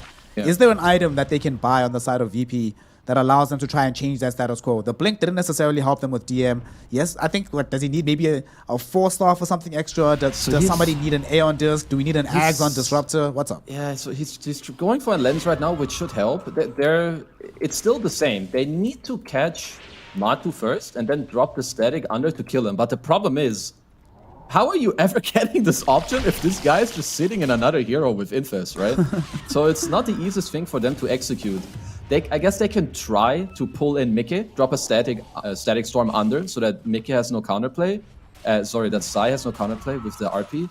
But then I'm afraid that Matu just gets to run in with Rage and infest Mickey to keep him alive. But they need to find a way and enable DM to have a solid initiation. There is nothing else. At least not for now. Smoke up coming in from the side of VP. Has a little bit of a smattering of desperation, but they will find Insania first. Somebody that'll die in a heartbeat, and that won't allow for the counterplay from Liquid. This is one of the few games where killing the 5 position is probably the best case scenario, so that he can't get like re-jumped on by Zai. So at least they can reclaim their outpost, get control of the triangle again, or reclaim the triangle rather, get some vision up here. Need to wait for this next Roshan. They were able to steal the last one away. Should they try again to contest for the second one? They have to. Yeah, I really think that they do need to do it. That's mid, looking for a glimpse onto Boxy. Okay, they get him, but I don't know about this one. Nice Static Storm, preventing Zai from throwing out the RP, and they should be able to kill him here unless Matu will be able to save him through his own BKB, and indeed he does with the Infest play. Suddenly Ramses has to turn around and run. They're able to chomp down Hakoda. Ramses, can he juke Matu? No, he cannot. Here, deeper into the fight, DM also has his BKB, trying to TP himself away, but this time around, they have the Sonic Wave, and they will not allow him to escape. Yamich, nice snowball blink play deeper into the river, but Insania is there. Tumbler Sway usage allows him to dodge the dual breath, so he's still alive for now. They pop drums, though. They really want this kill. They will be able to find this chase. Boxy's on him with Mickey, and they give him a beyond godlike streak on the Queen of Pain. 11, 2, and 13 here in game number 2. And with 4 heroes dead, nothing will stop Team Liquid from claiming yet another lane of racks. My god. Is this the 3rd game today where Mickey is beyond godlike? It's at least the 2nd. Honestly, it might be the 3rd. It might be the 4th, because she went beyond godlike, Oh yeah, both maybe games. I'm tripping. It could be the 4th. But with that being said, 2nd Rax is... I mean, this Rax is gone. There's not much you're gonna do about that. Raid used. Will they have any casualties on the way out? They're trying to aim for Boxy, but he's carrying some valuable cargo that I'm not sure VP want to open. So they will allow him to escape. They don't. Oh, that's 2 lanes gone. VP, this is it. How many times have you seen this in your life, Kezu? This here smoke, the one that if it fails, you call GG. They know us. It's the pub smoke. The go smoke one time, then let in. Let's see, they end up losing Yamich first and foremost. Matu pops out, chomps down Hakoda, and now they turn their attention back onto Ramses. He pops the BKB, but to what avail? Even Mike's right clicks are just way too much for him right now. And as he dies, north of the fight, we do see Zai. At the very least, he will fall to the right click damage of GPK, but now GPK no longer has a BKB, no longer has a life, and VP no longer have a say in this game as they call GG, throw in the towel, and grant Team Liquid the 2-0 victory and grant Team Liquid the #1 spot in group number B. Damn, Liquid are like what, 8-2 now? They look phenomenal in every game that I see them. They just play really well. Their picks are on point, item builds. I feel like I'm just repeating myself, but they just make enemy teams look like fools. Like really, like VP don't look like themselves when they're playing this team. I do feel like they're kind of their own enemies, but at the same time, Liquid just playing... They're good. They're playing really hot right now.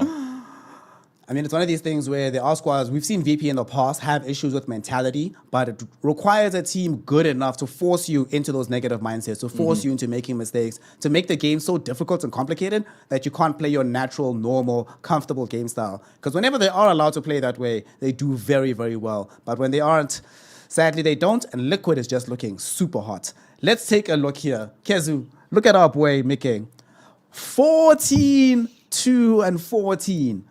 Are you actually kidding me? Are you actually kidding me? This is after game 1 where he went 6-2 and 17. And in the first series, he got, 12 kills, both in Voca games? What is going on with this guy? Where was this level up during the qualifiers? I think they all leveled up together. I feel like their picks and their drafts, they make more sense together. The way that they're playing for each other and helping each other out, like even in the early game, they're applying a lot of pressure in the side lanes, which then makes it easier for Mickey to come over and like clean up. Also Matu like coming in to save. I feel like they're really backing each other up very well. And if you look at all their items, I feel like they're perfect. You cannot ask any of the heroes to change any item. The right heroes have like support items with Glimmer, Force, a Wraith Pact for your Nakes, tankiness and damage from the cores. At the same time, like playing beautifully, and then this is the end result, that you stomp your opponents and you just look really sharp. And that is the definition of Team Liquid right now. They look amazing. They look incredible. When I really knew that this team is operating on another level during these qualifiers is when you mentioned that despite how quickly they were playing that early game, they still found the Deso and double blink timing on Zion Boxy at the exact same time. And I think it was only a few minutes, or a few seconds even, before the BKB arrived from Mickey. Just stellar understanding of exactly when to peak as a squad.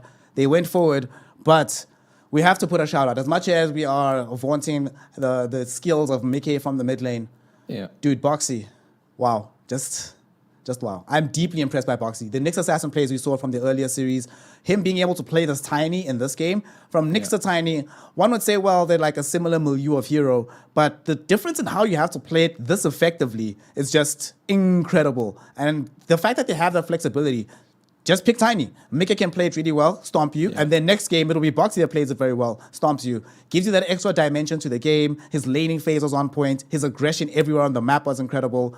Like, wow. If they played like this during the qualifiers, I feel like they'd probably already be in a TI, wouldn't they?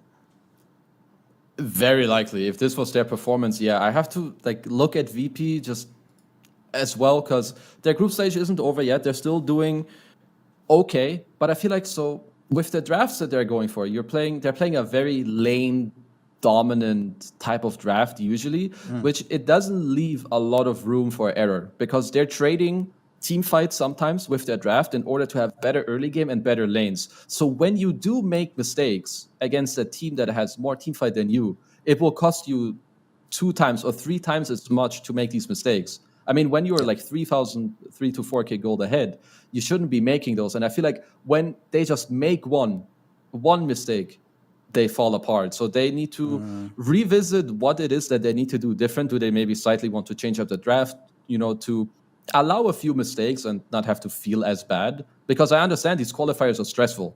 Like, it can get to you very quickly. But this is what they need to work on, with their next match and then leading into the playoffs as well. They still do have a little bit of time to try and screw their heads on right in that regard. Like you mentioned, one more game, and then there's still playoffs. And there are just some teams that are better in a best-of-3 format where they can reset during the series and not just have to wait for the next one. So VP, they are down right now, but certainly very, very far from out. As it stands, though, Team Liquid sit at the very top of Group Number B. They'll be confirmed for the upper bracket and confirmed for our first seed, so they have a massive advantage going into those playoffs, which will be starting tomorrow. With that, though, we are going to be taking a young break here before our final series of the day between Infamous Gaming and the side of Wildcard Gaming.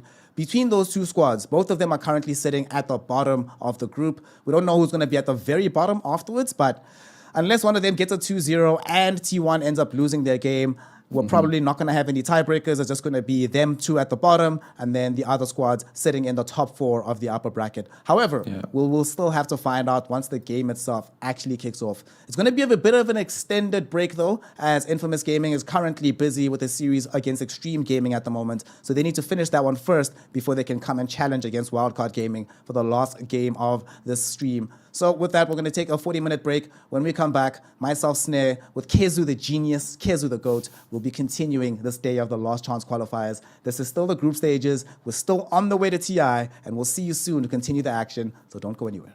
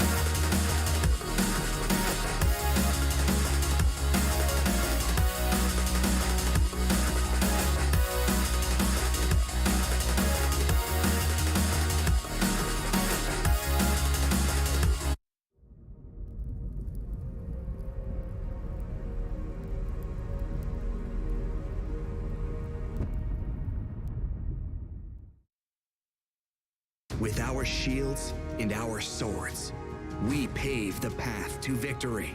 With our shields and our swords, we temper our courage. With our shields and our swords, we're making history. With those who make the game a reality, we're the vanguard. We're with the best. Let's raise our shields.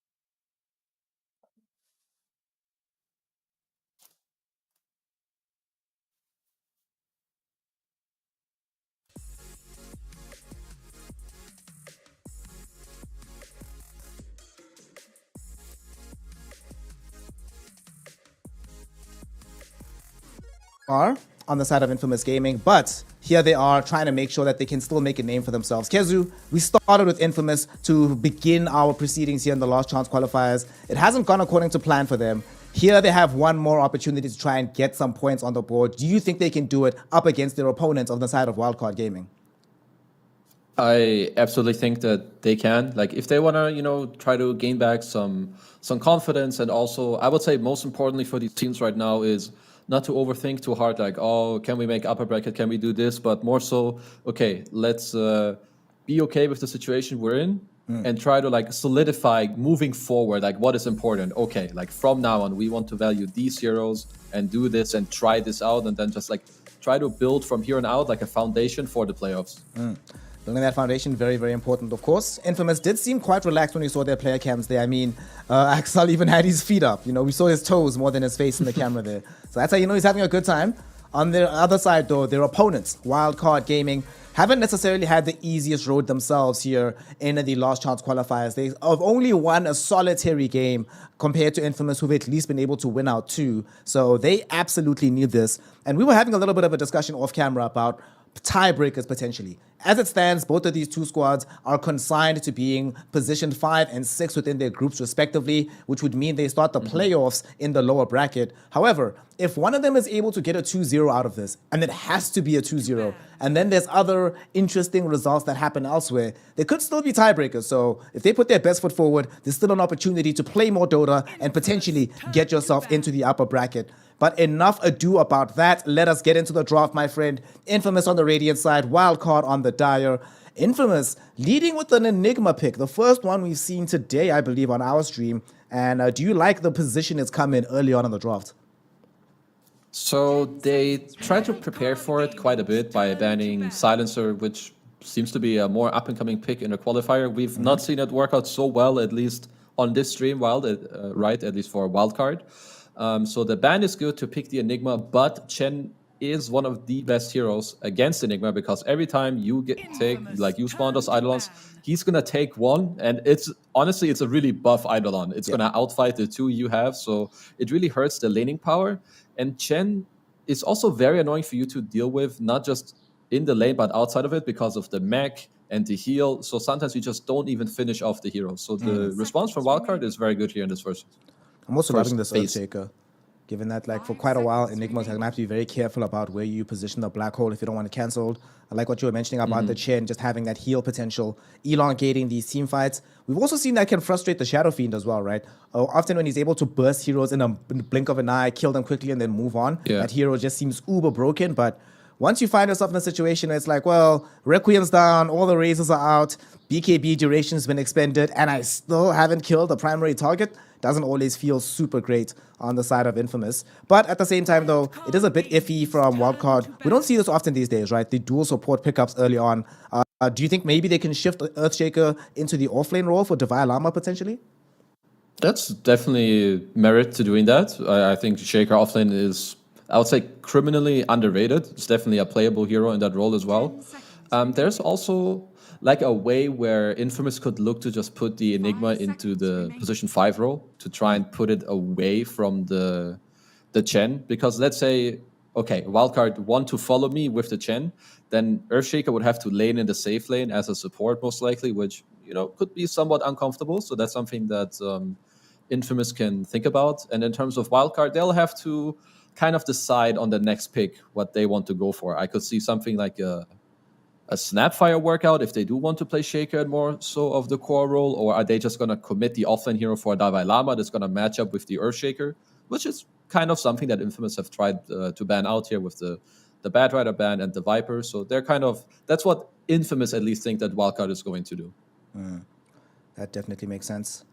No Beastmaster. I think that's our third ban of the hero that we've seen today. We've only been led through the one time that Team Liquid occupied it. And given how good it looked in that game, yeah, can definitely understand why this hero is removed as often as he is. Wildcard have taken out the Templar Assassin at the very end of the second phase of banning. So given that they have mostly gotten their 2 supports, now it's time to reveal exactly where other heroes are going to go.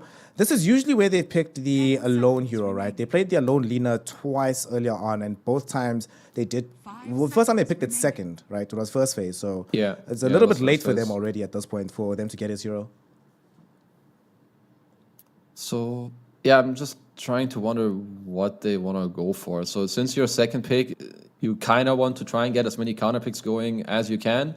But since Infamous are first pick and they have picked Shadow Fiend, and the hero can go to multiple ways, it can at least help Infamous a little bit to like try and mask, okay, where's the Shadow Fiend going? Like if you pick the mid now, then we can still put the Shadow Fiend away from that role. So I think Wildcard right now are just trying to be a bit cautious about what they do to just not give like a free lane to SF no matter what. So when you're in this position, something you should try to do is pick both a mid and an off lane that make Shadow Fiend like not as comfortable. Not allow him to just play that easy game that we've often seen him enjoying. And putting a Shadow Fiend in an uncomfortable position is definitely beneficial. Wildcard, though, really thinking about this pick, have burned through the majority of their reserve time here, considering deeply exactly what they want to do. This is the point where there's no more room for mistakes. It's their last matchup here in the group stage. So if they mess this one up, it does not look good down the line. And, okay. Brood Mama. The Brood Mama. Well, for Wildcard, it's actually their second last matchup. My bad. I keep forgetting that they still play T1 later on today. Brood Mother, second day. That second time we see the Brood Mama today. How are you feeling? To be fair, it's not that bad, I think. So the reasoning that I feel like it can work out for them is that, first of all, they've played it before. It seems like they're comfortable with it. If Enigma is off... Enigma, no matter where you really put it, it's very uncomfortable to play against Brood. If you're offlane, you never really do anything. You have nothing against the spiders, you can die. Pos 5 Enigma is basically dead now. You cannot play this into Brood. It's very hard. Shadow Fiend safe in against Brood can be a little iffy, especially if there's like the Fisher around. So I feel like if you're Infamous here, you need to make sure that you cover yourself right now against Brood. If you put this SF into the safe lane against Brood, then your mid hero later has to deal with Brood Mother, like some Pangolier type hero. And didn't we? Yeah, we saw this today, right? The SB answer to the Brood. And it worked really, really well. You were mentioning in the draft as well just how good it can be for just continually tracking vision on this hero. It did that and then some. Pretty much just made Broodmother super uncomfortable to ever show on the map. And usually Broodmother is the one that's very happy to show and dare you to come to her side of the map before she just jukes you out, wastes your time, but not with the Spirit Breaker. So I like this. This is great from Infamous.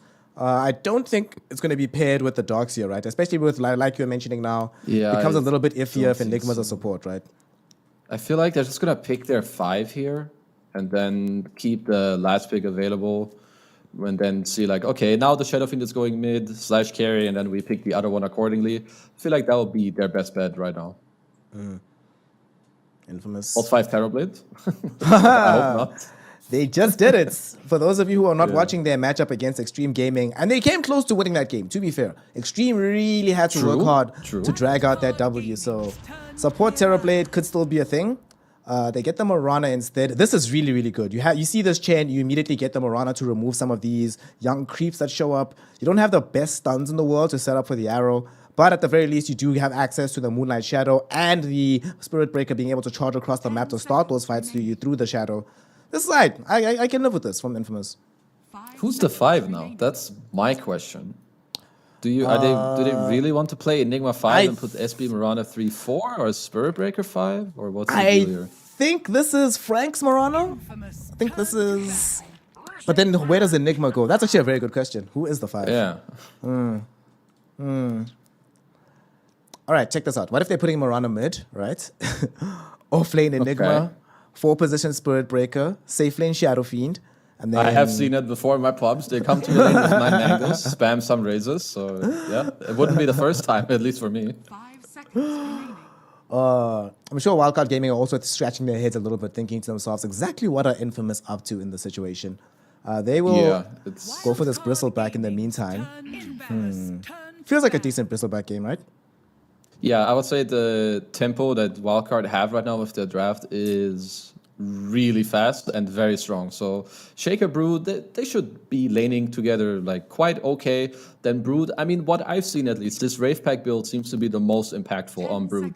Now you pair that up with a Chen in your safe lane, you have the Hand of God and Mech that's coming out around like the 10 to 15 minute mark. With a Bristleback who should have a good early game too.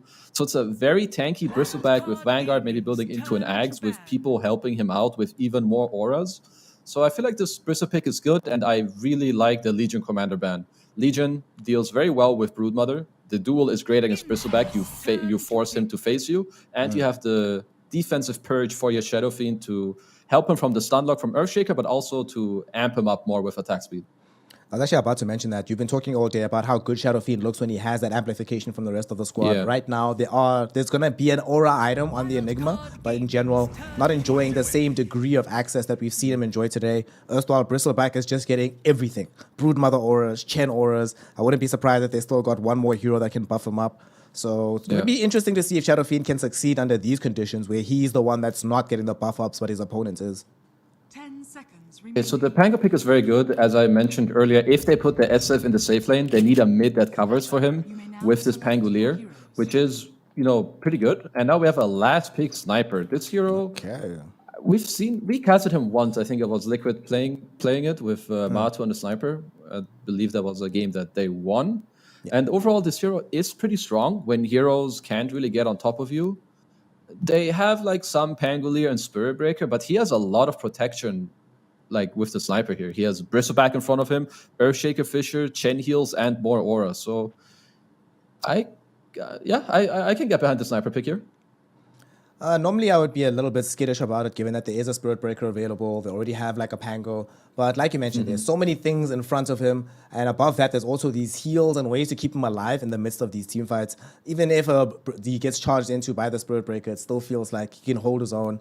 I also like the Sniper. I also like the Sniper at the end of the draft. And I've soured a bit on the Pangolier hero as well, especially from the mid lane for a while. But we shall see. The question is, do you like the Sniper enough to give Wildcard the W here over the side of Infamous Gaming? I'm gonna go with yes. So I feel like Sniper was not the ideal pick because, so from my point of view, when I play the Broodmother, Lycan, Beastmaster, the heroes I want from what I want my mid hero to do is that eventually in the early game he comes to my lane. He helps me to free up, take the enemy tower, but the Brood doesn't really have that. So if Brood doesn't snowball the lane on his own, which may not happen, I feel like it will be hard for him to open up this area because the Sniper isn't going to be like, yo, bro, I'm ganking your lane. Sniper's going to be like, yo, dude, stop. I'm going to farm my creeps. Bristleback is going to go farm his creeps. You do your thing. So I'm a little in between, but I would slightly favor Wildcards here. Personally, as much as I was saying earlier that I've soured on the Pangolier pick, the things you're saying now about the Sniper, the issue is it feels a bit greedy on the side of the Wildcard Gaming's draft, and I don't like the lack of magic damage overall, and there's nobody on the team that sets tempo outside of having a very dominant laning phase. And after what we saw earlier between Liquid and VP, I think I'm always going to favor the team that I think will be able to fight more effectively. And in this game, I think that's going to be Infamous. So let's see if it'll be Infamous here in game number 1, or if it'll be Wildcard Gaming taking this W. Let's get into it. The first game at the very bottom of the group. If one of these squads can take a 2-0, especially if it's Wildcard, they set themselves up wonderfully to try and force some tiebreakers later on in the day. They've only enjoyed 1 victory so far. Infamous has enjoyed 2, but I honestly want tiebreakers, so I'm going to root. We're rooting for the tiebreakers. I'm rooting for the tiebreakers. No matter what format of the tiebreakers there are, I'm rooting for those. So let's go. Let's do it. Okay, predictions, sir. Quick. We have 50 seconds. Okay. First barracks kill, wildcard? So you think wildcard wins? No, you thought Infamous wins. I will take wildcard. Okay. One of us will get it correct. All right. Total number of Roshan kills 0 to 2, 3, 4, 5 plus 3. I think this game. But there's some fast Roshas, right? So there could be 4. I'm gonna say it's a fast game, so I'm going with 0 to 2. I'm gonna say the game ends on second Rosh. Game ends second Rosh. I've seen some wacky things from both these squads. I'm not as confident as you, so I'll say 3, just 1 plus. Why don't you go with 5 plus then? I'm not the like 80-minute game. For some reason, I think even if we go 80 plus, it'll still be just 3 Roshans. I don't know. I have this weird feeling about it. All right, first player to buy a blink. Luckily they paused, so we get to think a bit more. So it's either Frank or Alex, right? Probably Alex, actually, because Earthshaker Blink should come sooner. Because Enigma still unless he trolls you items, and right? he buys Arcane Boot Shard first. Oh my god. Oh my god. Nah, I think it's Earthshaker. Alex, time of first tower destruction. This game has like Enigma and Brood on both teams. It has to be 8 to 11, right? If the wildcard's mid hero was a rotating hero, I would have done 5 to 8. But since he's not, I think we're safe with 8 to 11. I feel like Bristle will defend his tower against Enigma, and Pango will help defend the tower against Brood. Yeah, that sounds right to me. That sounds like it makes sense. Shout out for the pause, wildcard versus Infamous, to give us time to complete our predictions. We appreciate it. Lovely. All right, now let's talk about some of these lanes that are going to be breaking down here, right? Bottom, I am completely expecting they're swapping around a little bit, and they are choosing to put Parker middle. Yeah, Parker's going middle. Leo Star's going to go into the safe lane with the Spirit Breaker to back him up. Okay, so perhaps they feel like I have seen this before in pubs where you feel like, okay, my Morphling or Shadow Fiend, whatever, they're gonna go safe lane for 5 minutes until the Brute gets 6, and then we swap it around. But that oftentimes can feel very, very strange. So perhaps they just want the matchup from the start, where Pango just starts laning in this lane, and then the SF can just start doing his thing in mid. I'm personally not fully sure how this matchup goes. The Shadow Fiend versus Sniper, I've seen it in a pub a few days ago. I'm blanking right now if we saw it in a tournament game or if it was in a pub, because I feel like I watched just a pub where the Sniper obliterated the enemy Shadow Fiend. That sounds about right, though, right? It feels like SF... I believe so, too. Getting off the mark on this hero is not the easiest thing in the world. Like, you scale in strength magnificently, but earlier on, the Sniper... It feels like the Sniper just has no penalty for laning against you. Like, he just sits there and does his thing. There's not much you can do about it. I feel that potentially the POS 4s could have... they're going to be the difference makers in the middle lane. On one side, you have one guy laning with Brood, who... Brood has a lot of HP regen nowadays with the buff to the spin web, and the other hero on the other side, you have, I guess, Mirana's in the off lane with Enigmas. But so whoever lanes with Enigma, right, they can also roam. Should be the easiest task to hit a blind arrow with a Shadow Fiend in your mid. It's not like he's setting it up for you. But, you know, potentially we could have some moves into the mid lane later, because both these heroes are very susceptible, right? Sniper, SF, no escape, 280 movement speed on Sniper. It's like a little snail. I like the pause screen, right? I like this Mirana mount. Let's see what this one's up to. Just chilling. With the fully stretched legs. This actually looks like it could be a little figurine, honestly. Yeah, agreed. This looks quite nice. Looks very, very nice. Our young Mirana chilling, doing her thing. Michael, like you said, not going to really have the easiest game in the world when it comes to getting good arrows. Well, we say that, but you know there's sometimes these Mirana players that it feels like they have homing arrows, or rather they land more arrows the fewer setups there are in the game. The more setups, then it's like they're it's like eternal envy. You need to lose like 4 racks for him to start playing. Exactly. These guys, they need to play with 0 stuns. Then you'll watch Michael being like, all right, guys, I got you. Every single time a gank comes out, he's like, I've got this planned. Yeah. Do you need setup? No, bro. Just pick Shadow Fiends. I'll hit every arrow. It's okay. Eventually, though, to be fair, it's going to help out when Affliction starts charging across the map with Nether Strike. Then he can set you up a little bit easier down the line. That does start to worry me, though, Kezu. Like, when Affliction does feel more free to move across the map, especially when they have some degree of farm on this Pangolier, will Wildcard be ready at that point in the game to effectively respond to those movements? It is Earthshaker's job to match the movements, basically. So let's say the Spirit Breaker gives any intention or any, like he makes it obvious with his movements or he's gone for a while from the bottom lane, then Shaker needs to either move mid or have his eyes there. And as soon as Spellbreaker shows charging on the minimap, he has to TP mid instantly and save the sniper. Yeah. So if Sniper dies this game, at least if he positions himself in an okay way, then it is on the Shaker to protect him. Shaker, you heard that. You gotta give that protection. And here we go. Yeah, game getting started. Bounty runes collected. Unlike what we've had in pretty much every game on stream, so it's just going to be normal bounty rune trades. Nobody's dead. No first blood.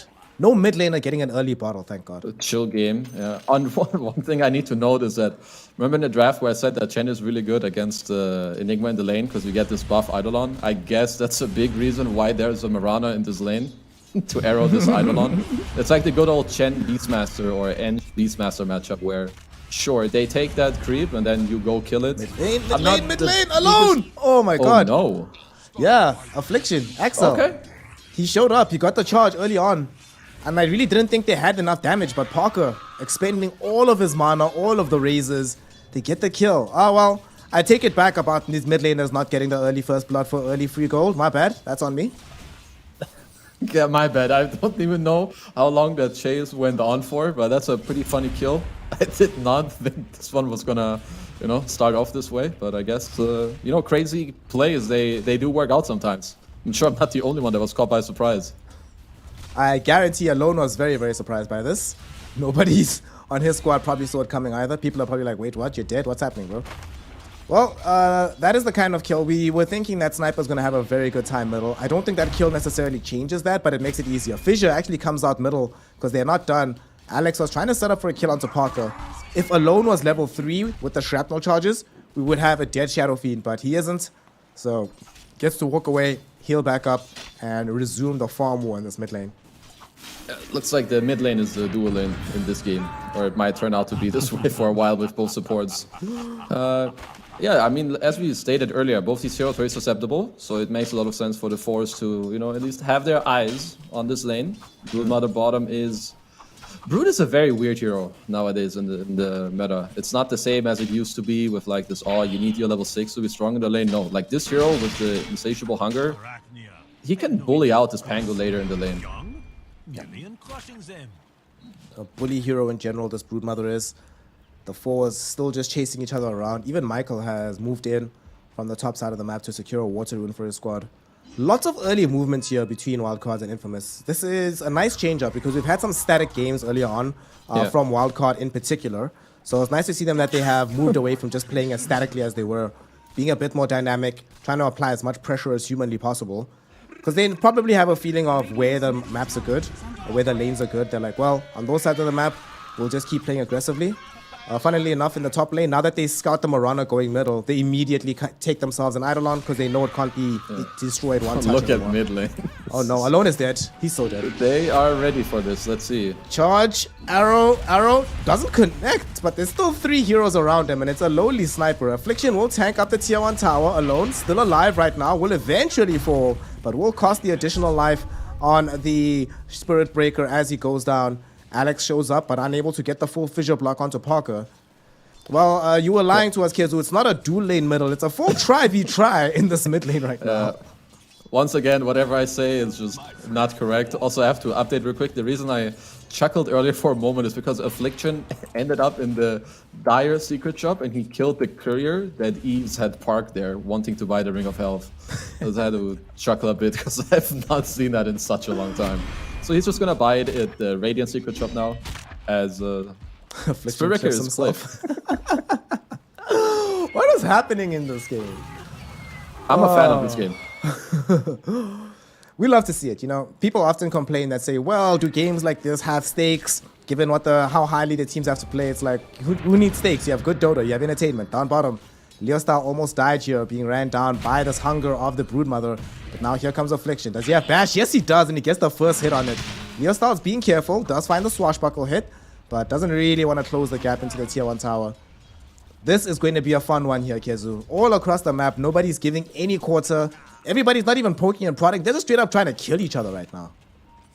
Yeah, I think the only one that may not end up dying in like this early game is going to be Eves on the Bristleback. He's going to be a little hard to take down in this game. And my eyes are a little bit on this bot lane once Brood does get level 6. Like even now, we can see just how much he's clicking down this Pango. He wants to dive? No, he will back off before. But once he gets 6, he's just going to start spamming the ult on the Pango. It could be hard for Leostyle to maintain this lane. It feels like if it was any other hero except for the Spirit Breaker as a support there, we would be looking at a dead Pangolier, but Divine Llama able to read the situation that if I dive this, I will end up dying myself. Comes back in time, but Pango, like you mentioned, already muscled out of the lane. We're about to have level 6 on Divine Llama, so that pressure when it comes again will lead to a kill.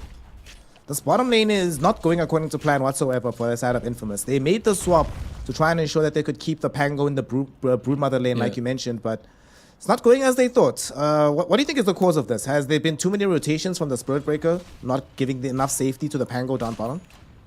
Yeah, perhaps they needed to body a little more for the Pango in like the early levels, or like take a little bit of harass away from him to help him to get to this level 6 stage a bit better, as we have more trading in the bottom lane. This time, Divine Llama just wants to make sure that Leostyle was as far back as possible. Affliction doesn't get any lucky bashes, and Leostyle is not level 6, so Divine still chilled, like whatever, it's cool. Don't really care about this. Just picked up a pair of arcane boots now. These are flown out. Taking quite a bit of damage here. If he gets first hit bash, he's in a lot of trouble here. No bash though. Axel, Affliction, forgot his bash button at home. Not going to be able to trigger it out just now. Michael though, gonna die in the river. Yeah. Nice. That was a good play by Alex to be around mid. If he was not clutch there with the Fissure, the next raise could have connected on alone and he would have died, but good turn kill for them. Yeah, Mirana was out of leap charges, so then the level 2 Shrapnel with Alex running over and wonking his stick at the Mirana. He does get the last hit here. I must say, the supports on the side of Infamous have done a really great job of allowing Parker to get so far ahead of the Sniper right now. He is doing way better than him in the network department, about 700 gold plus. And even though naturally, you know, we might imagine that if left to their own devices, Sniper might win this one out. The support on Infamous is like, fam, you're not alone. This is a team game. You got to deal with the squad. And speaking of which, another charge is coming. It's coming. It's coming. Is it going to connect? Nah, they just canceled it. They canceled it. Not quite. As top lane, gonna have a bit of a tower push and a tower dive as well. At least for now, with Parker being here. It's gonna help defend. Parker needs to be very careful. Took a little bit of damage from the Harpy Stormcrafter, so definitely needs to get all the way back if he wants a degree of safety in this game. It's such a tense game. It's only 2 kills for either side right now, despite constant aggression by the lineups. It's still not that easy to actually bring these heroes down. Leostyle down bottom now has to be very, very careful because he knows Divine Llama does have the 6. The army is going to be coming quite soon. So do not allow yourself to ever be in a position where you're low HP again in front of this Broodmother. Yeah, like right now it's even better for the Brood, and Divine Llama's doing a good job. It's better for him to keep nuking this Pango, to like force him to bring more regen or force him to go back to base, because it's quite easy for Pango to like kill the spiders and stay in the lane. But if instead of throwing your spell on the creeps, you keep throwing it on the Pango, like he's wearing down his raindrops, he's gonna force him to buy perhaps a salve or go to base, which is very likely what Leostyle is gonna end up having to do here. Yeah. No, he's gonna stick around next to his little flag creep with the tower region and the flag bear region, but perhaps we should bring the Earthshaker down bottom to try and open up this lane a little bit. He's playing in a sort of dangerous area right now. He also doesn't have complete vision on the opposing supports on the side of Wildcard Gaming. Careful, careful time. Speaking of supports, top lane, looks like Sam's about to end up losing his life here on the chin. Frank jumping him down, commits the full black hole. Okay, I mean, checking to see if the button works. It certainly does. They get the kill, and now they're going to try and apply pressure on the tower. Very surprised, though, that a position 5 Chen is the one that they commit the first black hole of the game on. So when you play... It could be about the fact that if you hold black hole for Bristle, I feel like he is pretty much unkillable anyhow. Perhaps they didn't need the black hole to finish him off, but I think it can be fine because they have this earn charge now with a vessel coming out in 100 gold if he decides to do so, and then that could be the difference maker. As bottom, Alex, very nice timing on the enchant totem. Yeah, no, he's playing in a sort of dangerous area right now. He also doesn't have complete vision on the opposing supports on the side of Wildcard Gaming. Careful, careful time. Speaking of supports, top lane, looks like Sam is about to end up losing his life here on the chin. Frank jumping him down, commits the full black hole. Okay, I mean, checking to see if the button works. It certainly does. They get the kill, and now they're going to try and apply pressure on the tower. Very surprised, though, that a position 5 Chen is the one that they commit the first black hole of the game on. So when you play... He's played his Dota. Also, thank God that they had this Observer Ward in their own triangle. Allows them to defensively get that out, even through the nighttime. Good job, Alex. Good job, Alex. But I see what you mean. Like, it might be too much. But now, bottom, we have another charge. Divine Llama. Surrounded by 3 heroes. This time, Leostyle has level 6 as well. They follow up with the arrow. This should certainly be enough damage. Nobody is this tanky. Or what? Divine Llama. Are you kidding me? Raindrops, level 8. The Soul Ring being available as well. Gives him enough tank ability to be able to survive throughout all of this. Yes, it's on 80 HP, but who cares? Stayed alive. Didn't get killed. Yep, and now he's actually healing up on the creep, so nice job by him actually not TPing to the fountain, but rather sticking around, being close to the lane, just abusing the lifesteal here a little bit. And I like Wildcard to do a similar move of what Infamous just tried to do, because they were really close to killing Dalai Lama in this lane. And if at any point Leostyle misses his swashbuckle or he swashes away and then you chase him with the Fissure and the spiders, it's a really big deal to open up this bottom lane for Brood. Fissure will come, and they're realizing they want to make this move now as well. Swashbuckle is committed, and Leostyle, surely now you're muscled out of this lane. He's flying in. Let's see, is this regen? It's a full wand and some raindrops, but it still doesn't feel like the safest place to be down in this bottom lane anymore, especially now that Divine Llama is going to crack level 9 quite soon. And Leostyle, indeed, is going home. He realizes this is not where I want to be. This kind of sucks. They've committed all of this space. They're going to be able to take it. Sam will die in the top lane, but they're still no closer to forcing out this tier 1 tower either, so... Oh, he's not gonna die. Oh, he tanks it. The arrow with one of his creeps. What a player. Good job. There's a Shadow Blade on SF. Okay, so this is not the first time today that I see this, as Pango TP's back bottom. Maybe this can surprise Dalai Lama. I mean, I'm not gonna expect a Shadow Fiend with a Shadow Blade at 10 minutes to gank me, so... Alright, let's see. He's got Requiem. He hasn't revealed the Shadow Blade just yet, so they don't know where this is at. He's waiting for the proper angle. Moving. There's gonna be the fear. Throws him out. Swashbuckle comes in as well, but look how far off he gets sent. He got passed straight through the trees, so they couldn't actually chase him, even though they had adequate vision. This is not how you want your first Shadow Fiend rotation with the Shadow Blade to go. Ideally not, but Leostyle just gonna stay in the little water. I would high-five him right now. High-five him, bro. Let's go. High-five him. Come on, man. You have to admit, Leostyle, that's a pretty cool play from Divine Llama. Using the unpathable territory to dodge Rolling Thunder. Any other hero in that situation is dead, but because you're playing Brood, you get to survive. Pretty nicely done. Absolutely, indeed. So, okay, here we have a small pause coming out. So, to go back to the Shadow Fiend play, I think if he just gets to position himself on the north of the Brood there and then fears him into the Pango, that's going to be a kill. But either way, game isn't anything too crazy. Only 1k gold lead right now for Wildcard. The Chen is about to finish his mech and getting close to level 6. So I think Wildcard can soon look to start threatening some of the tier 1 towers. Yeah. Chen is also about to crack level 6, like you said, with the full heal. At that point, the only thing that they'll be really waiting for is for Alex to have 6, so they have access to the Echo Slam.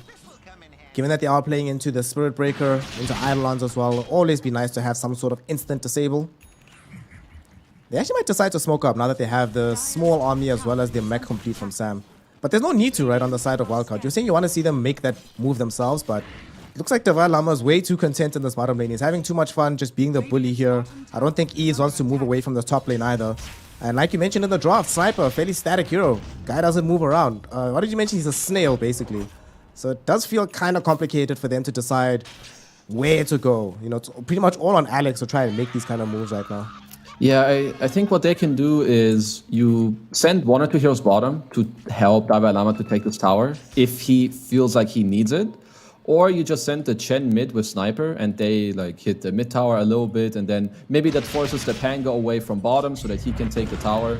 Either way, the pace of the game is okay for both teams, but I think soon for Wildcard they're at a strong enough territory where if you go to a tower and Infamous respond to come and fight you, it should turn out good for you. You have too many heals, you have max shrapnel, you have a high level Fissure, and a super tanky Bristleback as bottom. Leostyle. He has the Rolling Thunder, so shouldn't be in any real danger here. Just enjoying life, trying to destroy as many of these creeps and these spiders as possible.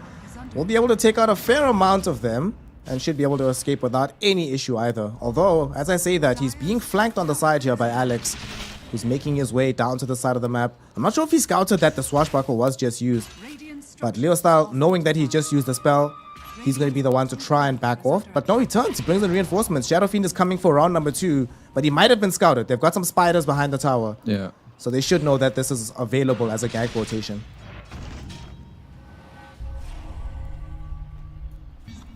Well, they will not die to this one. I think the spiders under the tower from Dalai Lama, they did spot the TP, they placed a sentry just to make sure that that's going to be fine. So yeah, I really think that this bot tower needs to fall soon. I think Infamous are getting a little too much on the map. They open up the top tower, they're chilling kind of everywhere. I like where Affliction is, like we see him smoked up. He plays 2 very deep wards because he knows, yeah, this sniper, he doesn't want to do anything. So if he's just going to want to hit creeps, maybe we should try to kill him. Wait for that opportunity to be able to bring him down.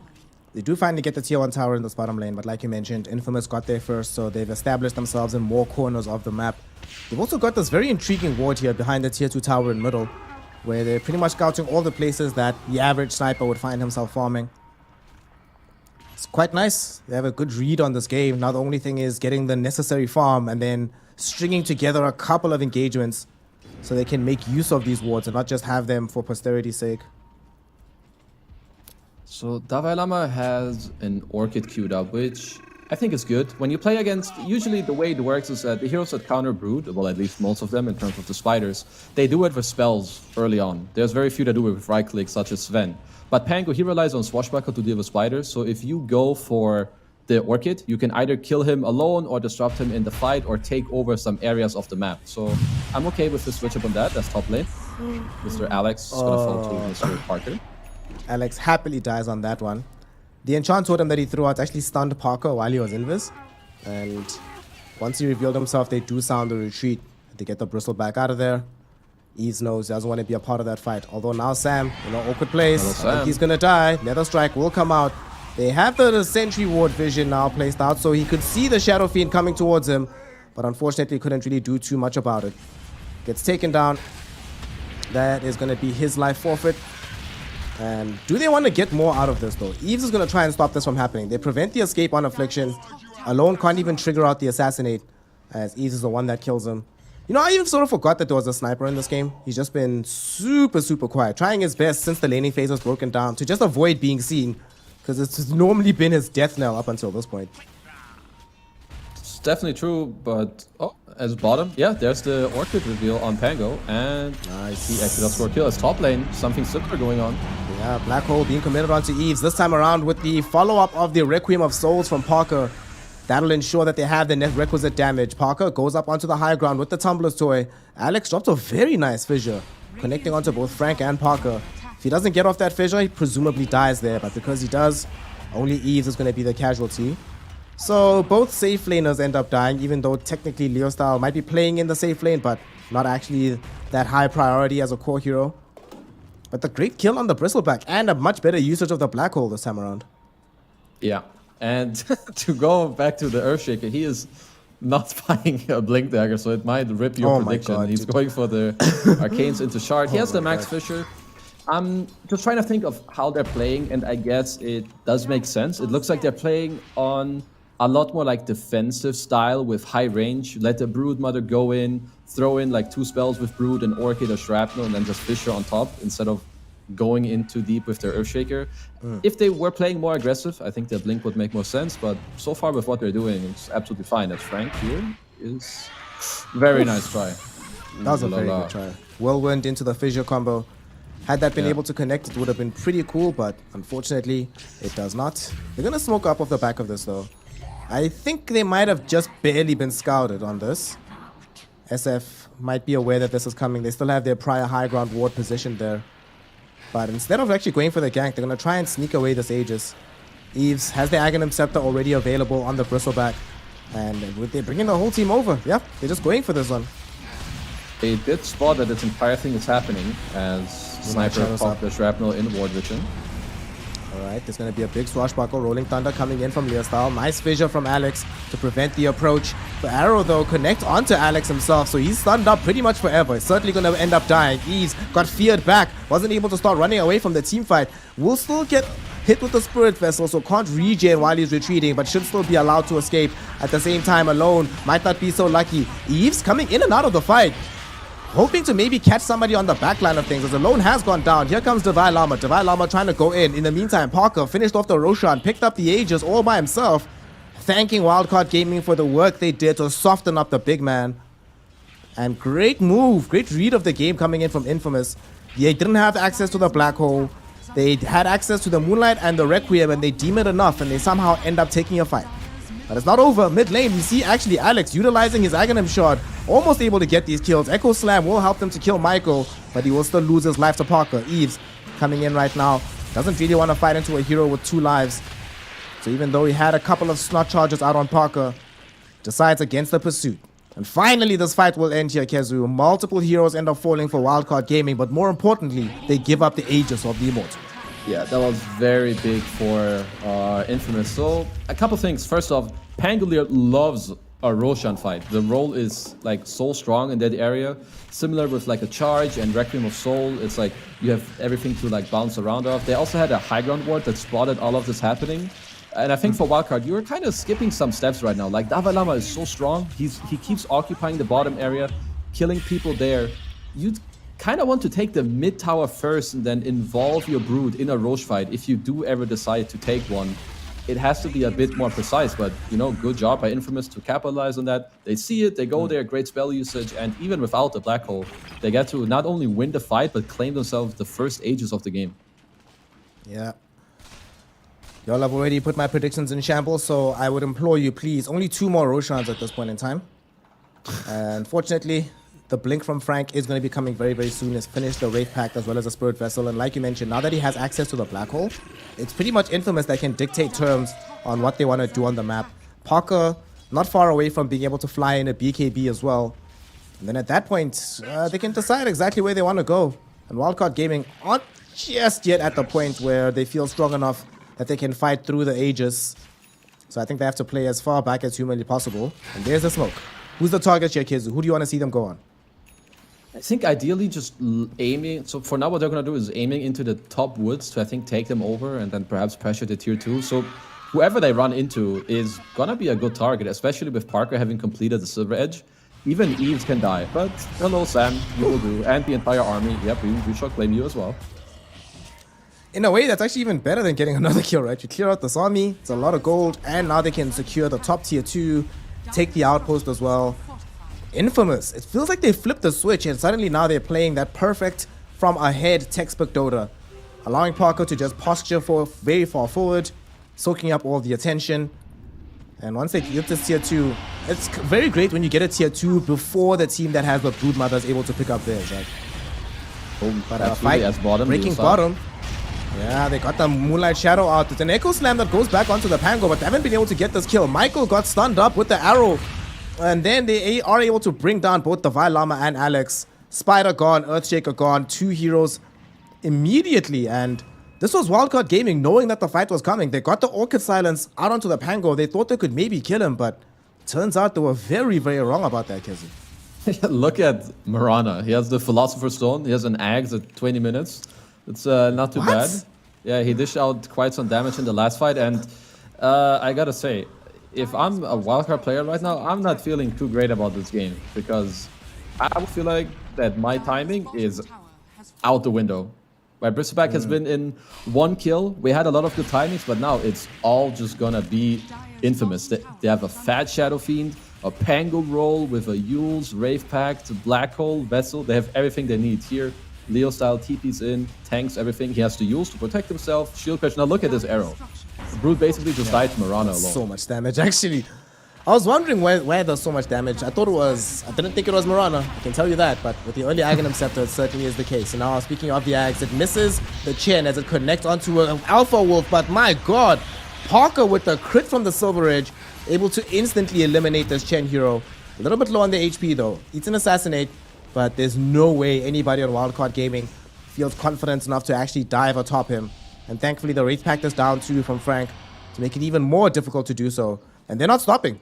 They're already charging all across the map, making sure that all the lanes are being pushed in, making sure that Wildcard Gaming is just losing real estate on every corner of this map right now.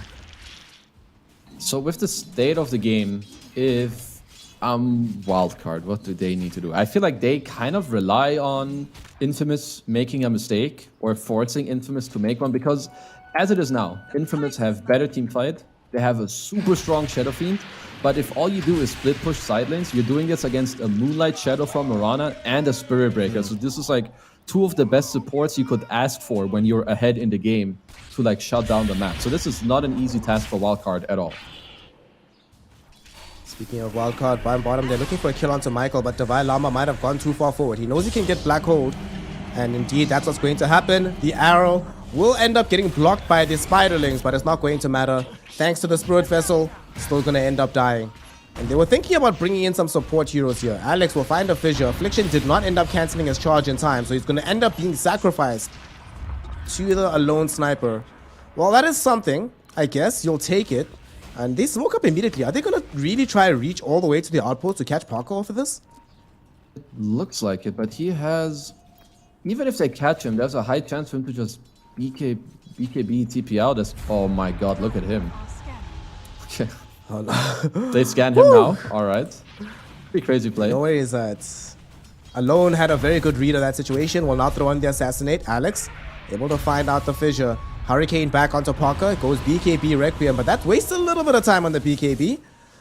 But it's still the 9-seconder, so happy to just get himself out of trouble there.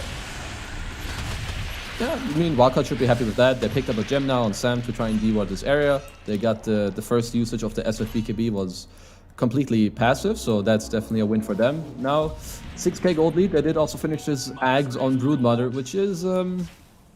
it's quite obnoxious to play into. Like, suddenly, these areas you run into, your charge may get stopped, people are gonna get rooted. Sam in some trouble. Sam is in a lot of trouble here. He's gonna find himself Netherstruck. Right-click down. The all heal actually is going to end up saving him. And now Eve's showing up to the fight with a new minted BKB, so they have to run away from him. Affliction trying to get himself out of the situation. Slowed down to an absolute crawl. And they will be able to get the kill onto the Affliction Spirit Breaker. I thought he'd escaped, actually, going to the western side, but try to charge to the east. Gets killed for his efforts. And Wildcard Gaming, slowly but surely here, so they're getting... a little bit of a silver lining on one side, a little bit of a silver lining elsewhere. It's not enough necessarily to change the status quo, but these small little things add up in the grand scheme of things. For sure. They need Alone to keep scaling. I'm not quite sure yet what this next item is going to be. I think eventually in this game you need to kind of play with... To be fair, if you want to feel really safe, you need a lot of items. You need Lincolns against the SB charge. You probably want to have a BKB at some point against the Pango roll. So I feel like going one of the defensive items like a BKB into pure damage is something that he may have to look at. As these roots, like look at these bin webs, they're very annoying to play into right now. Another one. It's just everywhere. Assassinate going out. Hurricane onto Parker, forced to pop his secondary BKB in a defensive posture. The rolling boulder forward for Leo Style doesn't allow him to actually catch up to Sam. Sam will now end up being charged up. Alex buys enough space with the fissure, and now it's Affliction that finds himself overextended. Great stuff being done, but the arrow from Michael with the Aghanim Scepter connects onto Sam and kills him on the backlines. How much damage does this do? It's so crazy, honestly. I mean, it's Legolas right here. I just started rewatching Lord of the Rings a few days ago. This guy, Michael, is not too bad on this hero. Michael, Legolas. Where's Legolas from again? You mean like in the movies or what? Yeah, like in the lore. I used to be like a huge Lord of the Rings nerd back in the day. He's an elf. That's all I will tell you. I don't know the rest. We'll look at this again. Look at Sammy. Sammy is almost dead here. Forces Leo Style to overcommit for this chase. Where's the arrow? That fissure was amazing. So here, let's see it again. My goodness! Literally 70% HP to nothing. Wow, okay. That's probably like a good 800 damage, I assume. That was like a max range arrow, which is like 500 into the double star storm. It's pretty good. Yeah. Seems fair and balanced to me. Yet again, seeing no problems. These little webs from the Broodmother creating some problems on the map, making it difficult for Infamous to move exactly as they want. Primarily creating problems for the Spirit Breaker though. He's really had a tough time. Since that axe came out, he hasn't done all that much, but the Echo Slam in the top lane, Parker not really gonna get caught by this because he Hurricane Impact himself out of trouble. Ease at least picks up the gem of True Sight, but Alone finds a black hole onto the sniper. Alone is alone, and Frank will be able to kill him. That is 2 heroes gone in the blink of an eye. They do save the gem, but they can't save the life of the sniper. That was such a sick play coming in from Parker. That Hurricane Pike, allowing him to dodge the Echo and immediately get off the BKB, turn things around, makes it much more difficult for Wildcard to approach that fight. The Pike was pretty clutch, and also for Sniper, he doesn't just need a Linken's or a BKB, he needs a Blink as well as Michael this time around, in a lot of trouble. No. He's fine for now. Ease can't really get the full chase out. I think Wildcard are just content to ensure that they can't get themselves into a Roshan pit on the side of Infamous. Yeah. They want to stop that from happening. They want to be the ones who steal it this time around. One thing that is coming together for Wildcard right now is that their long-range poke is very annoying, right? You have the Fissure with the shard into the totem, and then all these spin webs. It's actually very annoying to fight in specific areas. And Bristleback, even though they're behind, he is still very tanky. So if Wildcard can find ways for Alone to stay alive, or for them to make space that he can get hits off, then their lineup is still very strong in this game. Half HP on the Roshan, 20%. Falling very, very low. Can they get the stop on this? They cannot. Alone will end up getting the Aegis. Leostar coming in with the Rolling Thunder, trying to at least get some revenge off the back of this, but he has to be careful about his positioning. Does quite a bit of damage over onto Alex. All of them will end up dodging this arrow, but he TPs out to safety. He's seen what can happen if you're nearby these heroes inside the dire jungle without any kind of protection, so he knows to get out ASAP.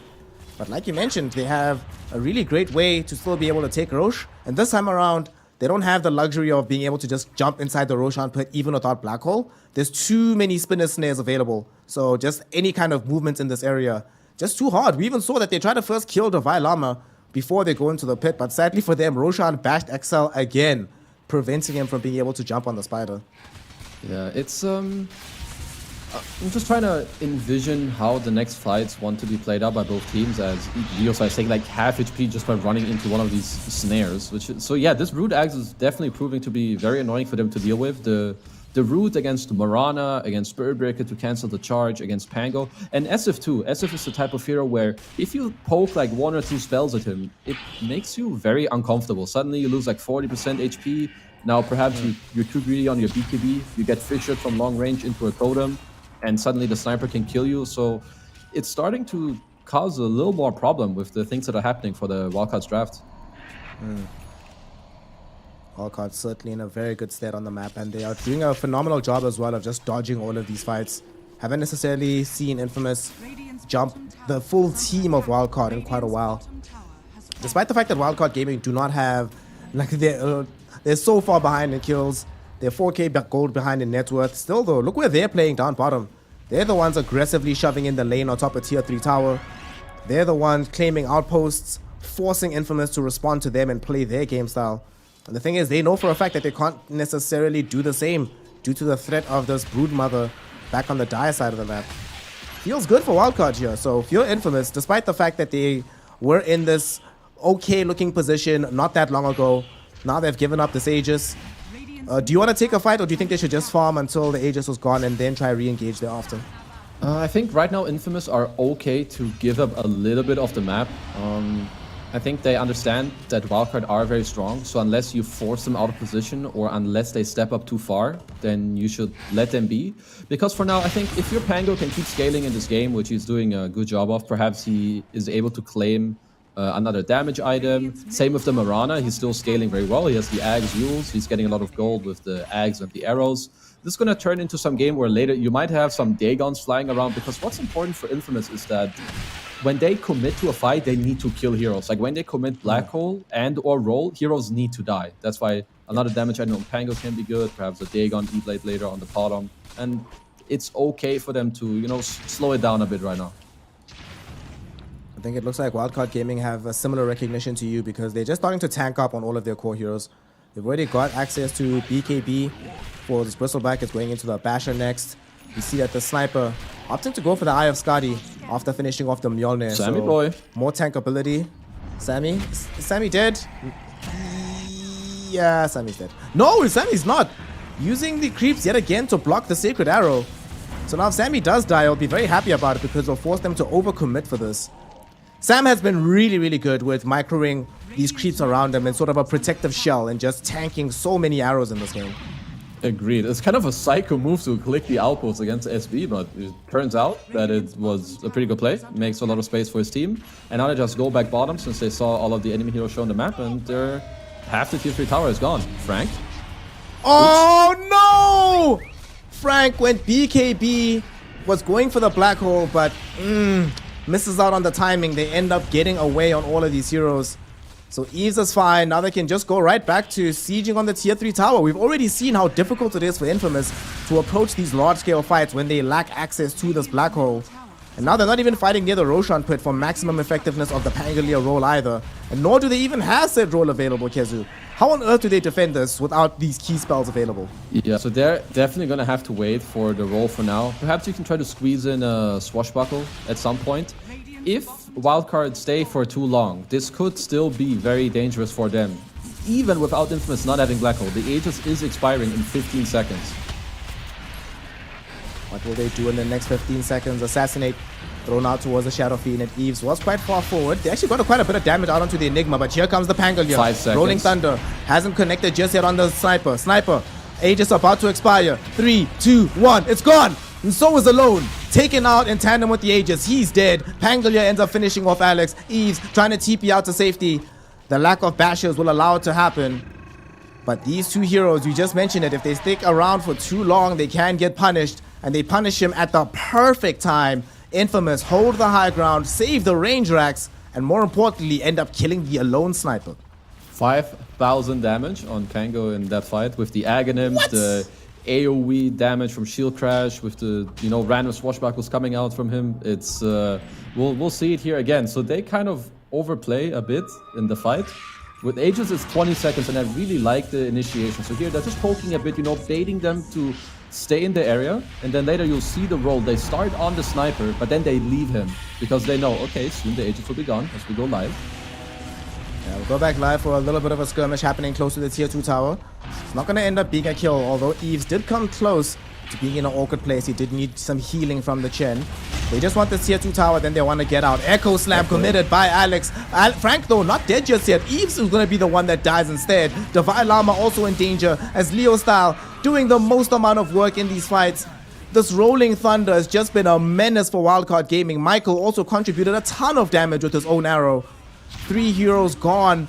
And now suddenly they've lost the tier 2, and because these 3 heroes are dead, they're going to charge for the tier 3 tower on the high ground. They were charging heads up for Alone. They force out the double buyback, and not just any buybacks here, Kezu's core heroes returning to the fray. Assassination will kill Axel, but Affliction doesn't mind. What the hell ever. 5 position Spirit Breaker, dying in exchange for 2 core buybacks? You'll take that any day of the week.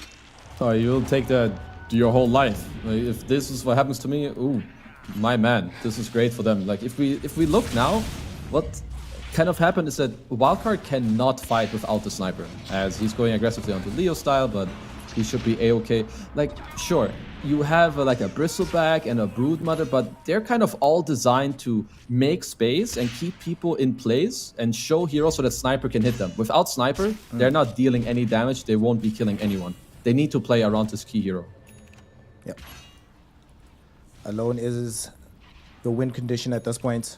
Without him performing, without him dishing out the hurt, Infamous really feel confident in themselves. I mean, if we look at their heroes, they have everything they need to survive against everybody else, right? Full Satanic available for the Shadow Fiend. This Pangolier just picked up a Basher as well, so it's a little bit of bonus strength, but it's mostly the Ags and the Ag Shard, allowing him to stay very safe in these team fights. And then, of course, BKB, Spirit Vessel with the Wraith Pact available for Infamous. Now they're going to pop the Moonlight. Very underrated spell. Sometimes we all forget how to play against Moonlight Shadow. I'm glad that lately it's been played a lot more, so that people can just plant sentries and be prepared, but Wildcard have been taken advantage of in this game by the spell. This time they are positioned a little bit better to deal with this, but what's their next move for the side of Wildcard? Like, they need the Sniper to get a lot bigger, but what if he dies here, especially since he's being charged in the top lane? Sniper, you have BKB, but I'm not sure it's going to help you. The Nether Strike will make him dodge the arrow. Bash will come out. Here comes the Rolling Thunder. He just wants to leave here. Then no Bash. Oh, the Bash comes in from the Pangolier Swashbuckle. Cancels the TP.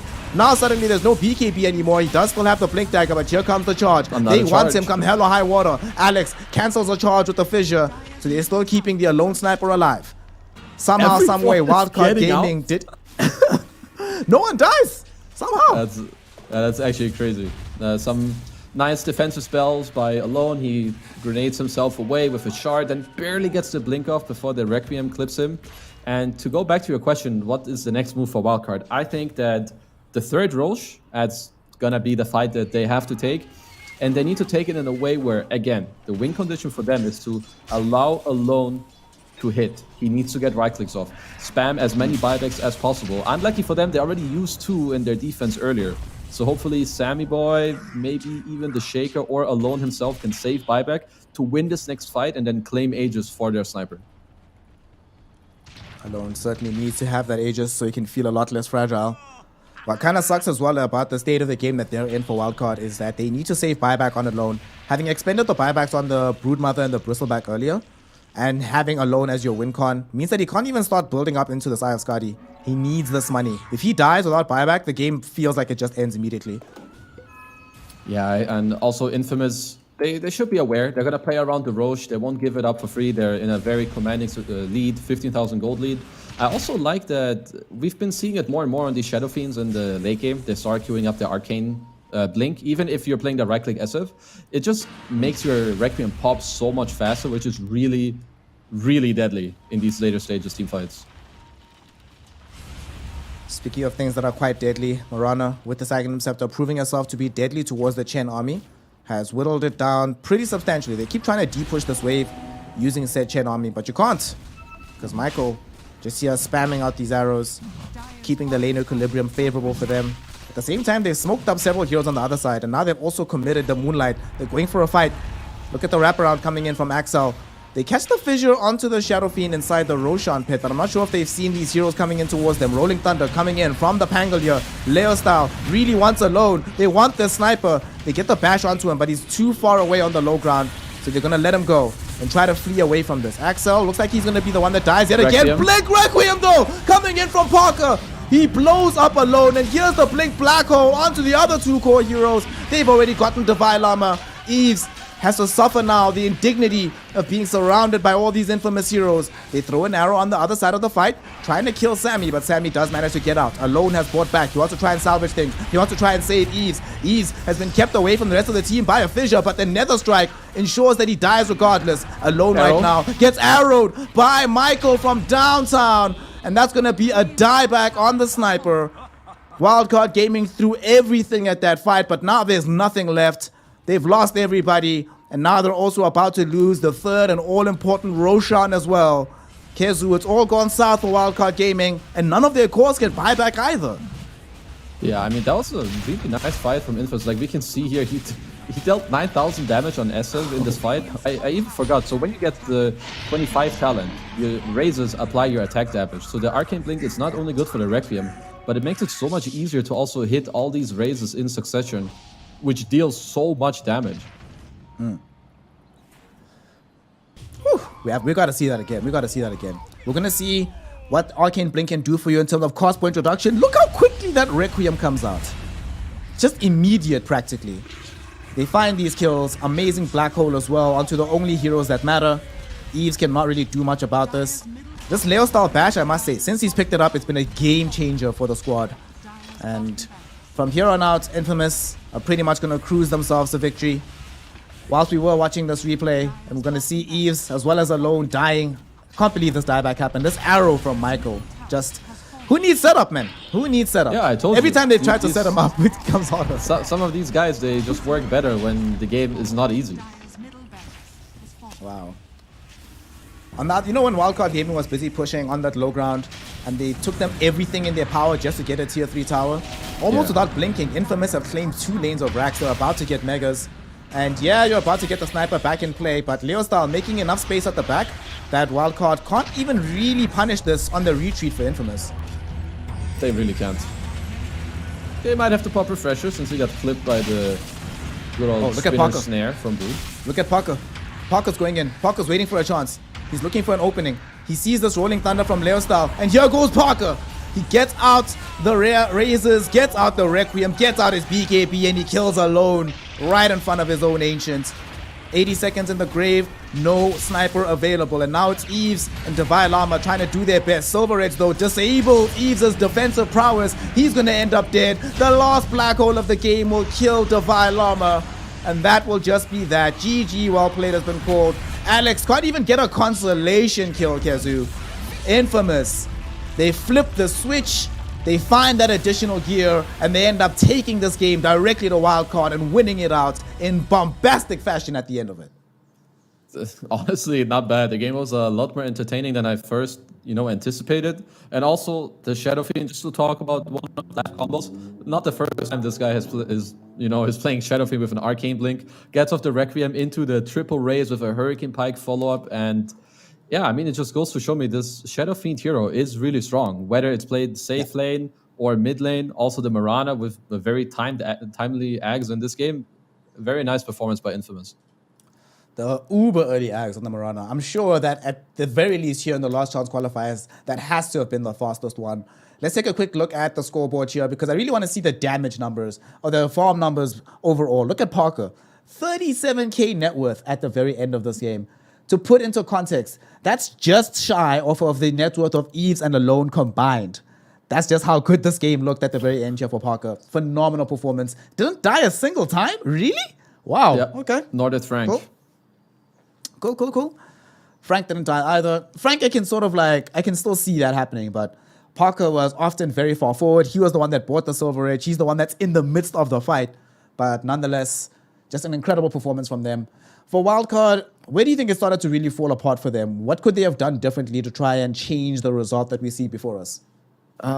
So I would say there's two main reasons that it didn't really work out so well for Wildcard. First, starting in the draft, I feel like the sniper is a little misplaced with their heroes. It's not really what they needed. I feel like it's once again, maybe it looks cool with like one or two of the heroes, but if you look at the big picture, it's not really what you want. It doesn't synergize that well with the timings of Bristleback and Chen. And then even when they still had timings where Bristleback was the tankiest hero, they have auras, they have an Orchid on Brood, they did not combine the heroes. They were very passive. And then when they're strong, they did a play with like 3-4, forcing the Roche. So I would like them to just try to combine the heroes a bit more together and play more as a team. That really has been the theme of all these games that we've been watching, right? That the team that has better cohesion in their draft, even if you individually don't think the heroes are the best, if they work together in concert, it does seem to have better currency at the moment than a draft that just individually counters other heroes. So with that, it is now set in favor of Infamous Gaming here on this best of two set at the bottom of group number B. Should they be able to claim the 2-0? And should there be some other permutations of results elsewhere between T1 and VP in particular, because that's the game happening right now as well, they could easily find themselves in a tiebreaker berth. So now is when they also need to make sure that their heads are screwed on tight. As much as Wildcard Gaming, we know that they have to think about their draft, come back with a better mentality for Game 2. Infamous, keep your eye on the ball. Don't falter when you're this close to getting yourself into the upper bracket. We will see, though, if they can make that result happen for themselves and hopefully buy themselves a ticket to the upper bracket, or if Wildcard Gaming will function as a spoiler here at the bottom of group number B. We'll be finding out after a very short break. This has been Snare and Kezu the G yet again, bringing you some Dota action here in the Last Chance Qualifiers, and we'll be right back with game number 2.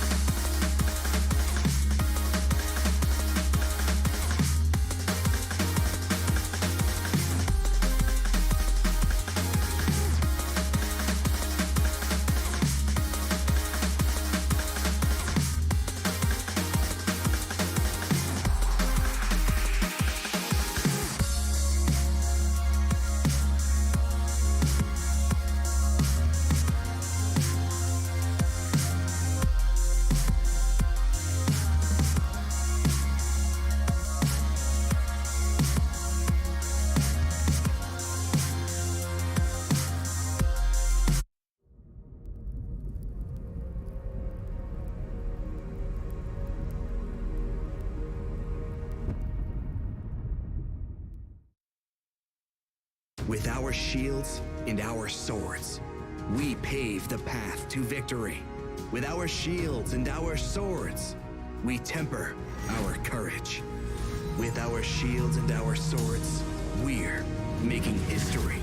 With those who make the game a reality, we're the vanguard. We're with the best. Let's raise our shields.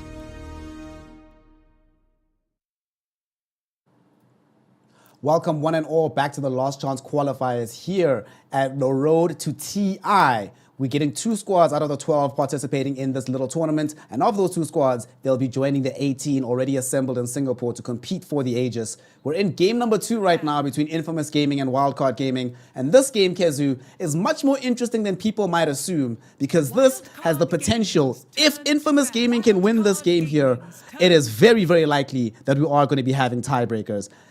Does this add pressure onto them, or does it take pressure away from them, given that the stakes are this high?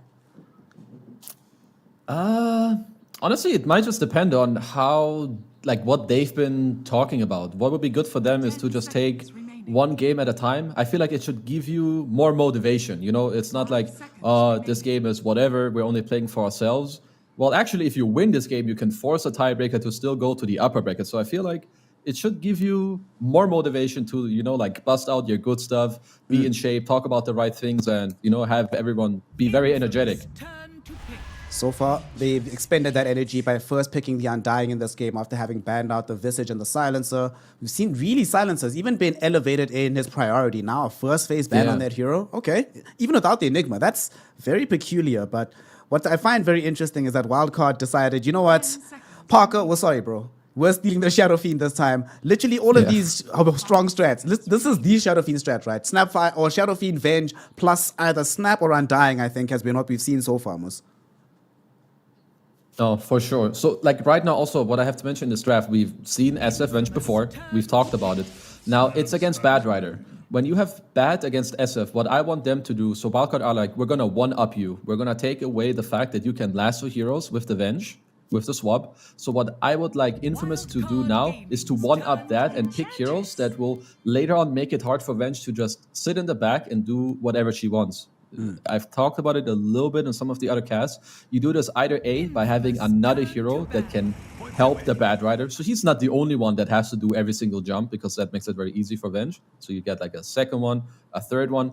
Or the other route you can take also is you have some Broodmother, Beastmaster, Lycan type of heroes that run at the Venge and force him out of the fight. Just get him out of that engagement. In this game, I suppose Bad Rider will go forward. We've seen these Svens in the carrier role by Blinks as well. I'm assuming that this is going to be the Parker Sven. So that's another forward-facing option, I assume, from them. Wildcard, though, they will now take the Pangolier.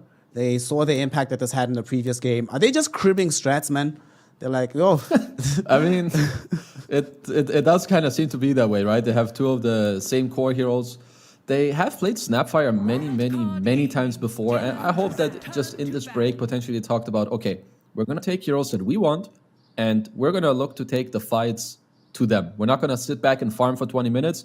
We're going to have some skirmishy heroes, some right-click, a lot of damage, and we're going to go. Yeah, go, and never stop. And the kind of heroes they have right now, we saw in the last game what can be achieved with the Shadow Fiend Pango cores. Once they get online, they just never stop going. Infamous. They ban out the Divine Llama Broodmother. So despite being able to beat it last time around, they're like, a lot of us beating it did come down to us having the Spirit Breaker. There's no room for Spirit Breaker in the draft right now, so let's not give them one of their best heroes. So there's a Lina ban. So they feel like that this Pango could be in the off lane, which I guess is very likely. Dalai Lama does play this hero. He can build Vessel, Blink. I'm not sure yet if they had to do that, but I guess Wildcard are very open with where they play the heroes. Again, SF can be a carry, SF can be a mid, Pango can be mid, Pango can be offlane. So just kind of trying to protect themselves a little bit. Just trying to make sure that they have as many angles covered as humanly possible. At the very end of the draft, they also make sure to protect the Pangolier by banning the Bloodseeker. It's kind of... Every time you see that matchup, you're just like, wow, y'all let this through. It's rough to play into. What's missing, though, for the side of Wildcard here? We still have some flexibility, whether or not it's alone or Eves on the Shadow Fiend, or hell, it could be either of them playing it, but still playing it through the mid lane or the safe lane. We just don't know for sure. Still some flexibility on the Pangolier. And they have the last pick as well. So it feels like it's quite a difficult pick for Infamous to make first. And it's hard for even us to read, because I'm not sure even Wildcard have decided exactly where these heroes are going until they see the response pick from Infamous.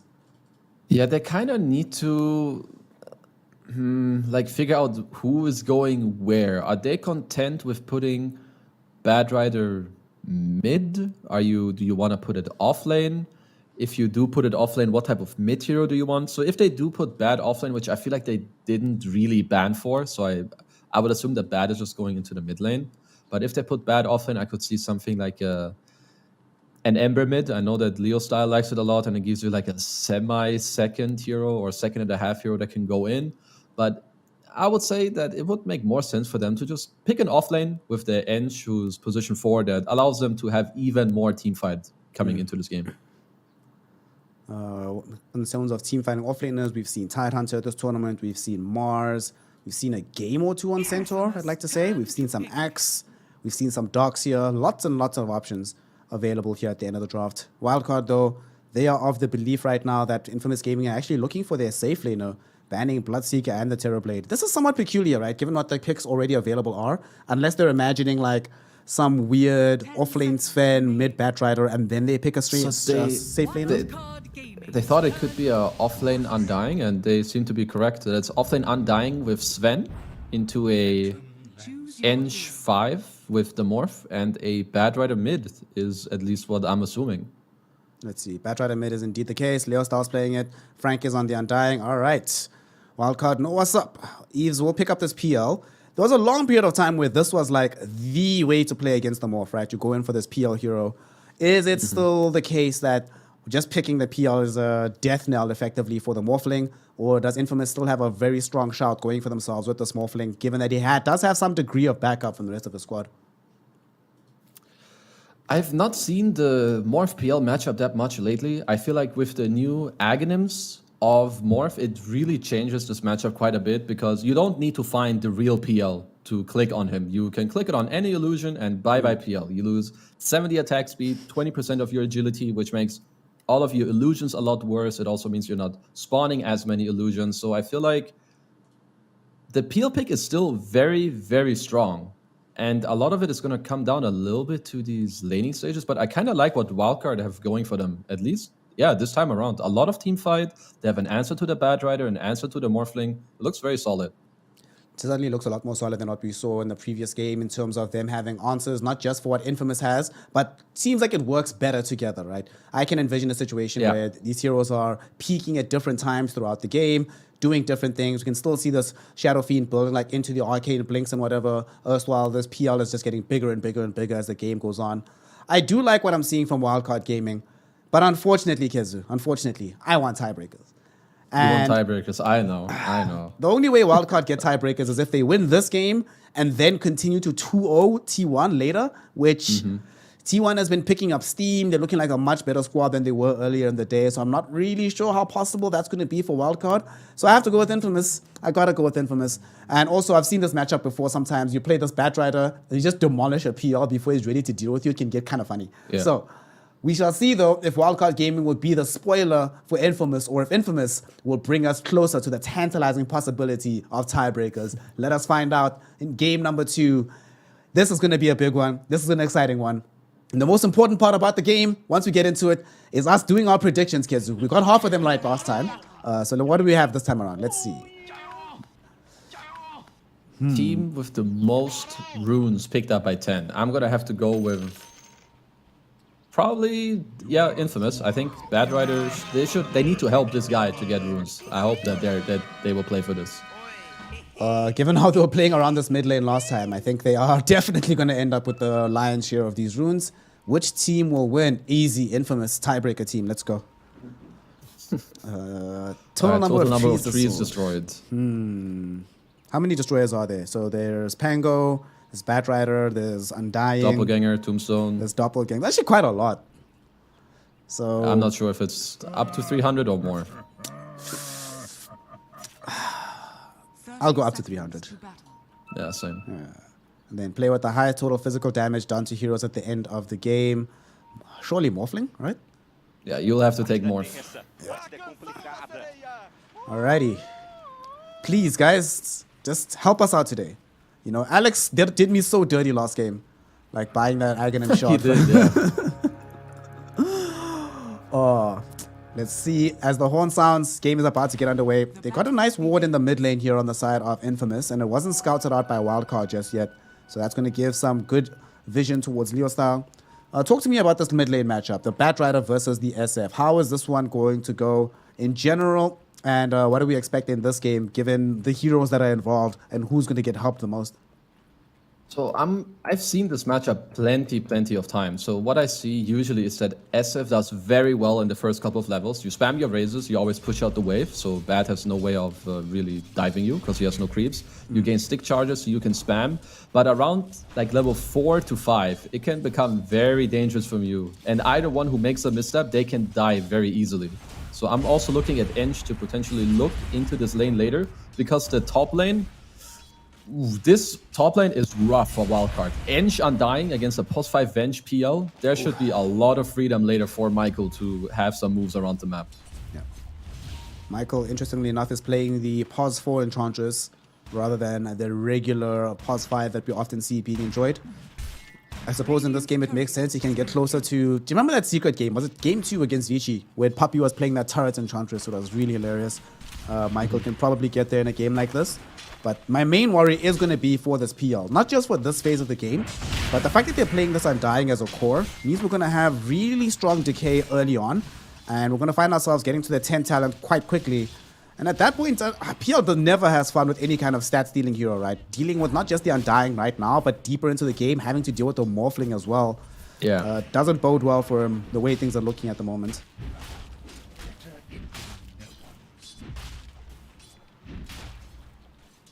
Bottom lane, Affliction suffering a little bit of damage here, just getting zoned out by both Alex and Divine Llama.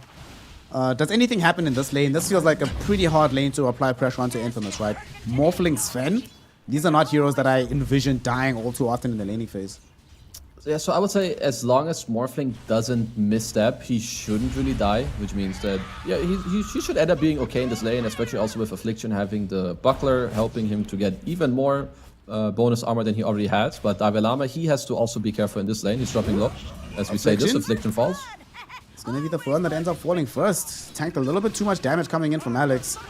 You know, whenever you're playing against this Snapfire in your lane, you always underestimate how much damage Scatterblast does. It's just a shock. Yeah. You're just like, wow, that hurt, bro. Thank you. I mean, they have a lot of nukes in this lane, right? Between the two of them. Basically 4 nukes, 2 each. They have 2 slows, a stun. But yeah, my eyes are really going to be a lot on the top lane and how free this Eng is going to be to move around the map. Because that is really the difference maker later in this mid matchup is if either of them get any help. And it's a lot easier to help the Batrider in this matchup as opposed to the Shadow Fiend. Yep. It's also a lot easier for the Batrider to move off of his lane to come give you help if things do turn in that direction. But you are certainly right, that top, yes, some CS is going towards Eves, but not in a comfortable position whatsoever. Still has the salve to be able to chew through, but with this massive wave coming into Frank, oh, this is heaven if you're playing this offlane Undying right now. Gonna meet the creep wave a little bit into the tower, but you don't mind too much. You should still be able to clean this up. Life is good, man, if you're Frank right now. Alright, you gotta be feeling good. Now you just get yourself some more mana regen, make sure you can keep spamming your decays. You have Michael around, just gonna keep slapping them with his Eng, some more impetus. And once Eng does get level 3 going here with level 2 enchant, then I really think this top lane will start to break open even more. If you are a fan of Wildcard Gaming, that's not gonna fill you with happiness to hear this. As looking back towards middle, right now we're still drawn up between the two CS-wise. Neither of them have really put a foot wrong so far. It's been pretty textbook, this mid lane. Honestly, one thing that has been very nice about these games we've been casting, Kezu, is that usually, let's be honest, nowadays mid lane is boring as hell, but it's been much more exciting than what I've become accustomed to in recent times.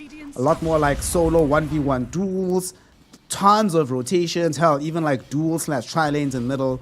It's been fun to see this be a lane of activity again rather than just passive farming.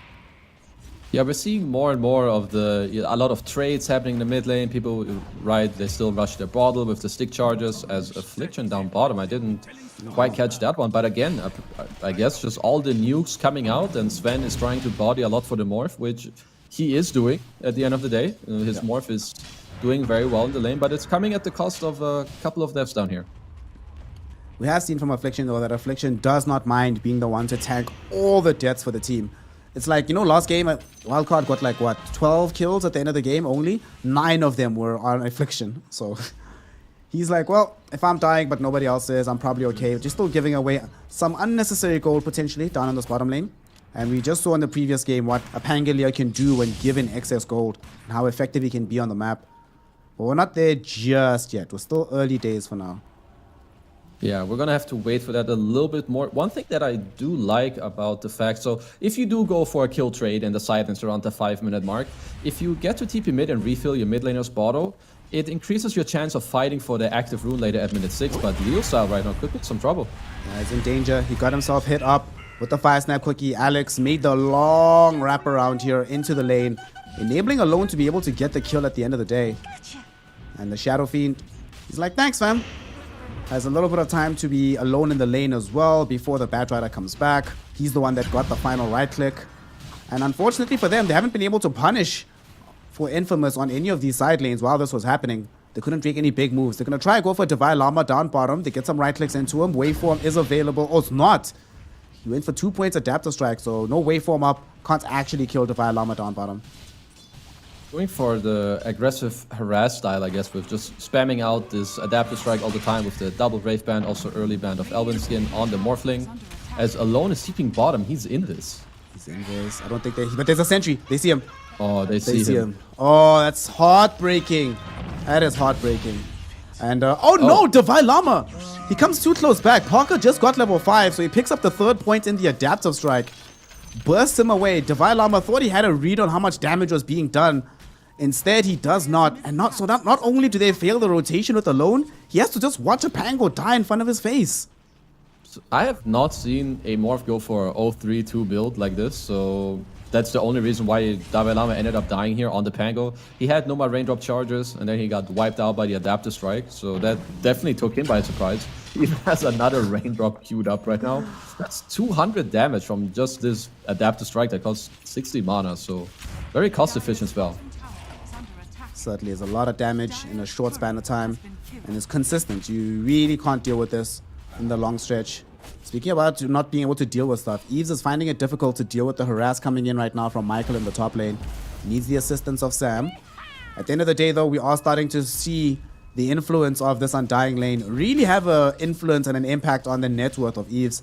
Not that many CS. He's actually bottom of the charts in terms of core CS and bottom of the charts in terms of core net worth. He's really struggling right now, Kezu.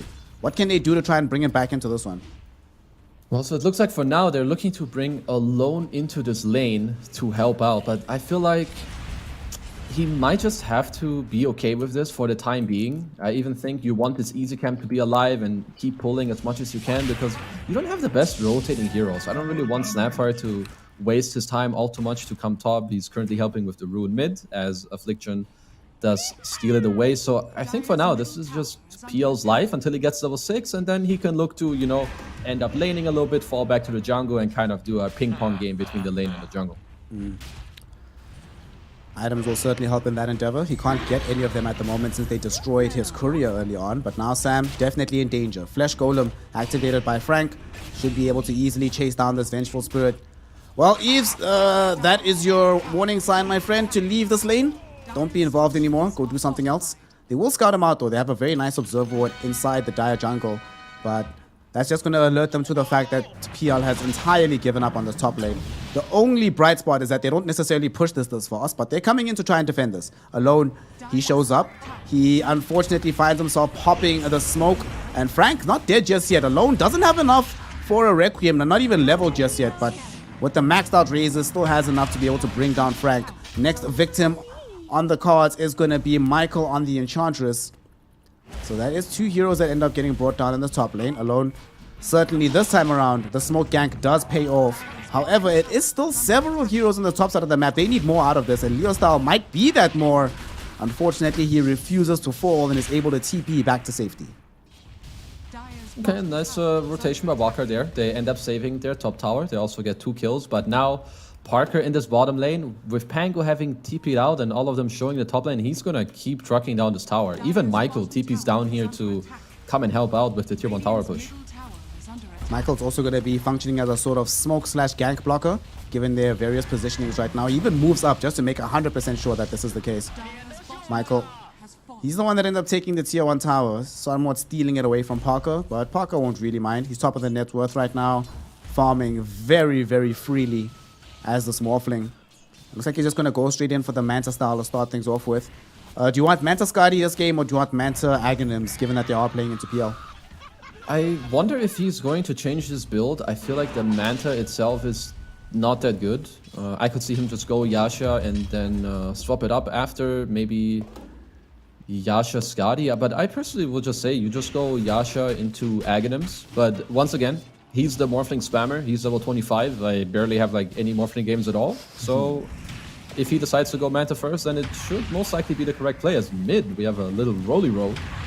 Divine Llama trying to exert some influence on this side of the map. Unfortunately, we'll very quickly realize that between Leo Style dodging half of the damage from the roll and the Enchantress throwing in the Nature's Attendants, there's no real way that you can do anything in mid, so just backs off, stays on the high ground, watching Leo Style get further and further ahead in terms of his own farm. Leo Style did find himself in a... Oh, actually going to get the lasso out. There's no Rolling Thunder available. There is going to be a swashbuckle in a moment. And unfortunately, they can't keep the full lasso going. Not enough damage as well, thanks to this infused raindrops. So Divine Llama's fine. Yeah, not quite enough damage there. Also didn't have the Firefly yet to combo it up, as he's going to continue to look to play aggressive. It's very nice when you have these boosts of travel heroes with summons, and they have Ench, so he can always go there, as Eves is using some time to run down Affliction here, but soon he's going to realize that, yeah, he's going to have to stop. Just trying to get his Diffusal Blade up and running, because for now, I mean, Infamous's game is going very well, right? You have Morphling on the top of the net with Char, just followed by Frank on his Undying, who's once again queuing up the Wraith Pact. I mean, this item is still incredibly strong. It keeps getting nerfed, but this item is just... It's just very good with especially a lot of the meta heroes. A lot of these ranged carries. He is like Morphling, which is one of the best heroes to like buff up their base damage and give them lifesteal. Now that sort of reminds me of this Wraith Pact item. It sort of reminds me of Batrider. Do you remember when Batrider was absurdly broken, like 2013, 2014 era? And then there was like maybe 4 or 5 years of just nerfs on nerfs on nerfs on nerfs on nerfs, and the hero was still viable. It's just the mere concept of the hero, and in this case, the concept of the item is just way too strong. Absolutely. I mean, Batrider just, no matter how much you nerf some of the numbers, the fact that he slows your turn rate and that he can like lasso you, right, like pull you out of position and so on, is the concept is just very strong. And also when heroes get nerfed, sure, over time people get better, so they will still figure out ways to make heroes work, build different items and such. Absolutely. Right now, though, it does seem like Wildcard want to play around this bottom lane, as they are positioning 3 heroes close to the tier 1 tower. They have their SF nearby in case he needs to make a rotation. But with all of this here, that does mean that there's a little bit of space in the mid lane for them to exploit on the side of Infamous, and they'll try to do so with the 2 heroes smoke between Affliction and Leostyle. Leostyle does have access to the lasso. Eves, oh no, Eves, oh no, Eves! This is the wrong time to be going up the hill, buddy. They do have the Flame Break and the Firefly. Will they find the correct lasso target? They opt not to go for it, seeing the rotation coming in from Divine Llama, who will try to get a counter kill himself. Going onto Affliction with the Rolling Thunder. They're able to immediately get him. Dude, those reactions from Eves, that was really, really good on the PL. He was definitely watching the map, aware that the gank might be coming. If he doesn't react with the instant doppelganger, he is dead, and then things look way worse for Wildcard. He was very quick, though. I must kind of question the fact that he napalmed that fast on Batrider to give away that he's up there. I'm not... Perhaps they had a high ground ward. I didn't quite catch it once the play was over, who killed it up there. But with that said, to go back to the Morphling who's going Manta, perhaps it has to do with Dalai Lama building this Spirit Vessel. So he's kind of deciding, okay, I'll go Yasha. If he doesn't finish the Vessel on Pango, then I don't have to buy Manta, but now that he is, I will most likely just continue to do so. So it does actually make a lot of sense. Yeah, Vessel, one of these items that you never want to be playing into without a plan as a Morphling. So it definitely does make sense. It makes a lot of sense. Speaking of the farm build for these core heroes, as we see Affliction just getting closer towards getting that Aghanim shot for the free bonus armor for everybody. Feels good. Eves on this PL has finally finished off the Diffusal Blade, getting closer towards getting a Yasha for himself. And then we're going to have Heart, presumably, as the option afterwards. When will he be ready to fight, do you feel, on this PL in this game? To be fair, I feel like most of the cores in this game are already happy enough that they can go together and fight. Like, PL right now can fight. It's not like his main objective, but he can always like be in a position and posture in a way where at any point he can join his team.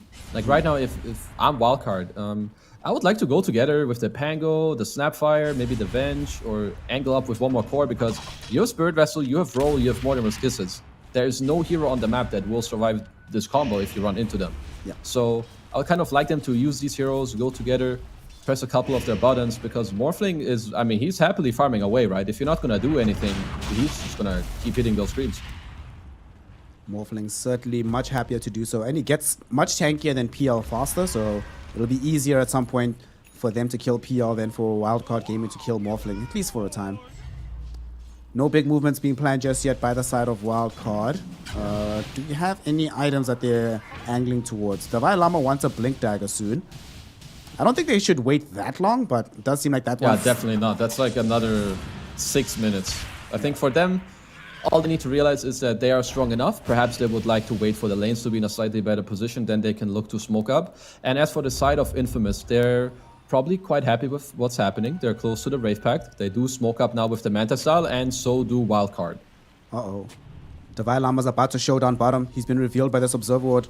So they know that he's either going to be the target or he can't respond in time. Alone is going to be the one that gets gone on in the mid lane. They're throwing in these Morty's Kisses to try and zone them back, but they're not going to care about this. Nice swap back onto the high ground. Alone looking for the Requiem, does get it. Divine Lama with the Rolling Thunder, able to connect onto the Morphling. Parker's in danger. He got off the Strength Morph, but it's not going to be good enough to save his life as Alone finds a double kill.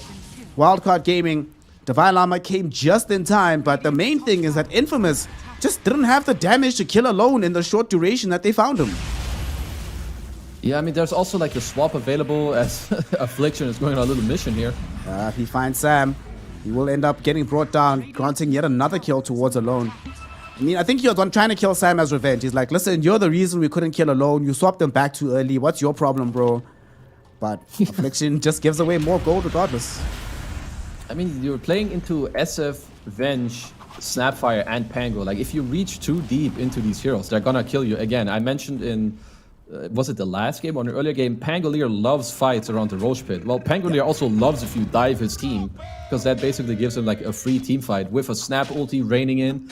SF gets swapped out, pops the Requiem, which hits like 5 heroes. So this is not the type of fight that you want to take on Infamous. At least not like that. You want your perhaps Batterer to have a BKB, get off a little cute lasso without the Venge being too close. And it was right before the Wraith Pact too. But now anyway for Infamous, they're still strong enough that they can look for some plays. And I think later in the game, they should be looking at a Roche, because all they have to care about is the Pango roll. Yeah. Pango roll is the thing that bothers them the most, and that has the greatest degree of influence in these team fights for the side of Wildcard Gaming, especially if they can connect with the Requiem beforehand like we just saw. Davai Lama almost has a Blink Dagger. That fight was very, very good for his pockets, and it's put him in a position where by the time he gets this Blink, then suddenly they'll actually have available options around the Roshan Pit as well, and Infamous will be very skittish about going into it unless they know exactly where Pango is at.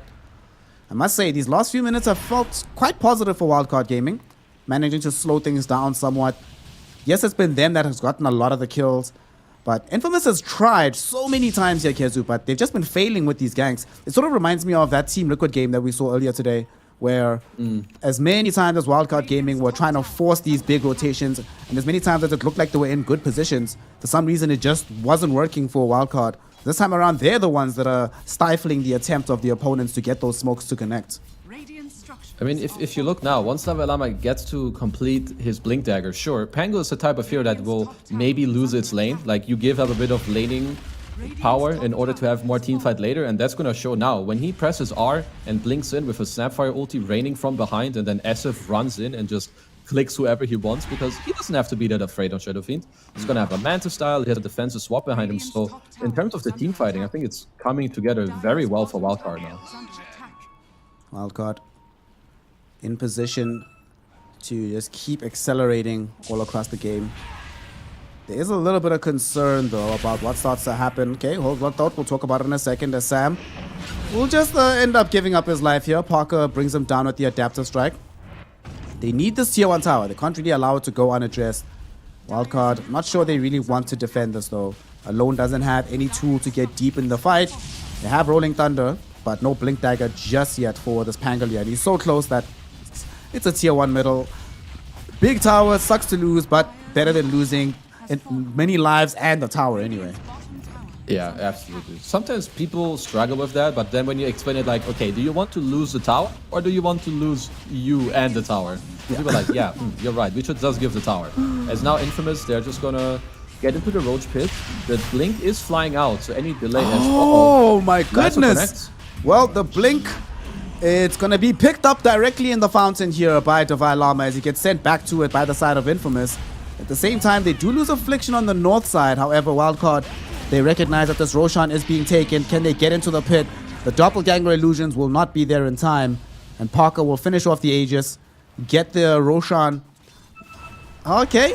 Big Aegis, big Roshan. You were just mentioning earlier that this is a play that they can make on the side of Infamous. Going into the Roshan pit, the big worry for them is going to be the Rolling Thunder. It's no worry if you kill him first.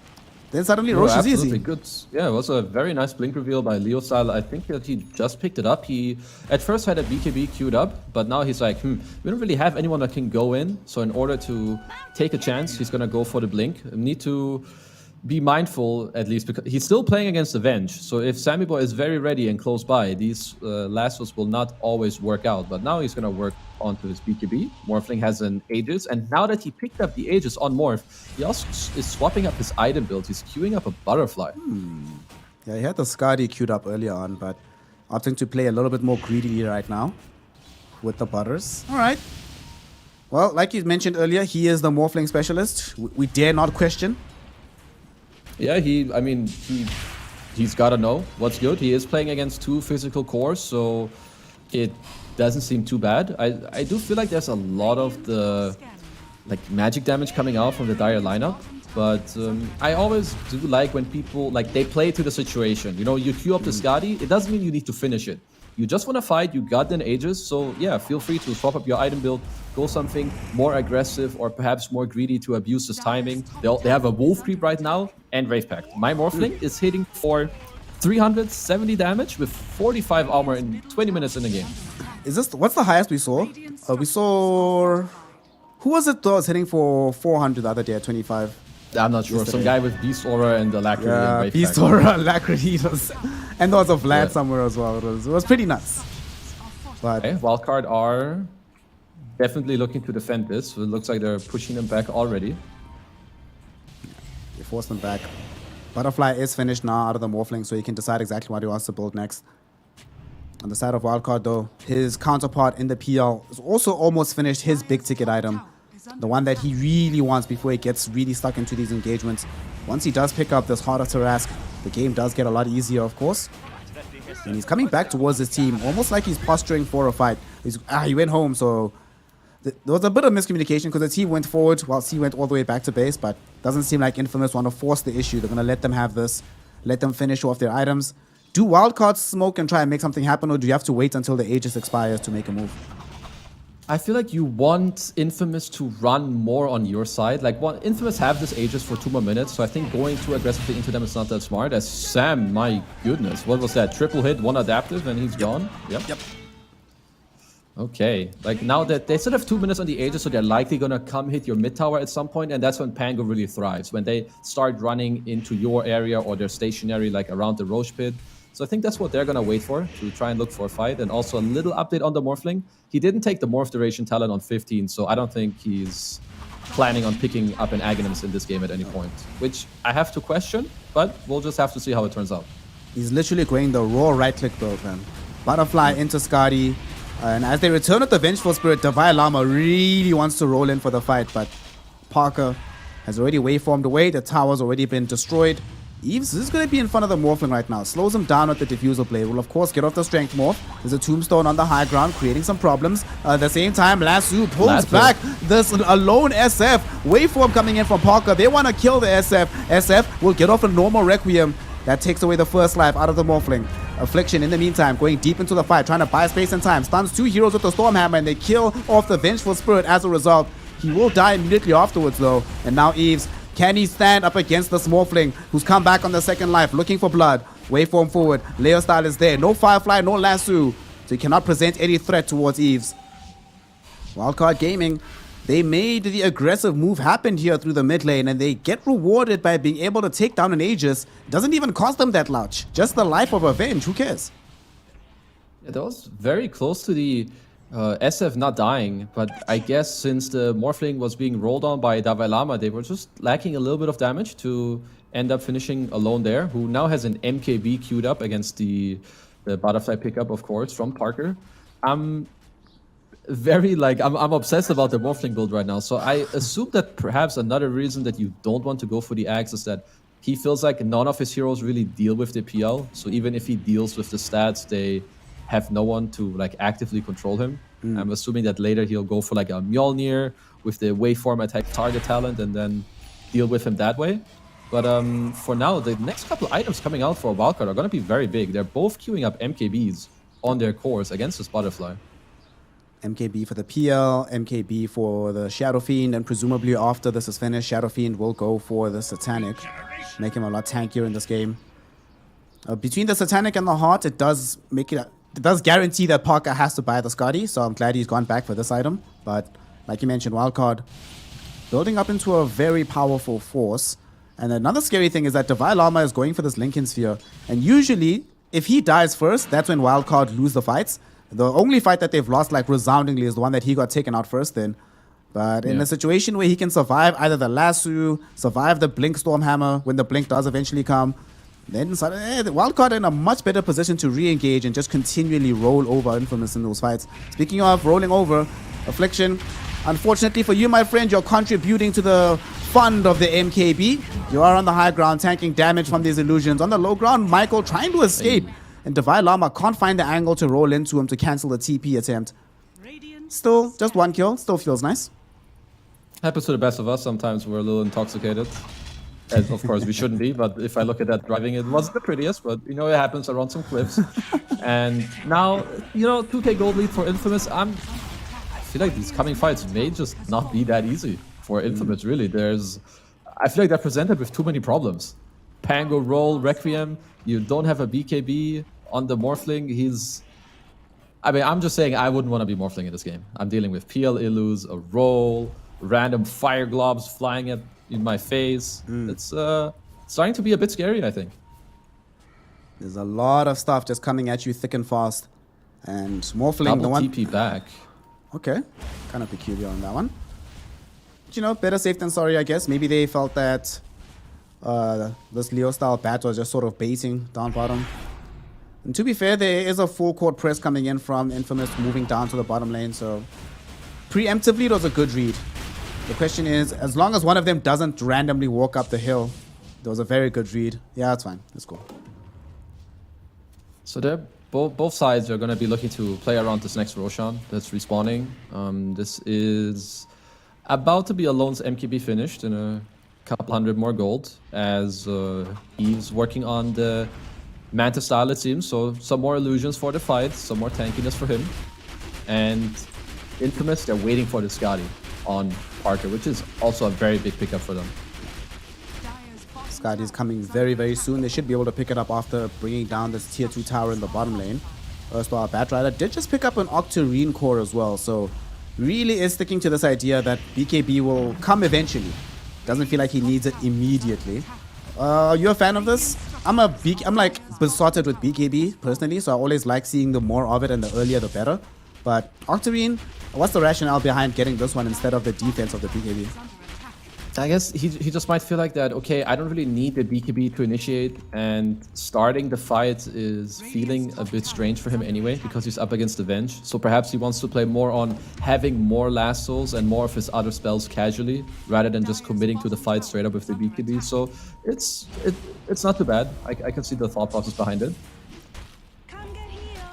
He's actually forcing the Firefly, getting rid of a small wave. He'll come back. In the meantime, he's been scouted. Sam knows where he's at, but he's just going to TP out. Very, very lucky that Sam didn't continue the chase. Otherwise, yeah, that's a psycho TP if I've ever seen one. Gotta be honest. Playing chest out Dota, man. Sometimes you just gotta take risk, high reward. I mean, this guy is confident at least. It's good to see. It's like, did you ever play that game Mass Effect? Or Mass Effect 2 in particular? I have not. I know the game, but I have not played it myself. Sorry to break your heart here. Anybody in chat who's played Mass Effect 2 in particular, you'll know what it's like to play Vanguard. You just go in. You'll worry about anything else later. It's fine. Go in. As a 2K gold lead, Roshan is going to be up again in a solitary minute. Wildcard Gaming has some illus in the pit to try and scout this one out. Infamous not aware of this just yet. How bad is it for Infamous if they give up this next Roshan and Wildcard has access to an Aegis on the Shadow Fiend, and then who gets the shot actually on the squad? Quite horrible. I mean, for either team to give up the second Aegis or to lose it in any capacity is really bad. They both won it on their carries, especially Infamous. I mean, they only really have one good holder for the Aegis, and it's Parker. He would also love to pick up the shard himself, give himself some more bonus stats. And I really do think if Wildcard get to claim the Aegis, I feel like it's really their game. Where if Infamous get it, yeah, it helps them a lot, but I feel like it still doesn't seal the game for them. They're gonna smoke up right now. 4 heroes on Infamous. They have left Frank through the mid lane to show a little bit. And they're hoping to try and get a surprise wraparound here with Leo style. Unfortunately, the primary target they would love alone is also next to the primary save as well. Sammy, puts himself in perfect position to break the smoke. Will die in the blink of an eye. That will give Wildcard a little bit of time to retreat. And with these illusions, Eves will make sure to cancel out the blink dagger on this bat. But that will open up the path to Roshan. No buyback available for the Vengeful Spirit. Tombstone also dropped down. This is deja vu here, Kezu. We saw this exact same situation last time, but maybe not with these Morty's kisses raining in. Divine Llama thinking about the role. Not gonna go for it yet. Batrider finding out lasso onto Alex the lasso. And that's a kill. Buyback though coming in instantly. Divine Llama, look how much damage he took from the raining arrows of this Michael Enchantress. But at the same time, Batrider went too far forward. He dies on the high ground, drops the gem as well. And Michael, impetus or no impetus, they're probably going to end up dying here. They let the chase go because there's a bigger prize at hand. They would rather have the Roshan. They know that he's very, very low to dying. They throw out the Requiem just to cover the space. And they get the Aegis. Eves is the one that picks it up. And we get the alone shot instead. And they're going to come back and collect the gem dropped by the Batrider on the high ground. I mean, nice. I like the way that Wildcard went about this fight. So they start scouting with the Mortimer's Kisses and kind of force Infamous to stop. The Peel Illu start clearing the Tombstone in the pit. And I think it was very, very smart by Divine Llama to hold the role. Because as long as he's holding it, it's very hard for Parker to commit to the fight, right? You're playing into this SF who now is an MKB. You don't have a BKB yourself. So just good job by them. And I think the next lassos to come, especially if Venge is dead, they need to land on core heroes. You cannot pull it out on a Snapfire who already used his ult and very likely has buyback. Like, both teams know the fight was all about the second Roche, so it would be kind of foolish to assume that the enemy team, especially on at least one of the supports, isn't holding a buyback. They certainly get punished for their assumptions here. And as a result, Wildcard Gaming claim the Aegis. And the gold lead trending in their direction. Experience lead already theirs. And even more difficult to deal with is the win probability, 63% as it stands right now. Just for context, before that fight, because I checked just before the fight happened, it was 53% before the fight. It jumped a whole 10% by the goings on around the Roshan pit. And that certainly does make sense. Now the Morphling, he has the Skadi, he has the Butterfly, he has the Manta.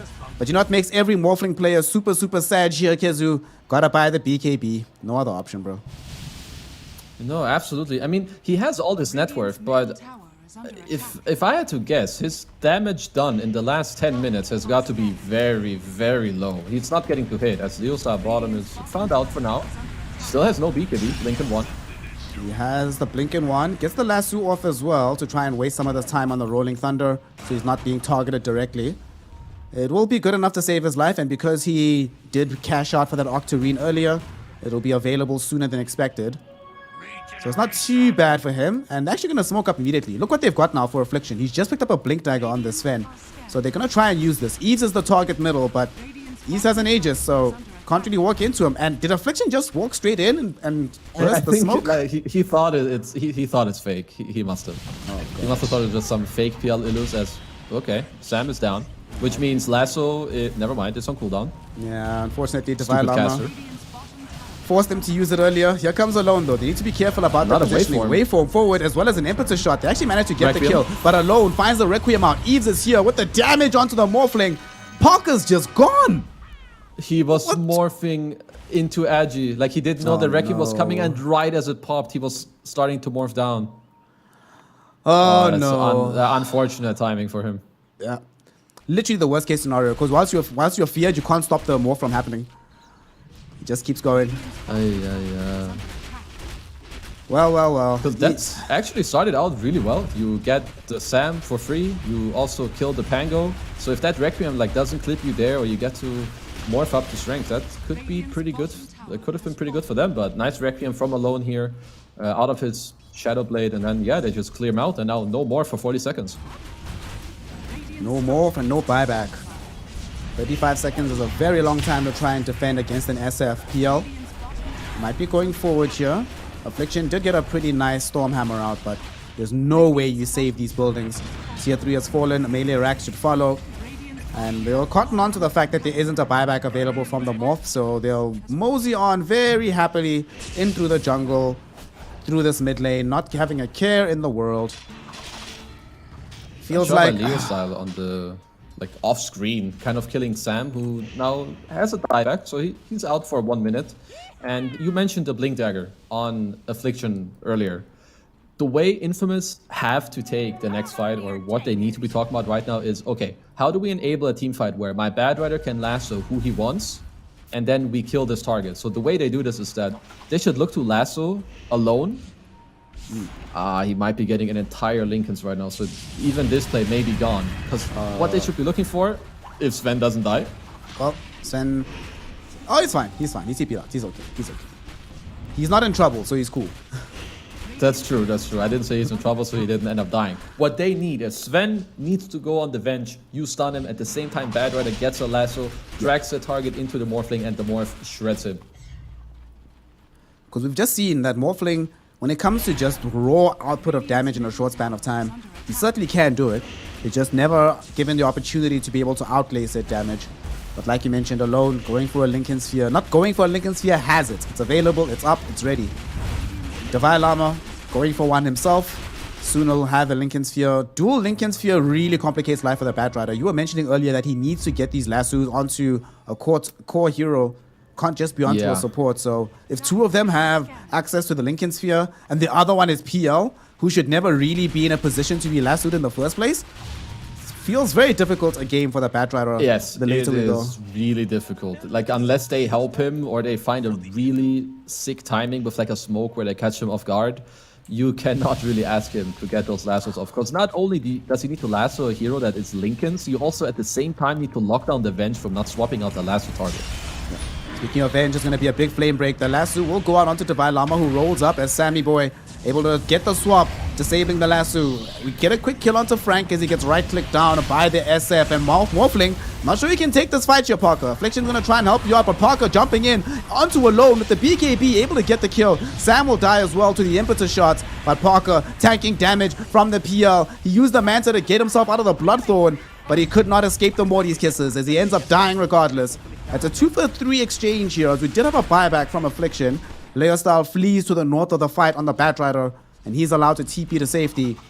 But my goodness, Infamous Gaming, they try to hold their ground, and at first it was looking good for a moment. During the BKB duration, that morph looked so strong. But the second it ended, Kezu, gets shredded apart. Yeah, I mean, we'll see it here again, right? You have Leoside going in with the lasso, but of course the swap comes in, and just look at how disruptive this Pango is. He's gonna stun the Morph, force him to BKB, takes so much damage from him, so then Parker ends up manning up, but eventually once his BKB runs out, it is hard for him to take these fights. And I need to remind everyone, Wildcard are playing a dual core lineup where they're both scaling really well. So sure, they lose one SF, who cares? You're playing against Infamous, who are so reliant on this one Morphling. So if you can keep trading like this, it favors them so massively. Especially if after your trade, you can start Lasso a fight to the inside fountain. the base. Lasso to the fountain though during the Rolling Thunder, and that's actually going to kill him. That always helps. Okay, now Fountain's they have to pretty leave. strong. Good boy, Fountain. Somebody tip the Fountain, please. Show some respect. It's very true. When you can't kill them, you just drag them to the fountain, right? It will always work out. So all he needs is to just make sure that he always does that on Leo style, and then it's fine. Yeah, it's And this pretty game simple. is easy. Yeah. Maybe, you know, you lasso them back, then you adapt to strike with full strength to push them even more. It's a really cool combo. Very easy. Everybody should be able to do it. I don't see an issue. Okay. Moving forward, I wonder if maybe Leo style just needs to get an item that breaks Lincoln's so that he can force to go on the SF. I feel like with how the fights are progressing and how this game is going, if you go on any of these, like if you kill the Snap or the Venge, cool. Like, it's cool, okay? And you get to use your lasso, but it's not gonna make you win the fight. You need to go for the bigger plays and itemize for what's important. Like, I would even like to see Ench build a Mjolnir as hold that. Okay. Double Nice stun. little 2-hero double stun with the magic missile. They still end up killing Sam quite quickly thanks to Parker. Now Parker wants to turn his attention towards Eves. Fighting here on the low ground, but Alone has shown up as well. They haven't thrown out the Requiem because they noticed the BKB, but he has to run himself away. That's Parker, a be careful. DDSF. That's a DDSF. He's going in. Here's the Requiem, throwing back Frank, and the right clicks will come in thick and fast. He does get forced off more towards the safety portion. Thanks to the stolen Undying Tombstone is creating space. Now we have the jump in onto Alone. Leo style trying to kill him with the lasso, not able to do so as Eves, he's just running down Frank past the lasso. Alone almost killed Leo style, but he blinked away at the last second and he's forced to go home himself. Alone could have died, survives the fight on a mere 200 HP. The stolen Tombstone from Parker is the only thing that prevents Infamous from not suffering a devastating loss in that fight. But even then, it came very, very close to them losing everything. These fights are actually kind of crazy. the thing is though, for the wildcard heroes, they just keep getting to dish out all this damage with their two cores because the more you can't really stop them. Yeah, in the start of the fight, he does get to hit the real PL, but once he has Doppelganger available, he just gets out. The heart gives him full HP, and unless they're getting lassoed, I don't see a way for Parker to really get them killed. Parker trying to do the most right now, but unfortunately, there are limitations to what can be accomplished all by your lonesome. Like you mentioned, there's this dual core lineup on the side of Wildcard Gaming. Not to mention the influence that the Vi Llama has had in these fights.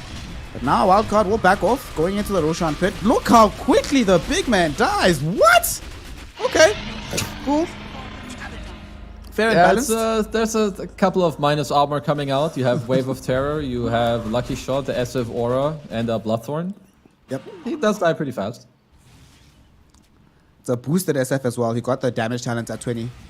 So, now they have to deal with an Aegis, have to deal with the cheese, and who picked up the refresher shot? Of course, it's going to be Devi Llama. So now we have double Rolling Thunder, and we've seen just how influential the spell can be in the midst of these team fights. It's very, very scary. Here they come. The push through middle. How do they stop this, Kizu? What's the plan? Once again, I feel like unless you create a scenario where you go on the SF, you're not stopping it. And this, I feel like they're not ready. They have not itemized to stop the SF. So I feel like them just watching them take the rack seems... Yeah, I don't know. I'm not that surprised that this is happening right now. I don't see how they stop it. They're coming for the final racks. They get the last two out onto the Fountain? PL. Swap back immediately because Sammy is there. So they protect the PL. They get the Megas in the process. Eves trying to run himself away. Still has his Aegis, so not too concerned about dying. Alex gets himself the Fire Snap quickie onto the high ground. Infamous, they have to know that you cannot chase too far forward for this one. If you do, you will be punished. So they have to allow Wildcard to leave despite ending up in a situation where they've given up the Megas. For Wildcard though, they still have an Aegis. The only thing that they need is one pick off here. Just one. That's it. None of the Morphling doesn't have buyback. Batrider doesn't have buyback. Enchantress doesn't. Sven doesn't. Only the Undying has buyback. So if anybody else dies, suddenly you're playing 4v5 and it's a lot easier to siege the base. Yep, and they're smoked up. They know that PL can just sit in the front line. You wait for Pango to have an opening and he can just roll in there. He's baiting them out. Okay, we get Morty's Kisses being reined in and a Gobble Up as well coming in from the Snapfire. Divine Llama went forward with these illusions. They're able to bring down Affliction. No Sven, no buyback. Divine Llama goes in right now. Parker, BKB activated. He really wants to kill some targets. He's able to force a dieback out of Sam, but Ease is going to turn his attention back towards this Morphling. Morph, he needs help. He needs a miracle. But miracles are in short supply today. He does have access to the buyback thanks to getting the gold from the Vengeful Spirit kill. That might be enough to zone back Ease, who's now been lassoed up. There's no salvation this time around. But at the same time, Parker, he TP'd outside the base. Parker's dead. Parker died back. And Parker calls GG. Oh my goodness. It was looking so good. Infamous finally found a kill onto the PL in their own base. There wasn't a venge for salvation, but Parker leaves the squad. So Infamous end up getting punished. Kezu, what a way to lose a game. Yeah, I think even if this fight goes very well, it's still very hard to come back from this. I didn't quite catch what happened at the very end. I guess we just TP'd far back into the fight, and yeah, I then got picked off. But overall, I think the wildcard, they pulled it together a bit more in this game as opposed to some of the other games. They made it happen with the Pango, perhaps having a bit more of their teamfight stuff coming around. And I do feel like some of the itemization, perhaps this game on Infamous wasn't on point, but wildcard, they capitalize on it, and yeah, they punish you for it. They punished them extremely heavily for it. Wildcard Gaming made this game just as entertaining as the first one.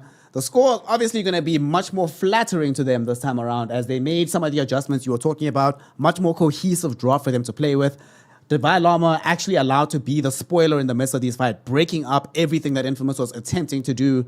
But Eves and alone, this dual core, whew, there we go. This is the kind of performance we needed to see from them. Massive amounts of net worth on the PL, great amounts of net worth on the SF, but crucially, incredible amounts of damage being outlaid, fight after fight after fight after fight. And Eves didn't even die this game, despite the fact that Infamous tried so many times to actually kill him.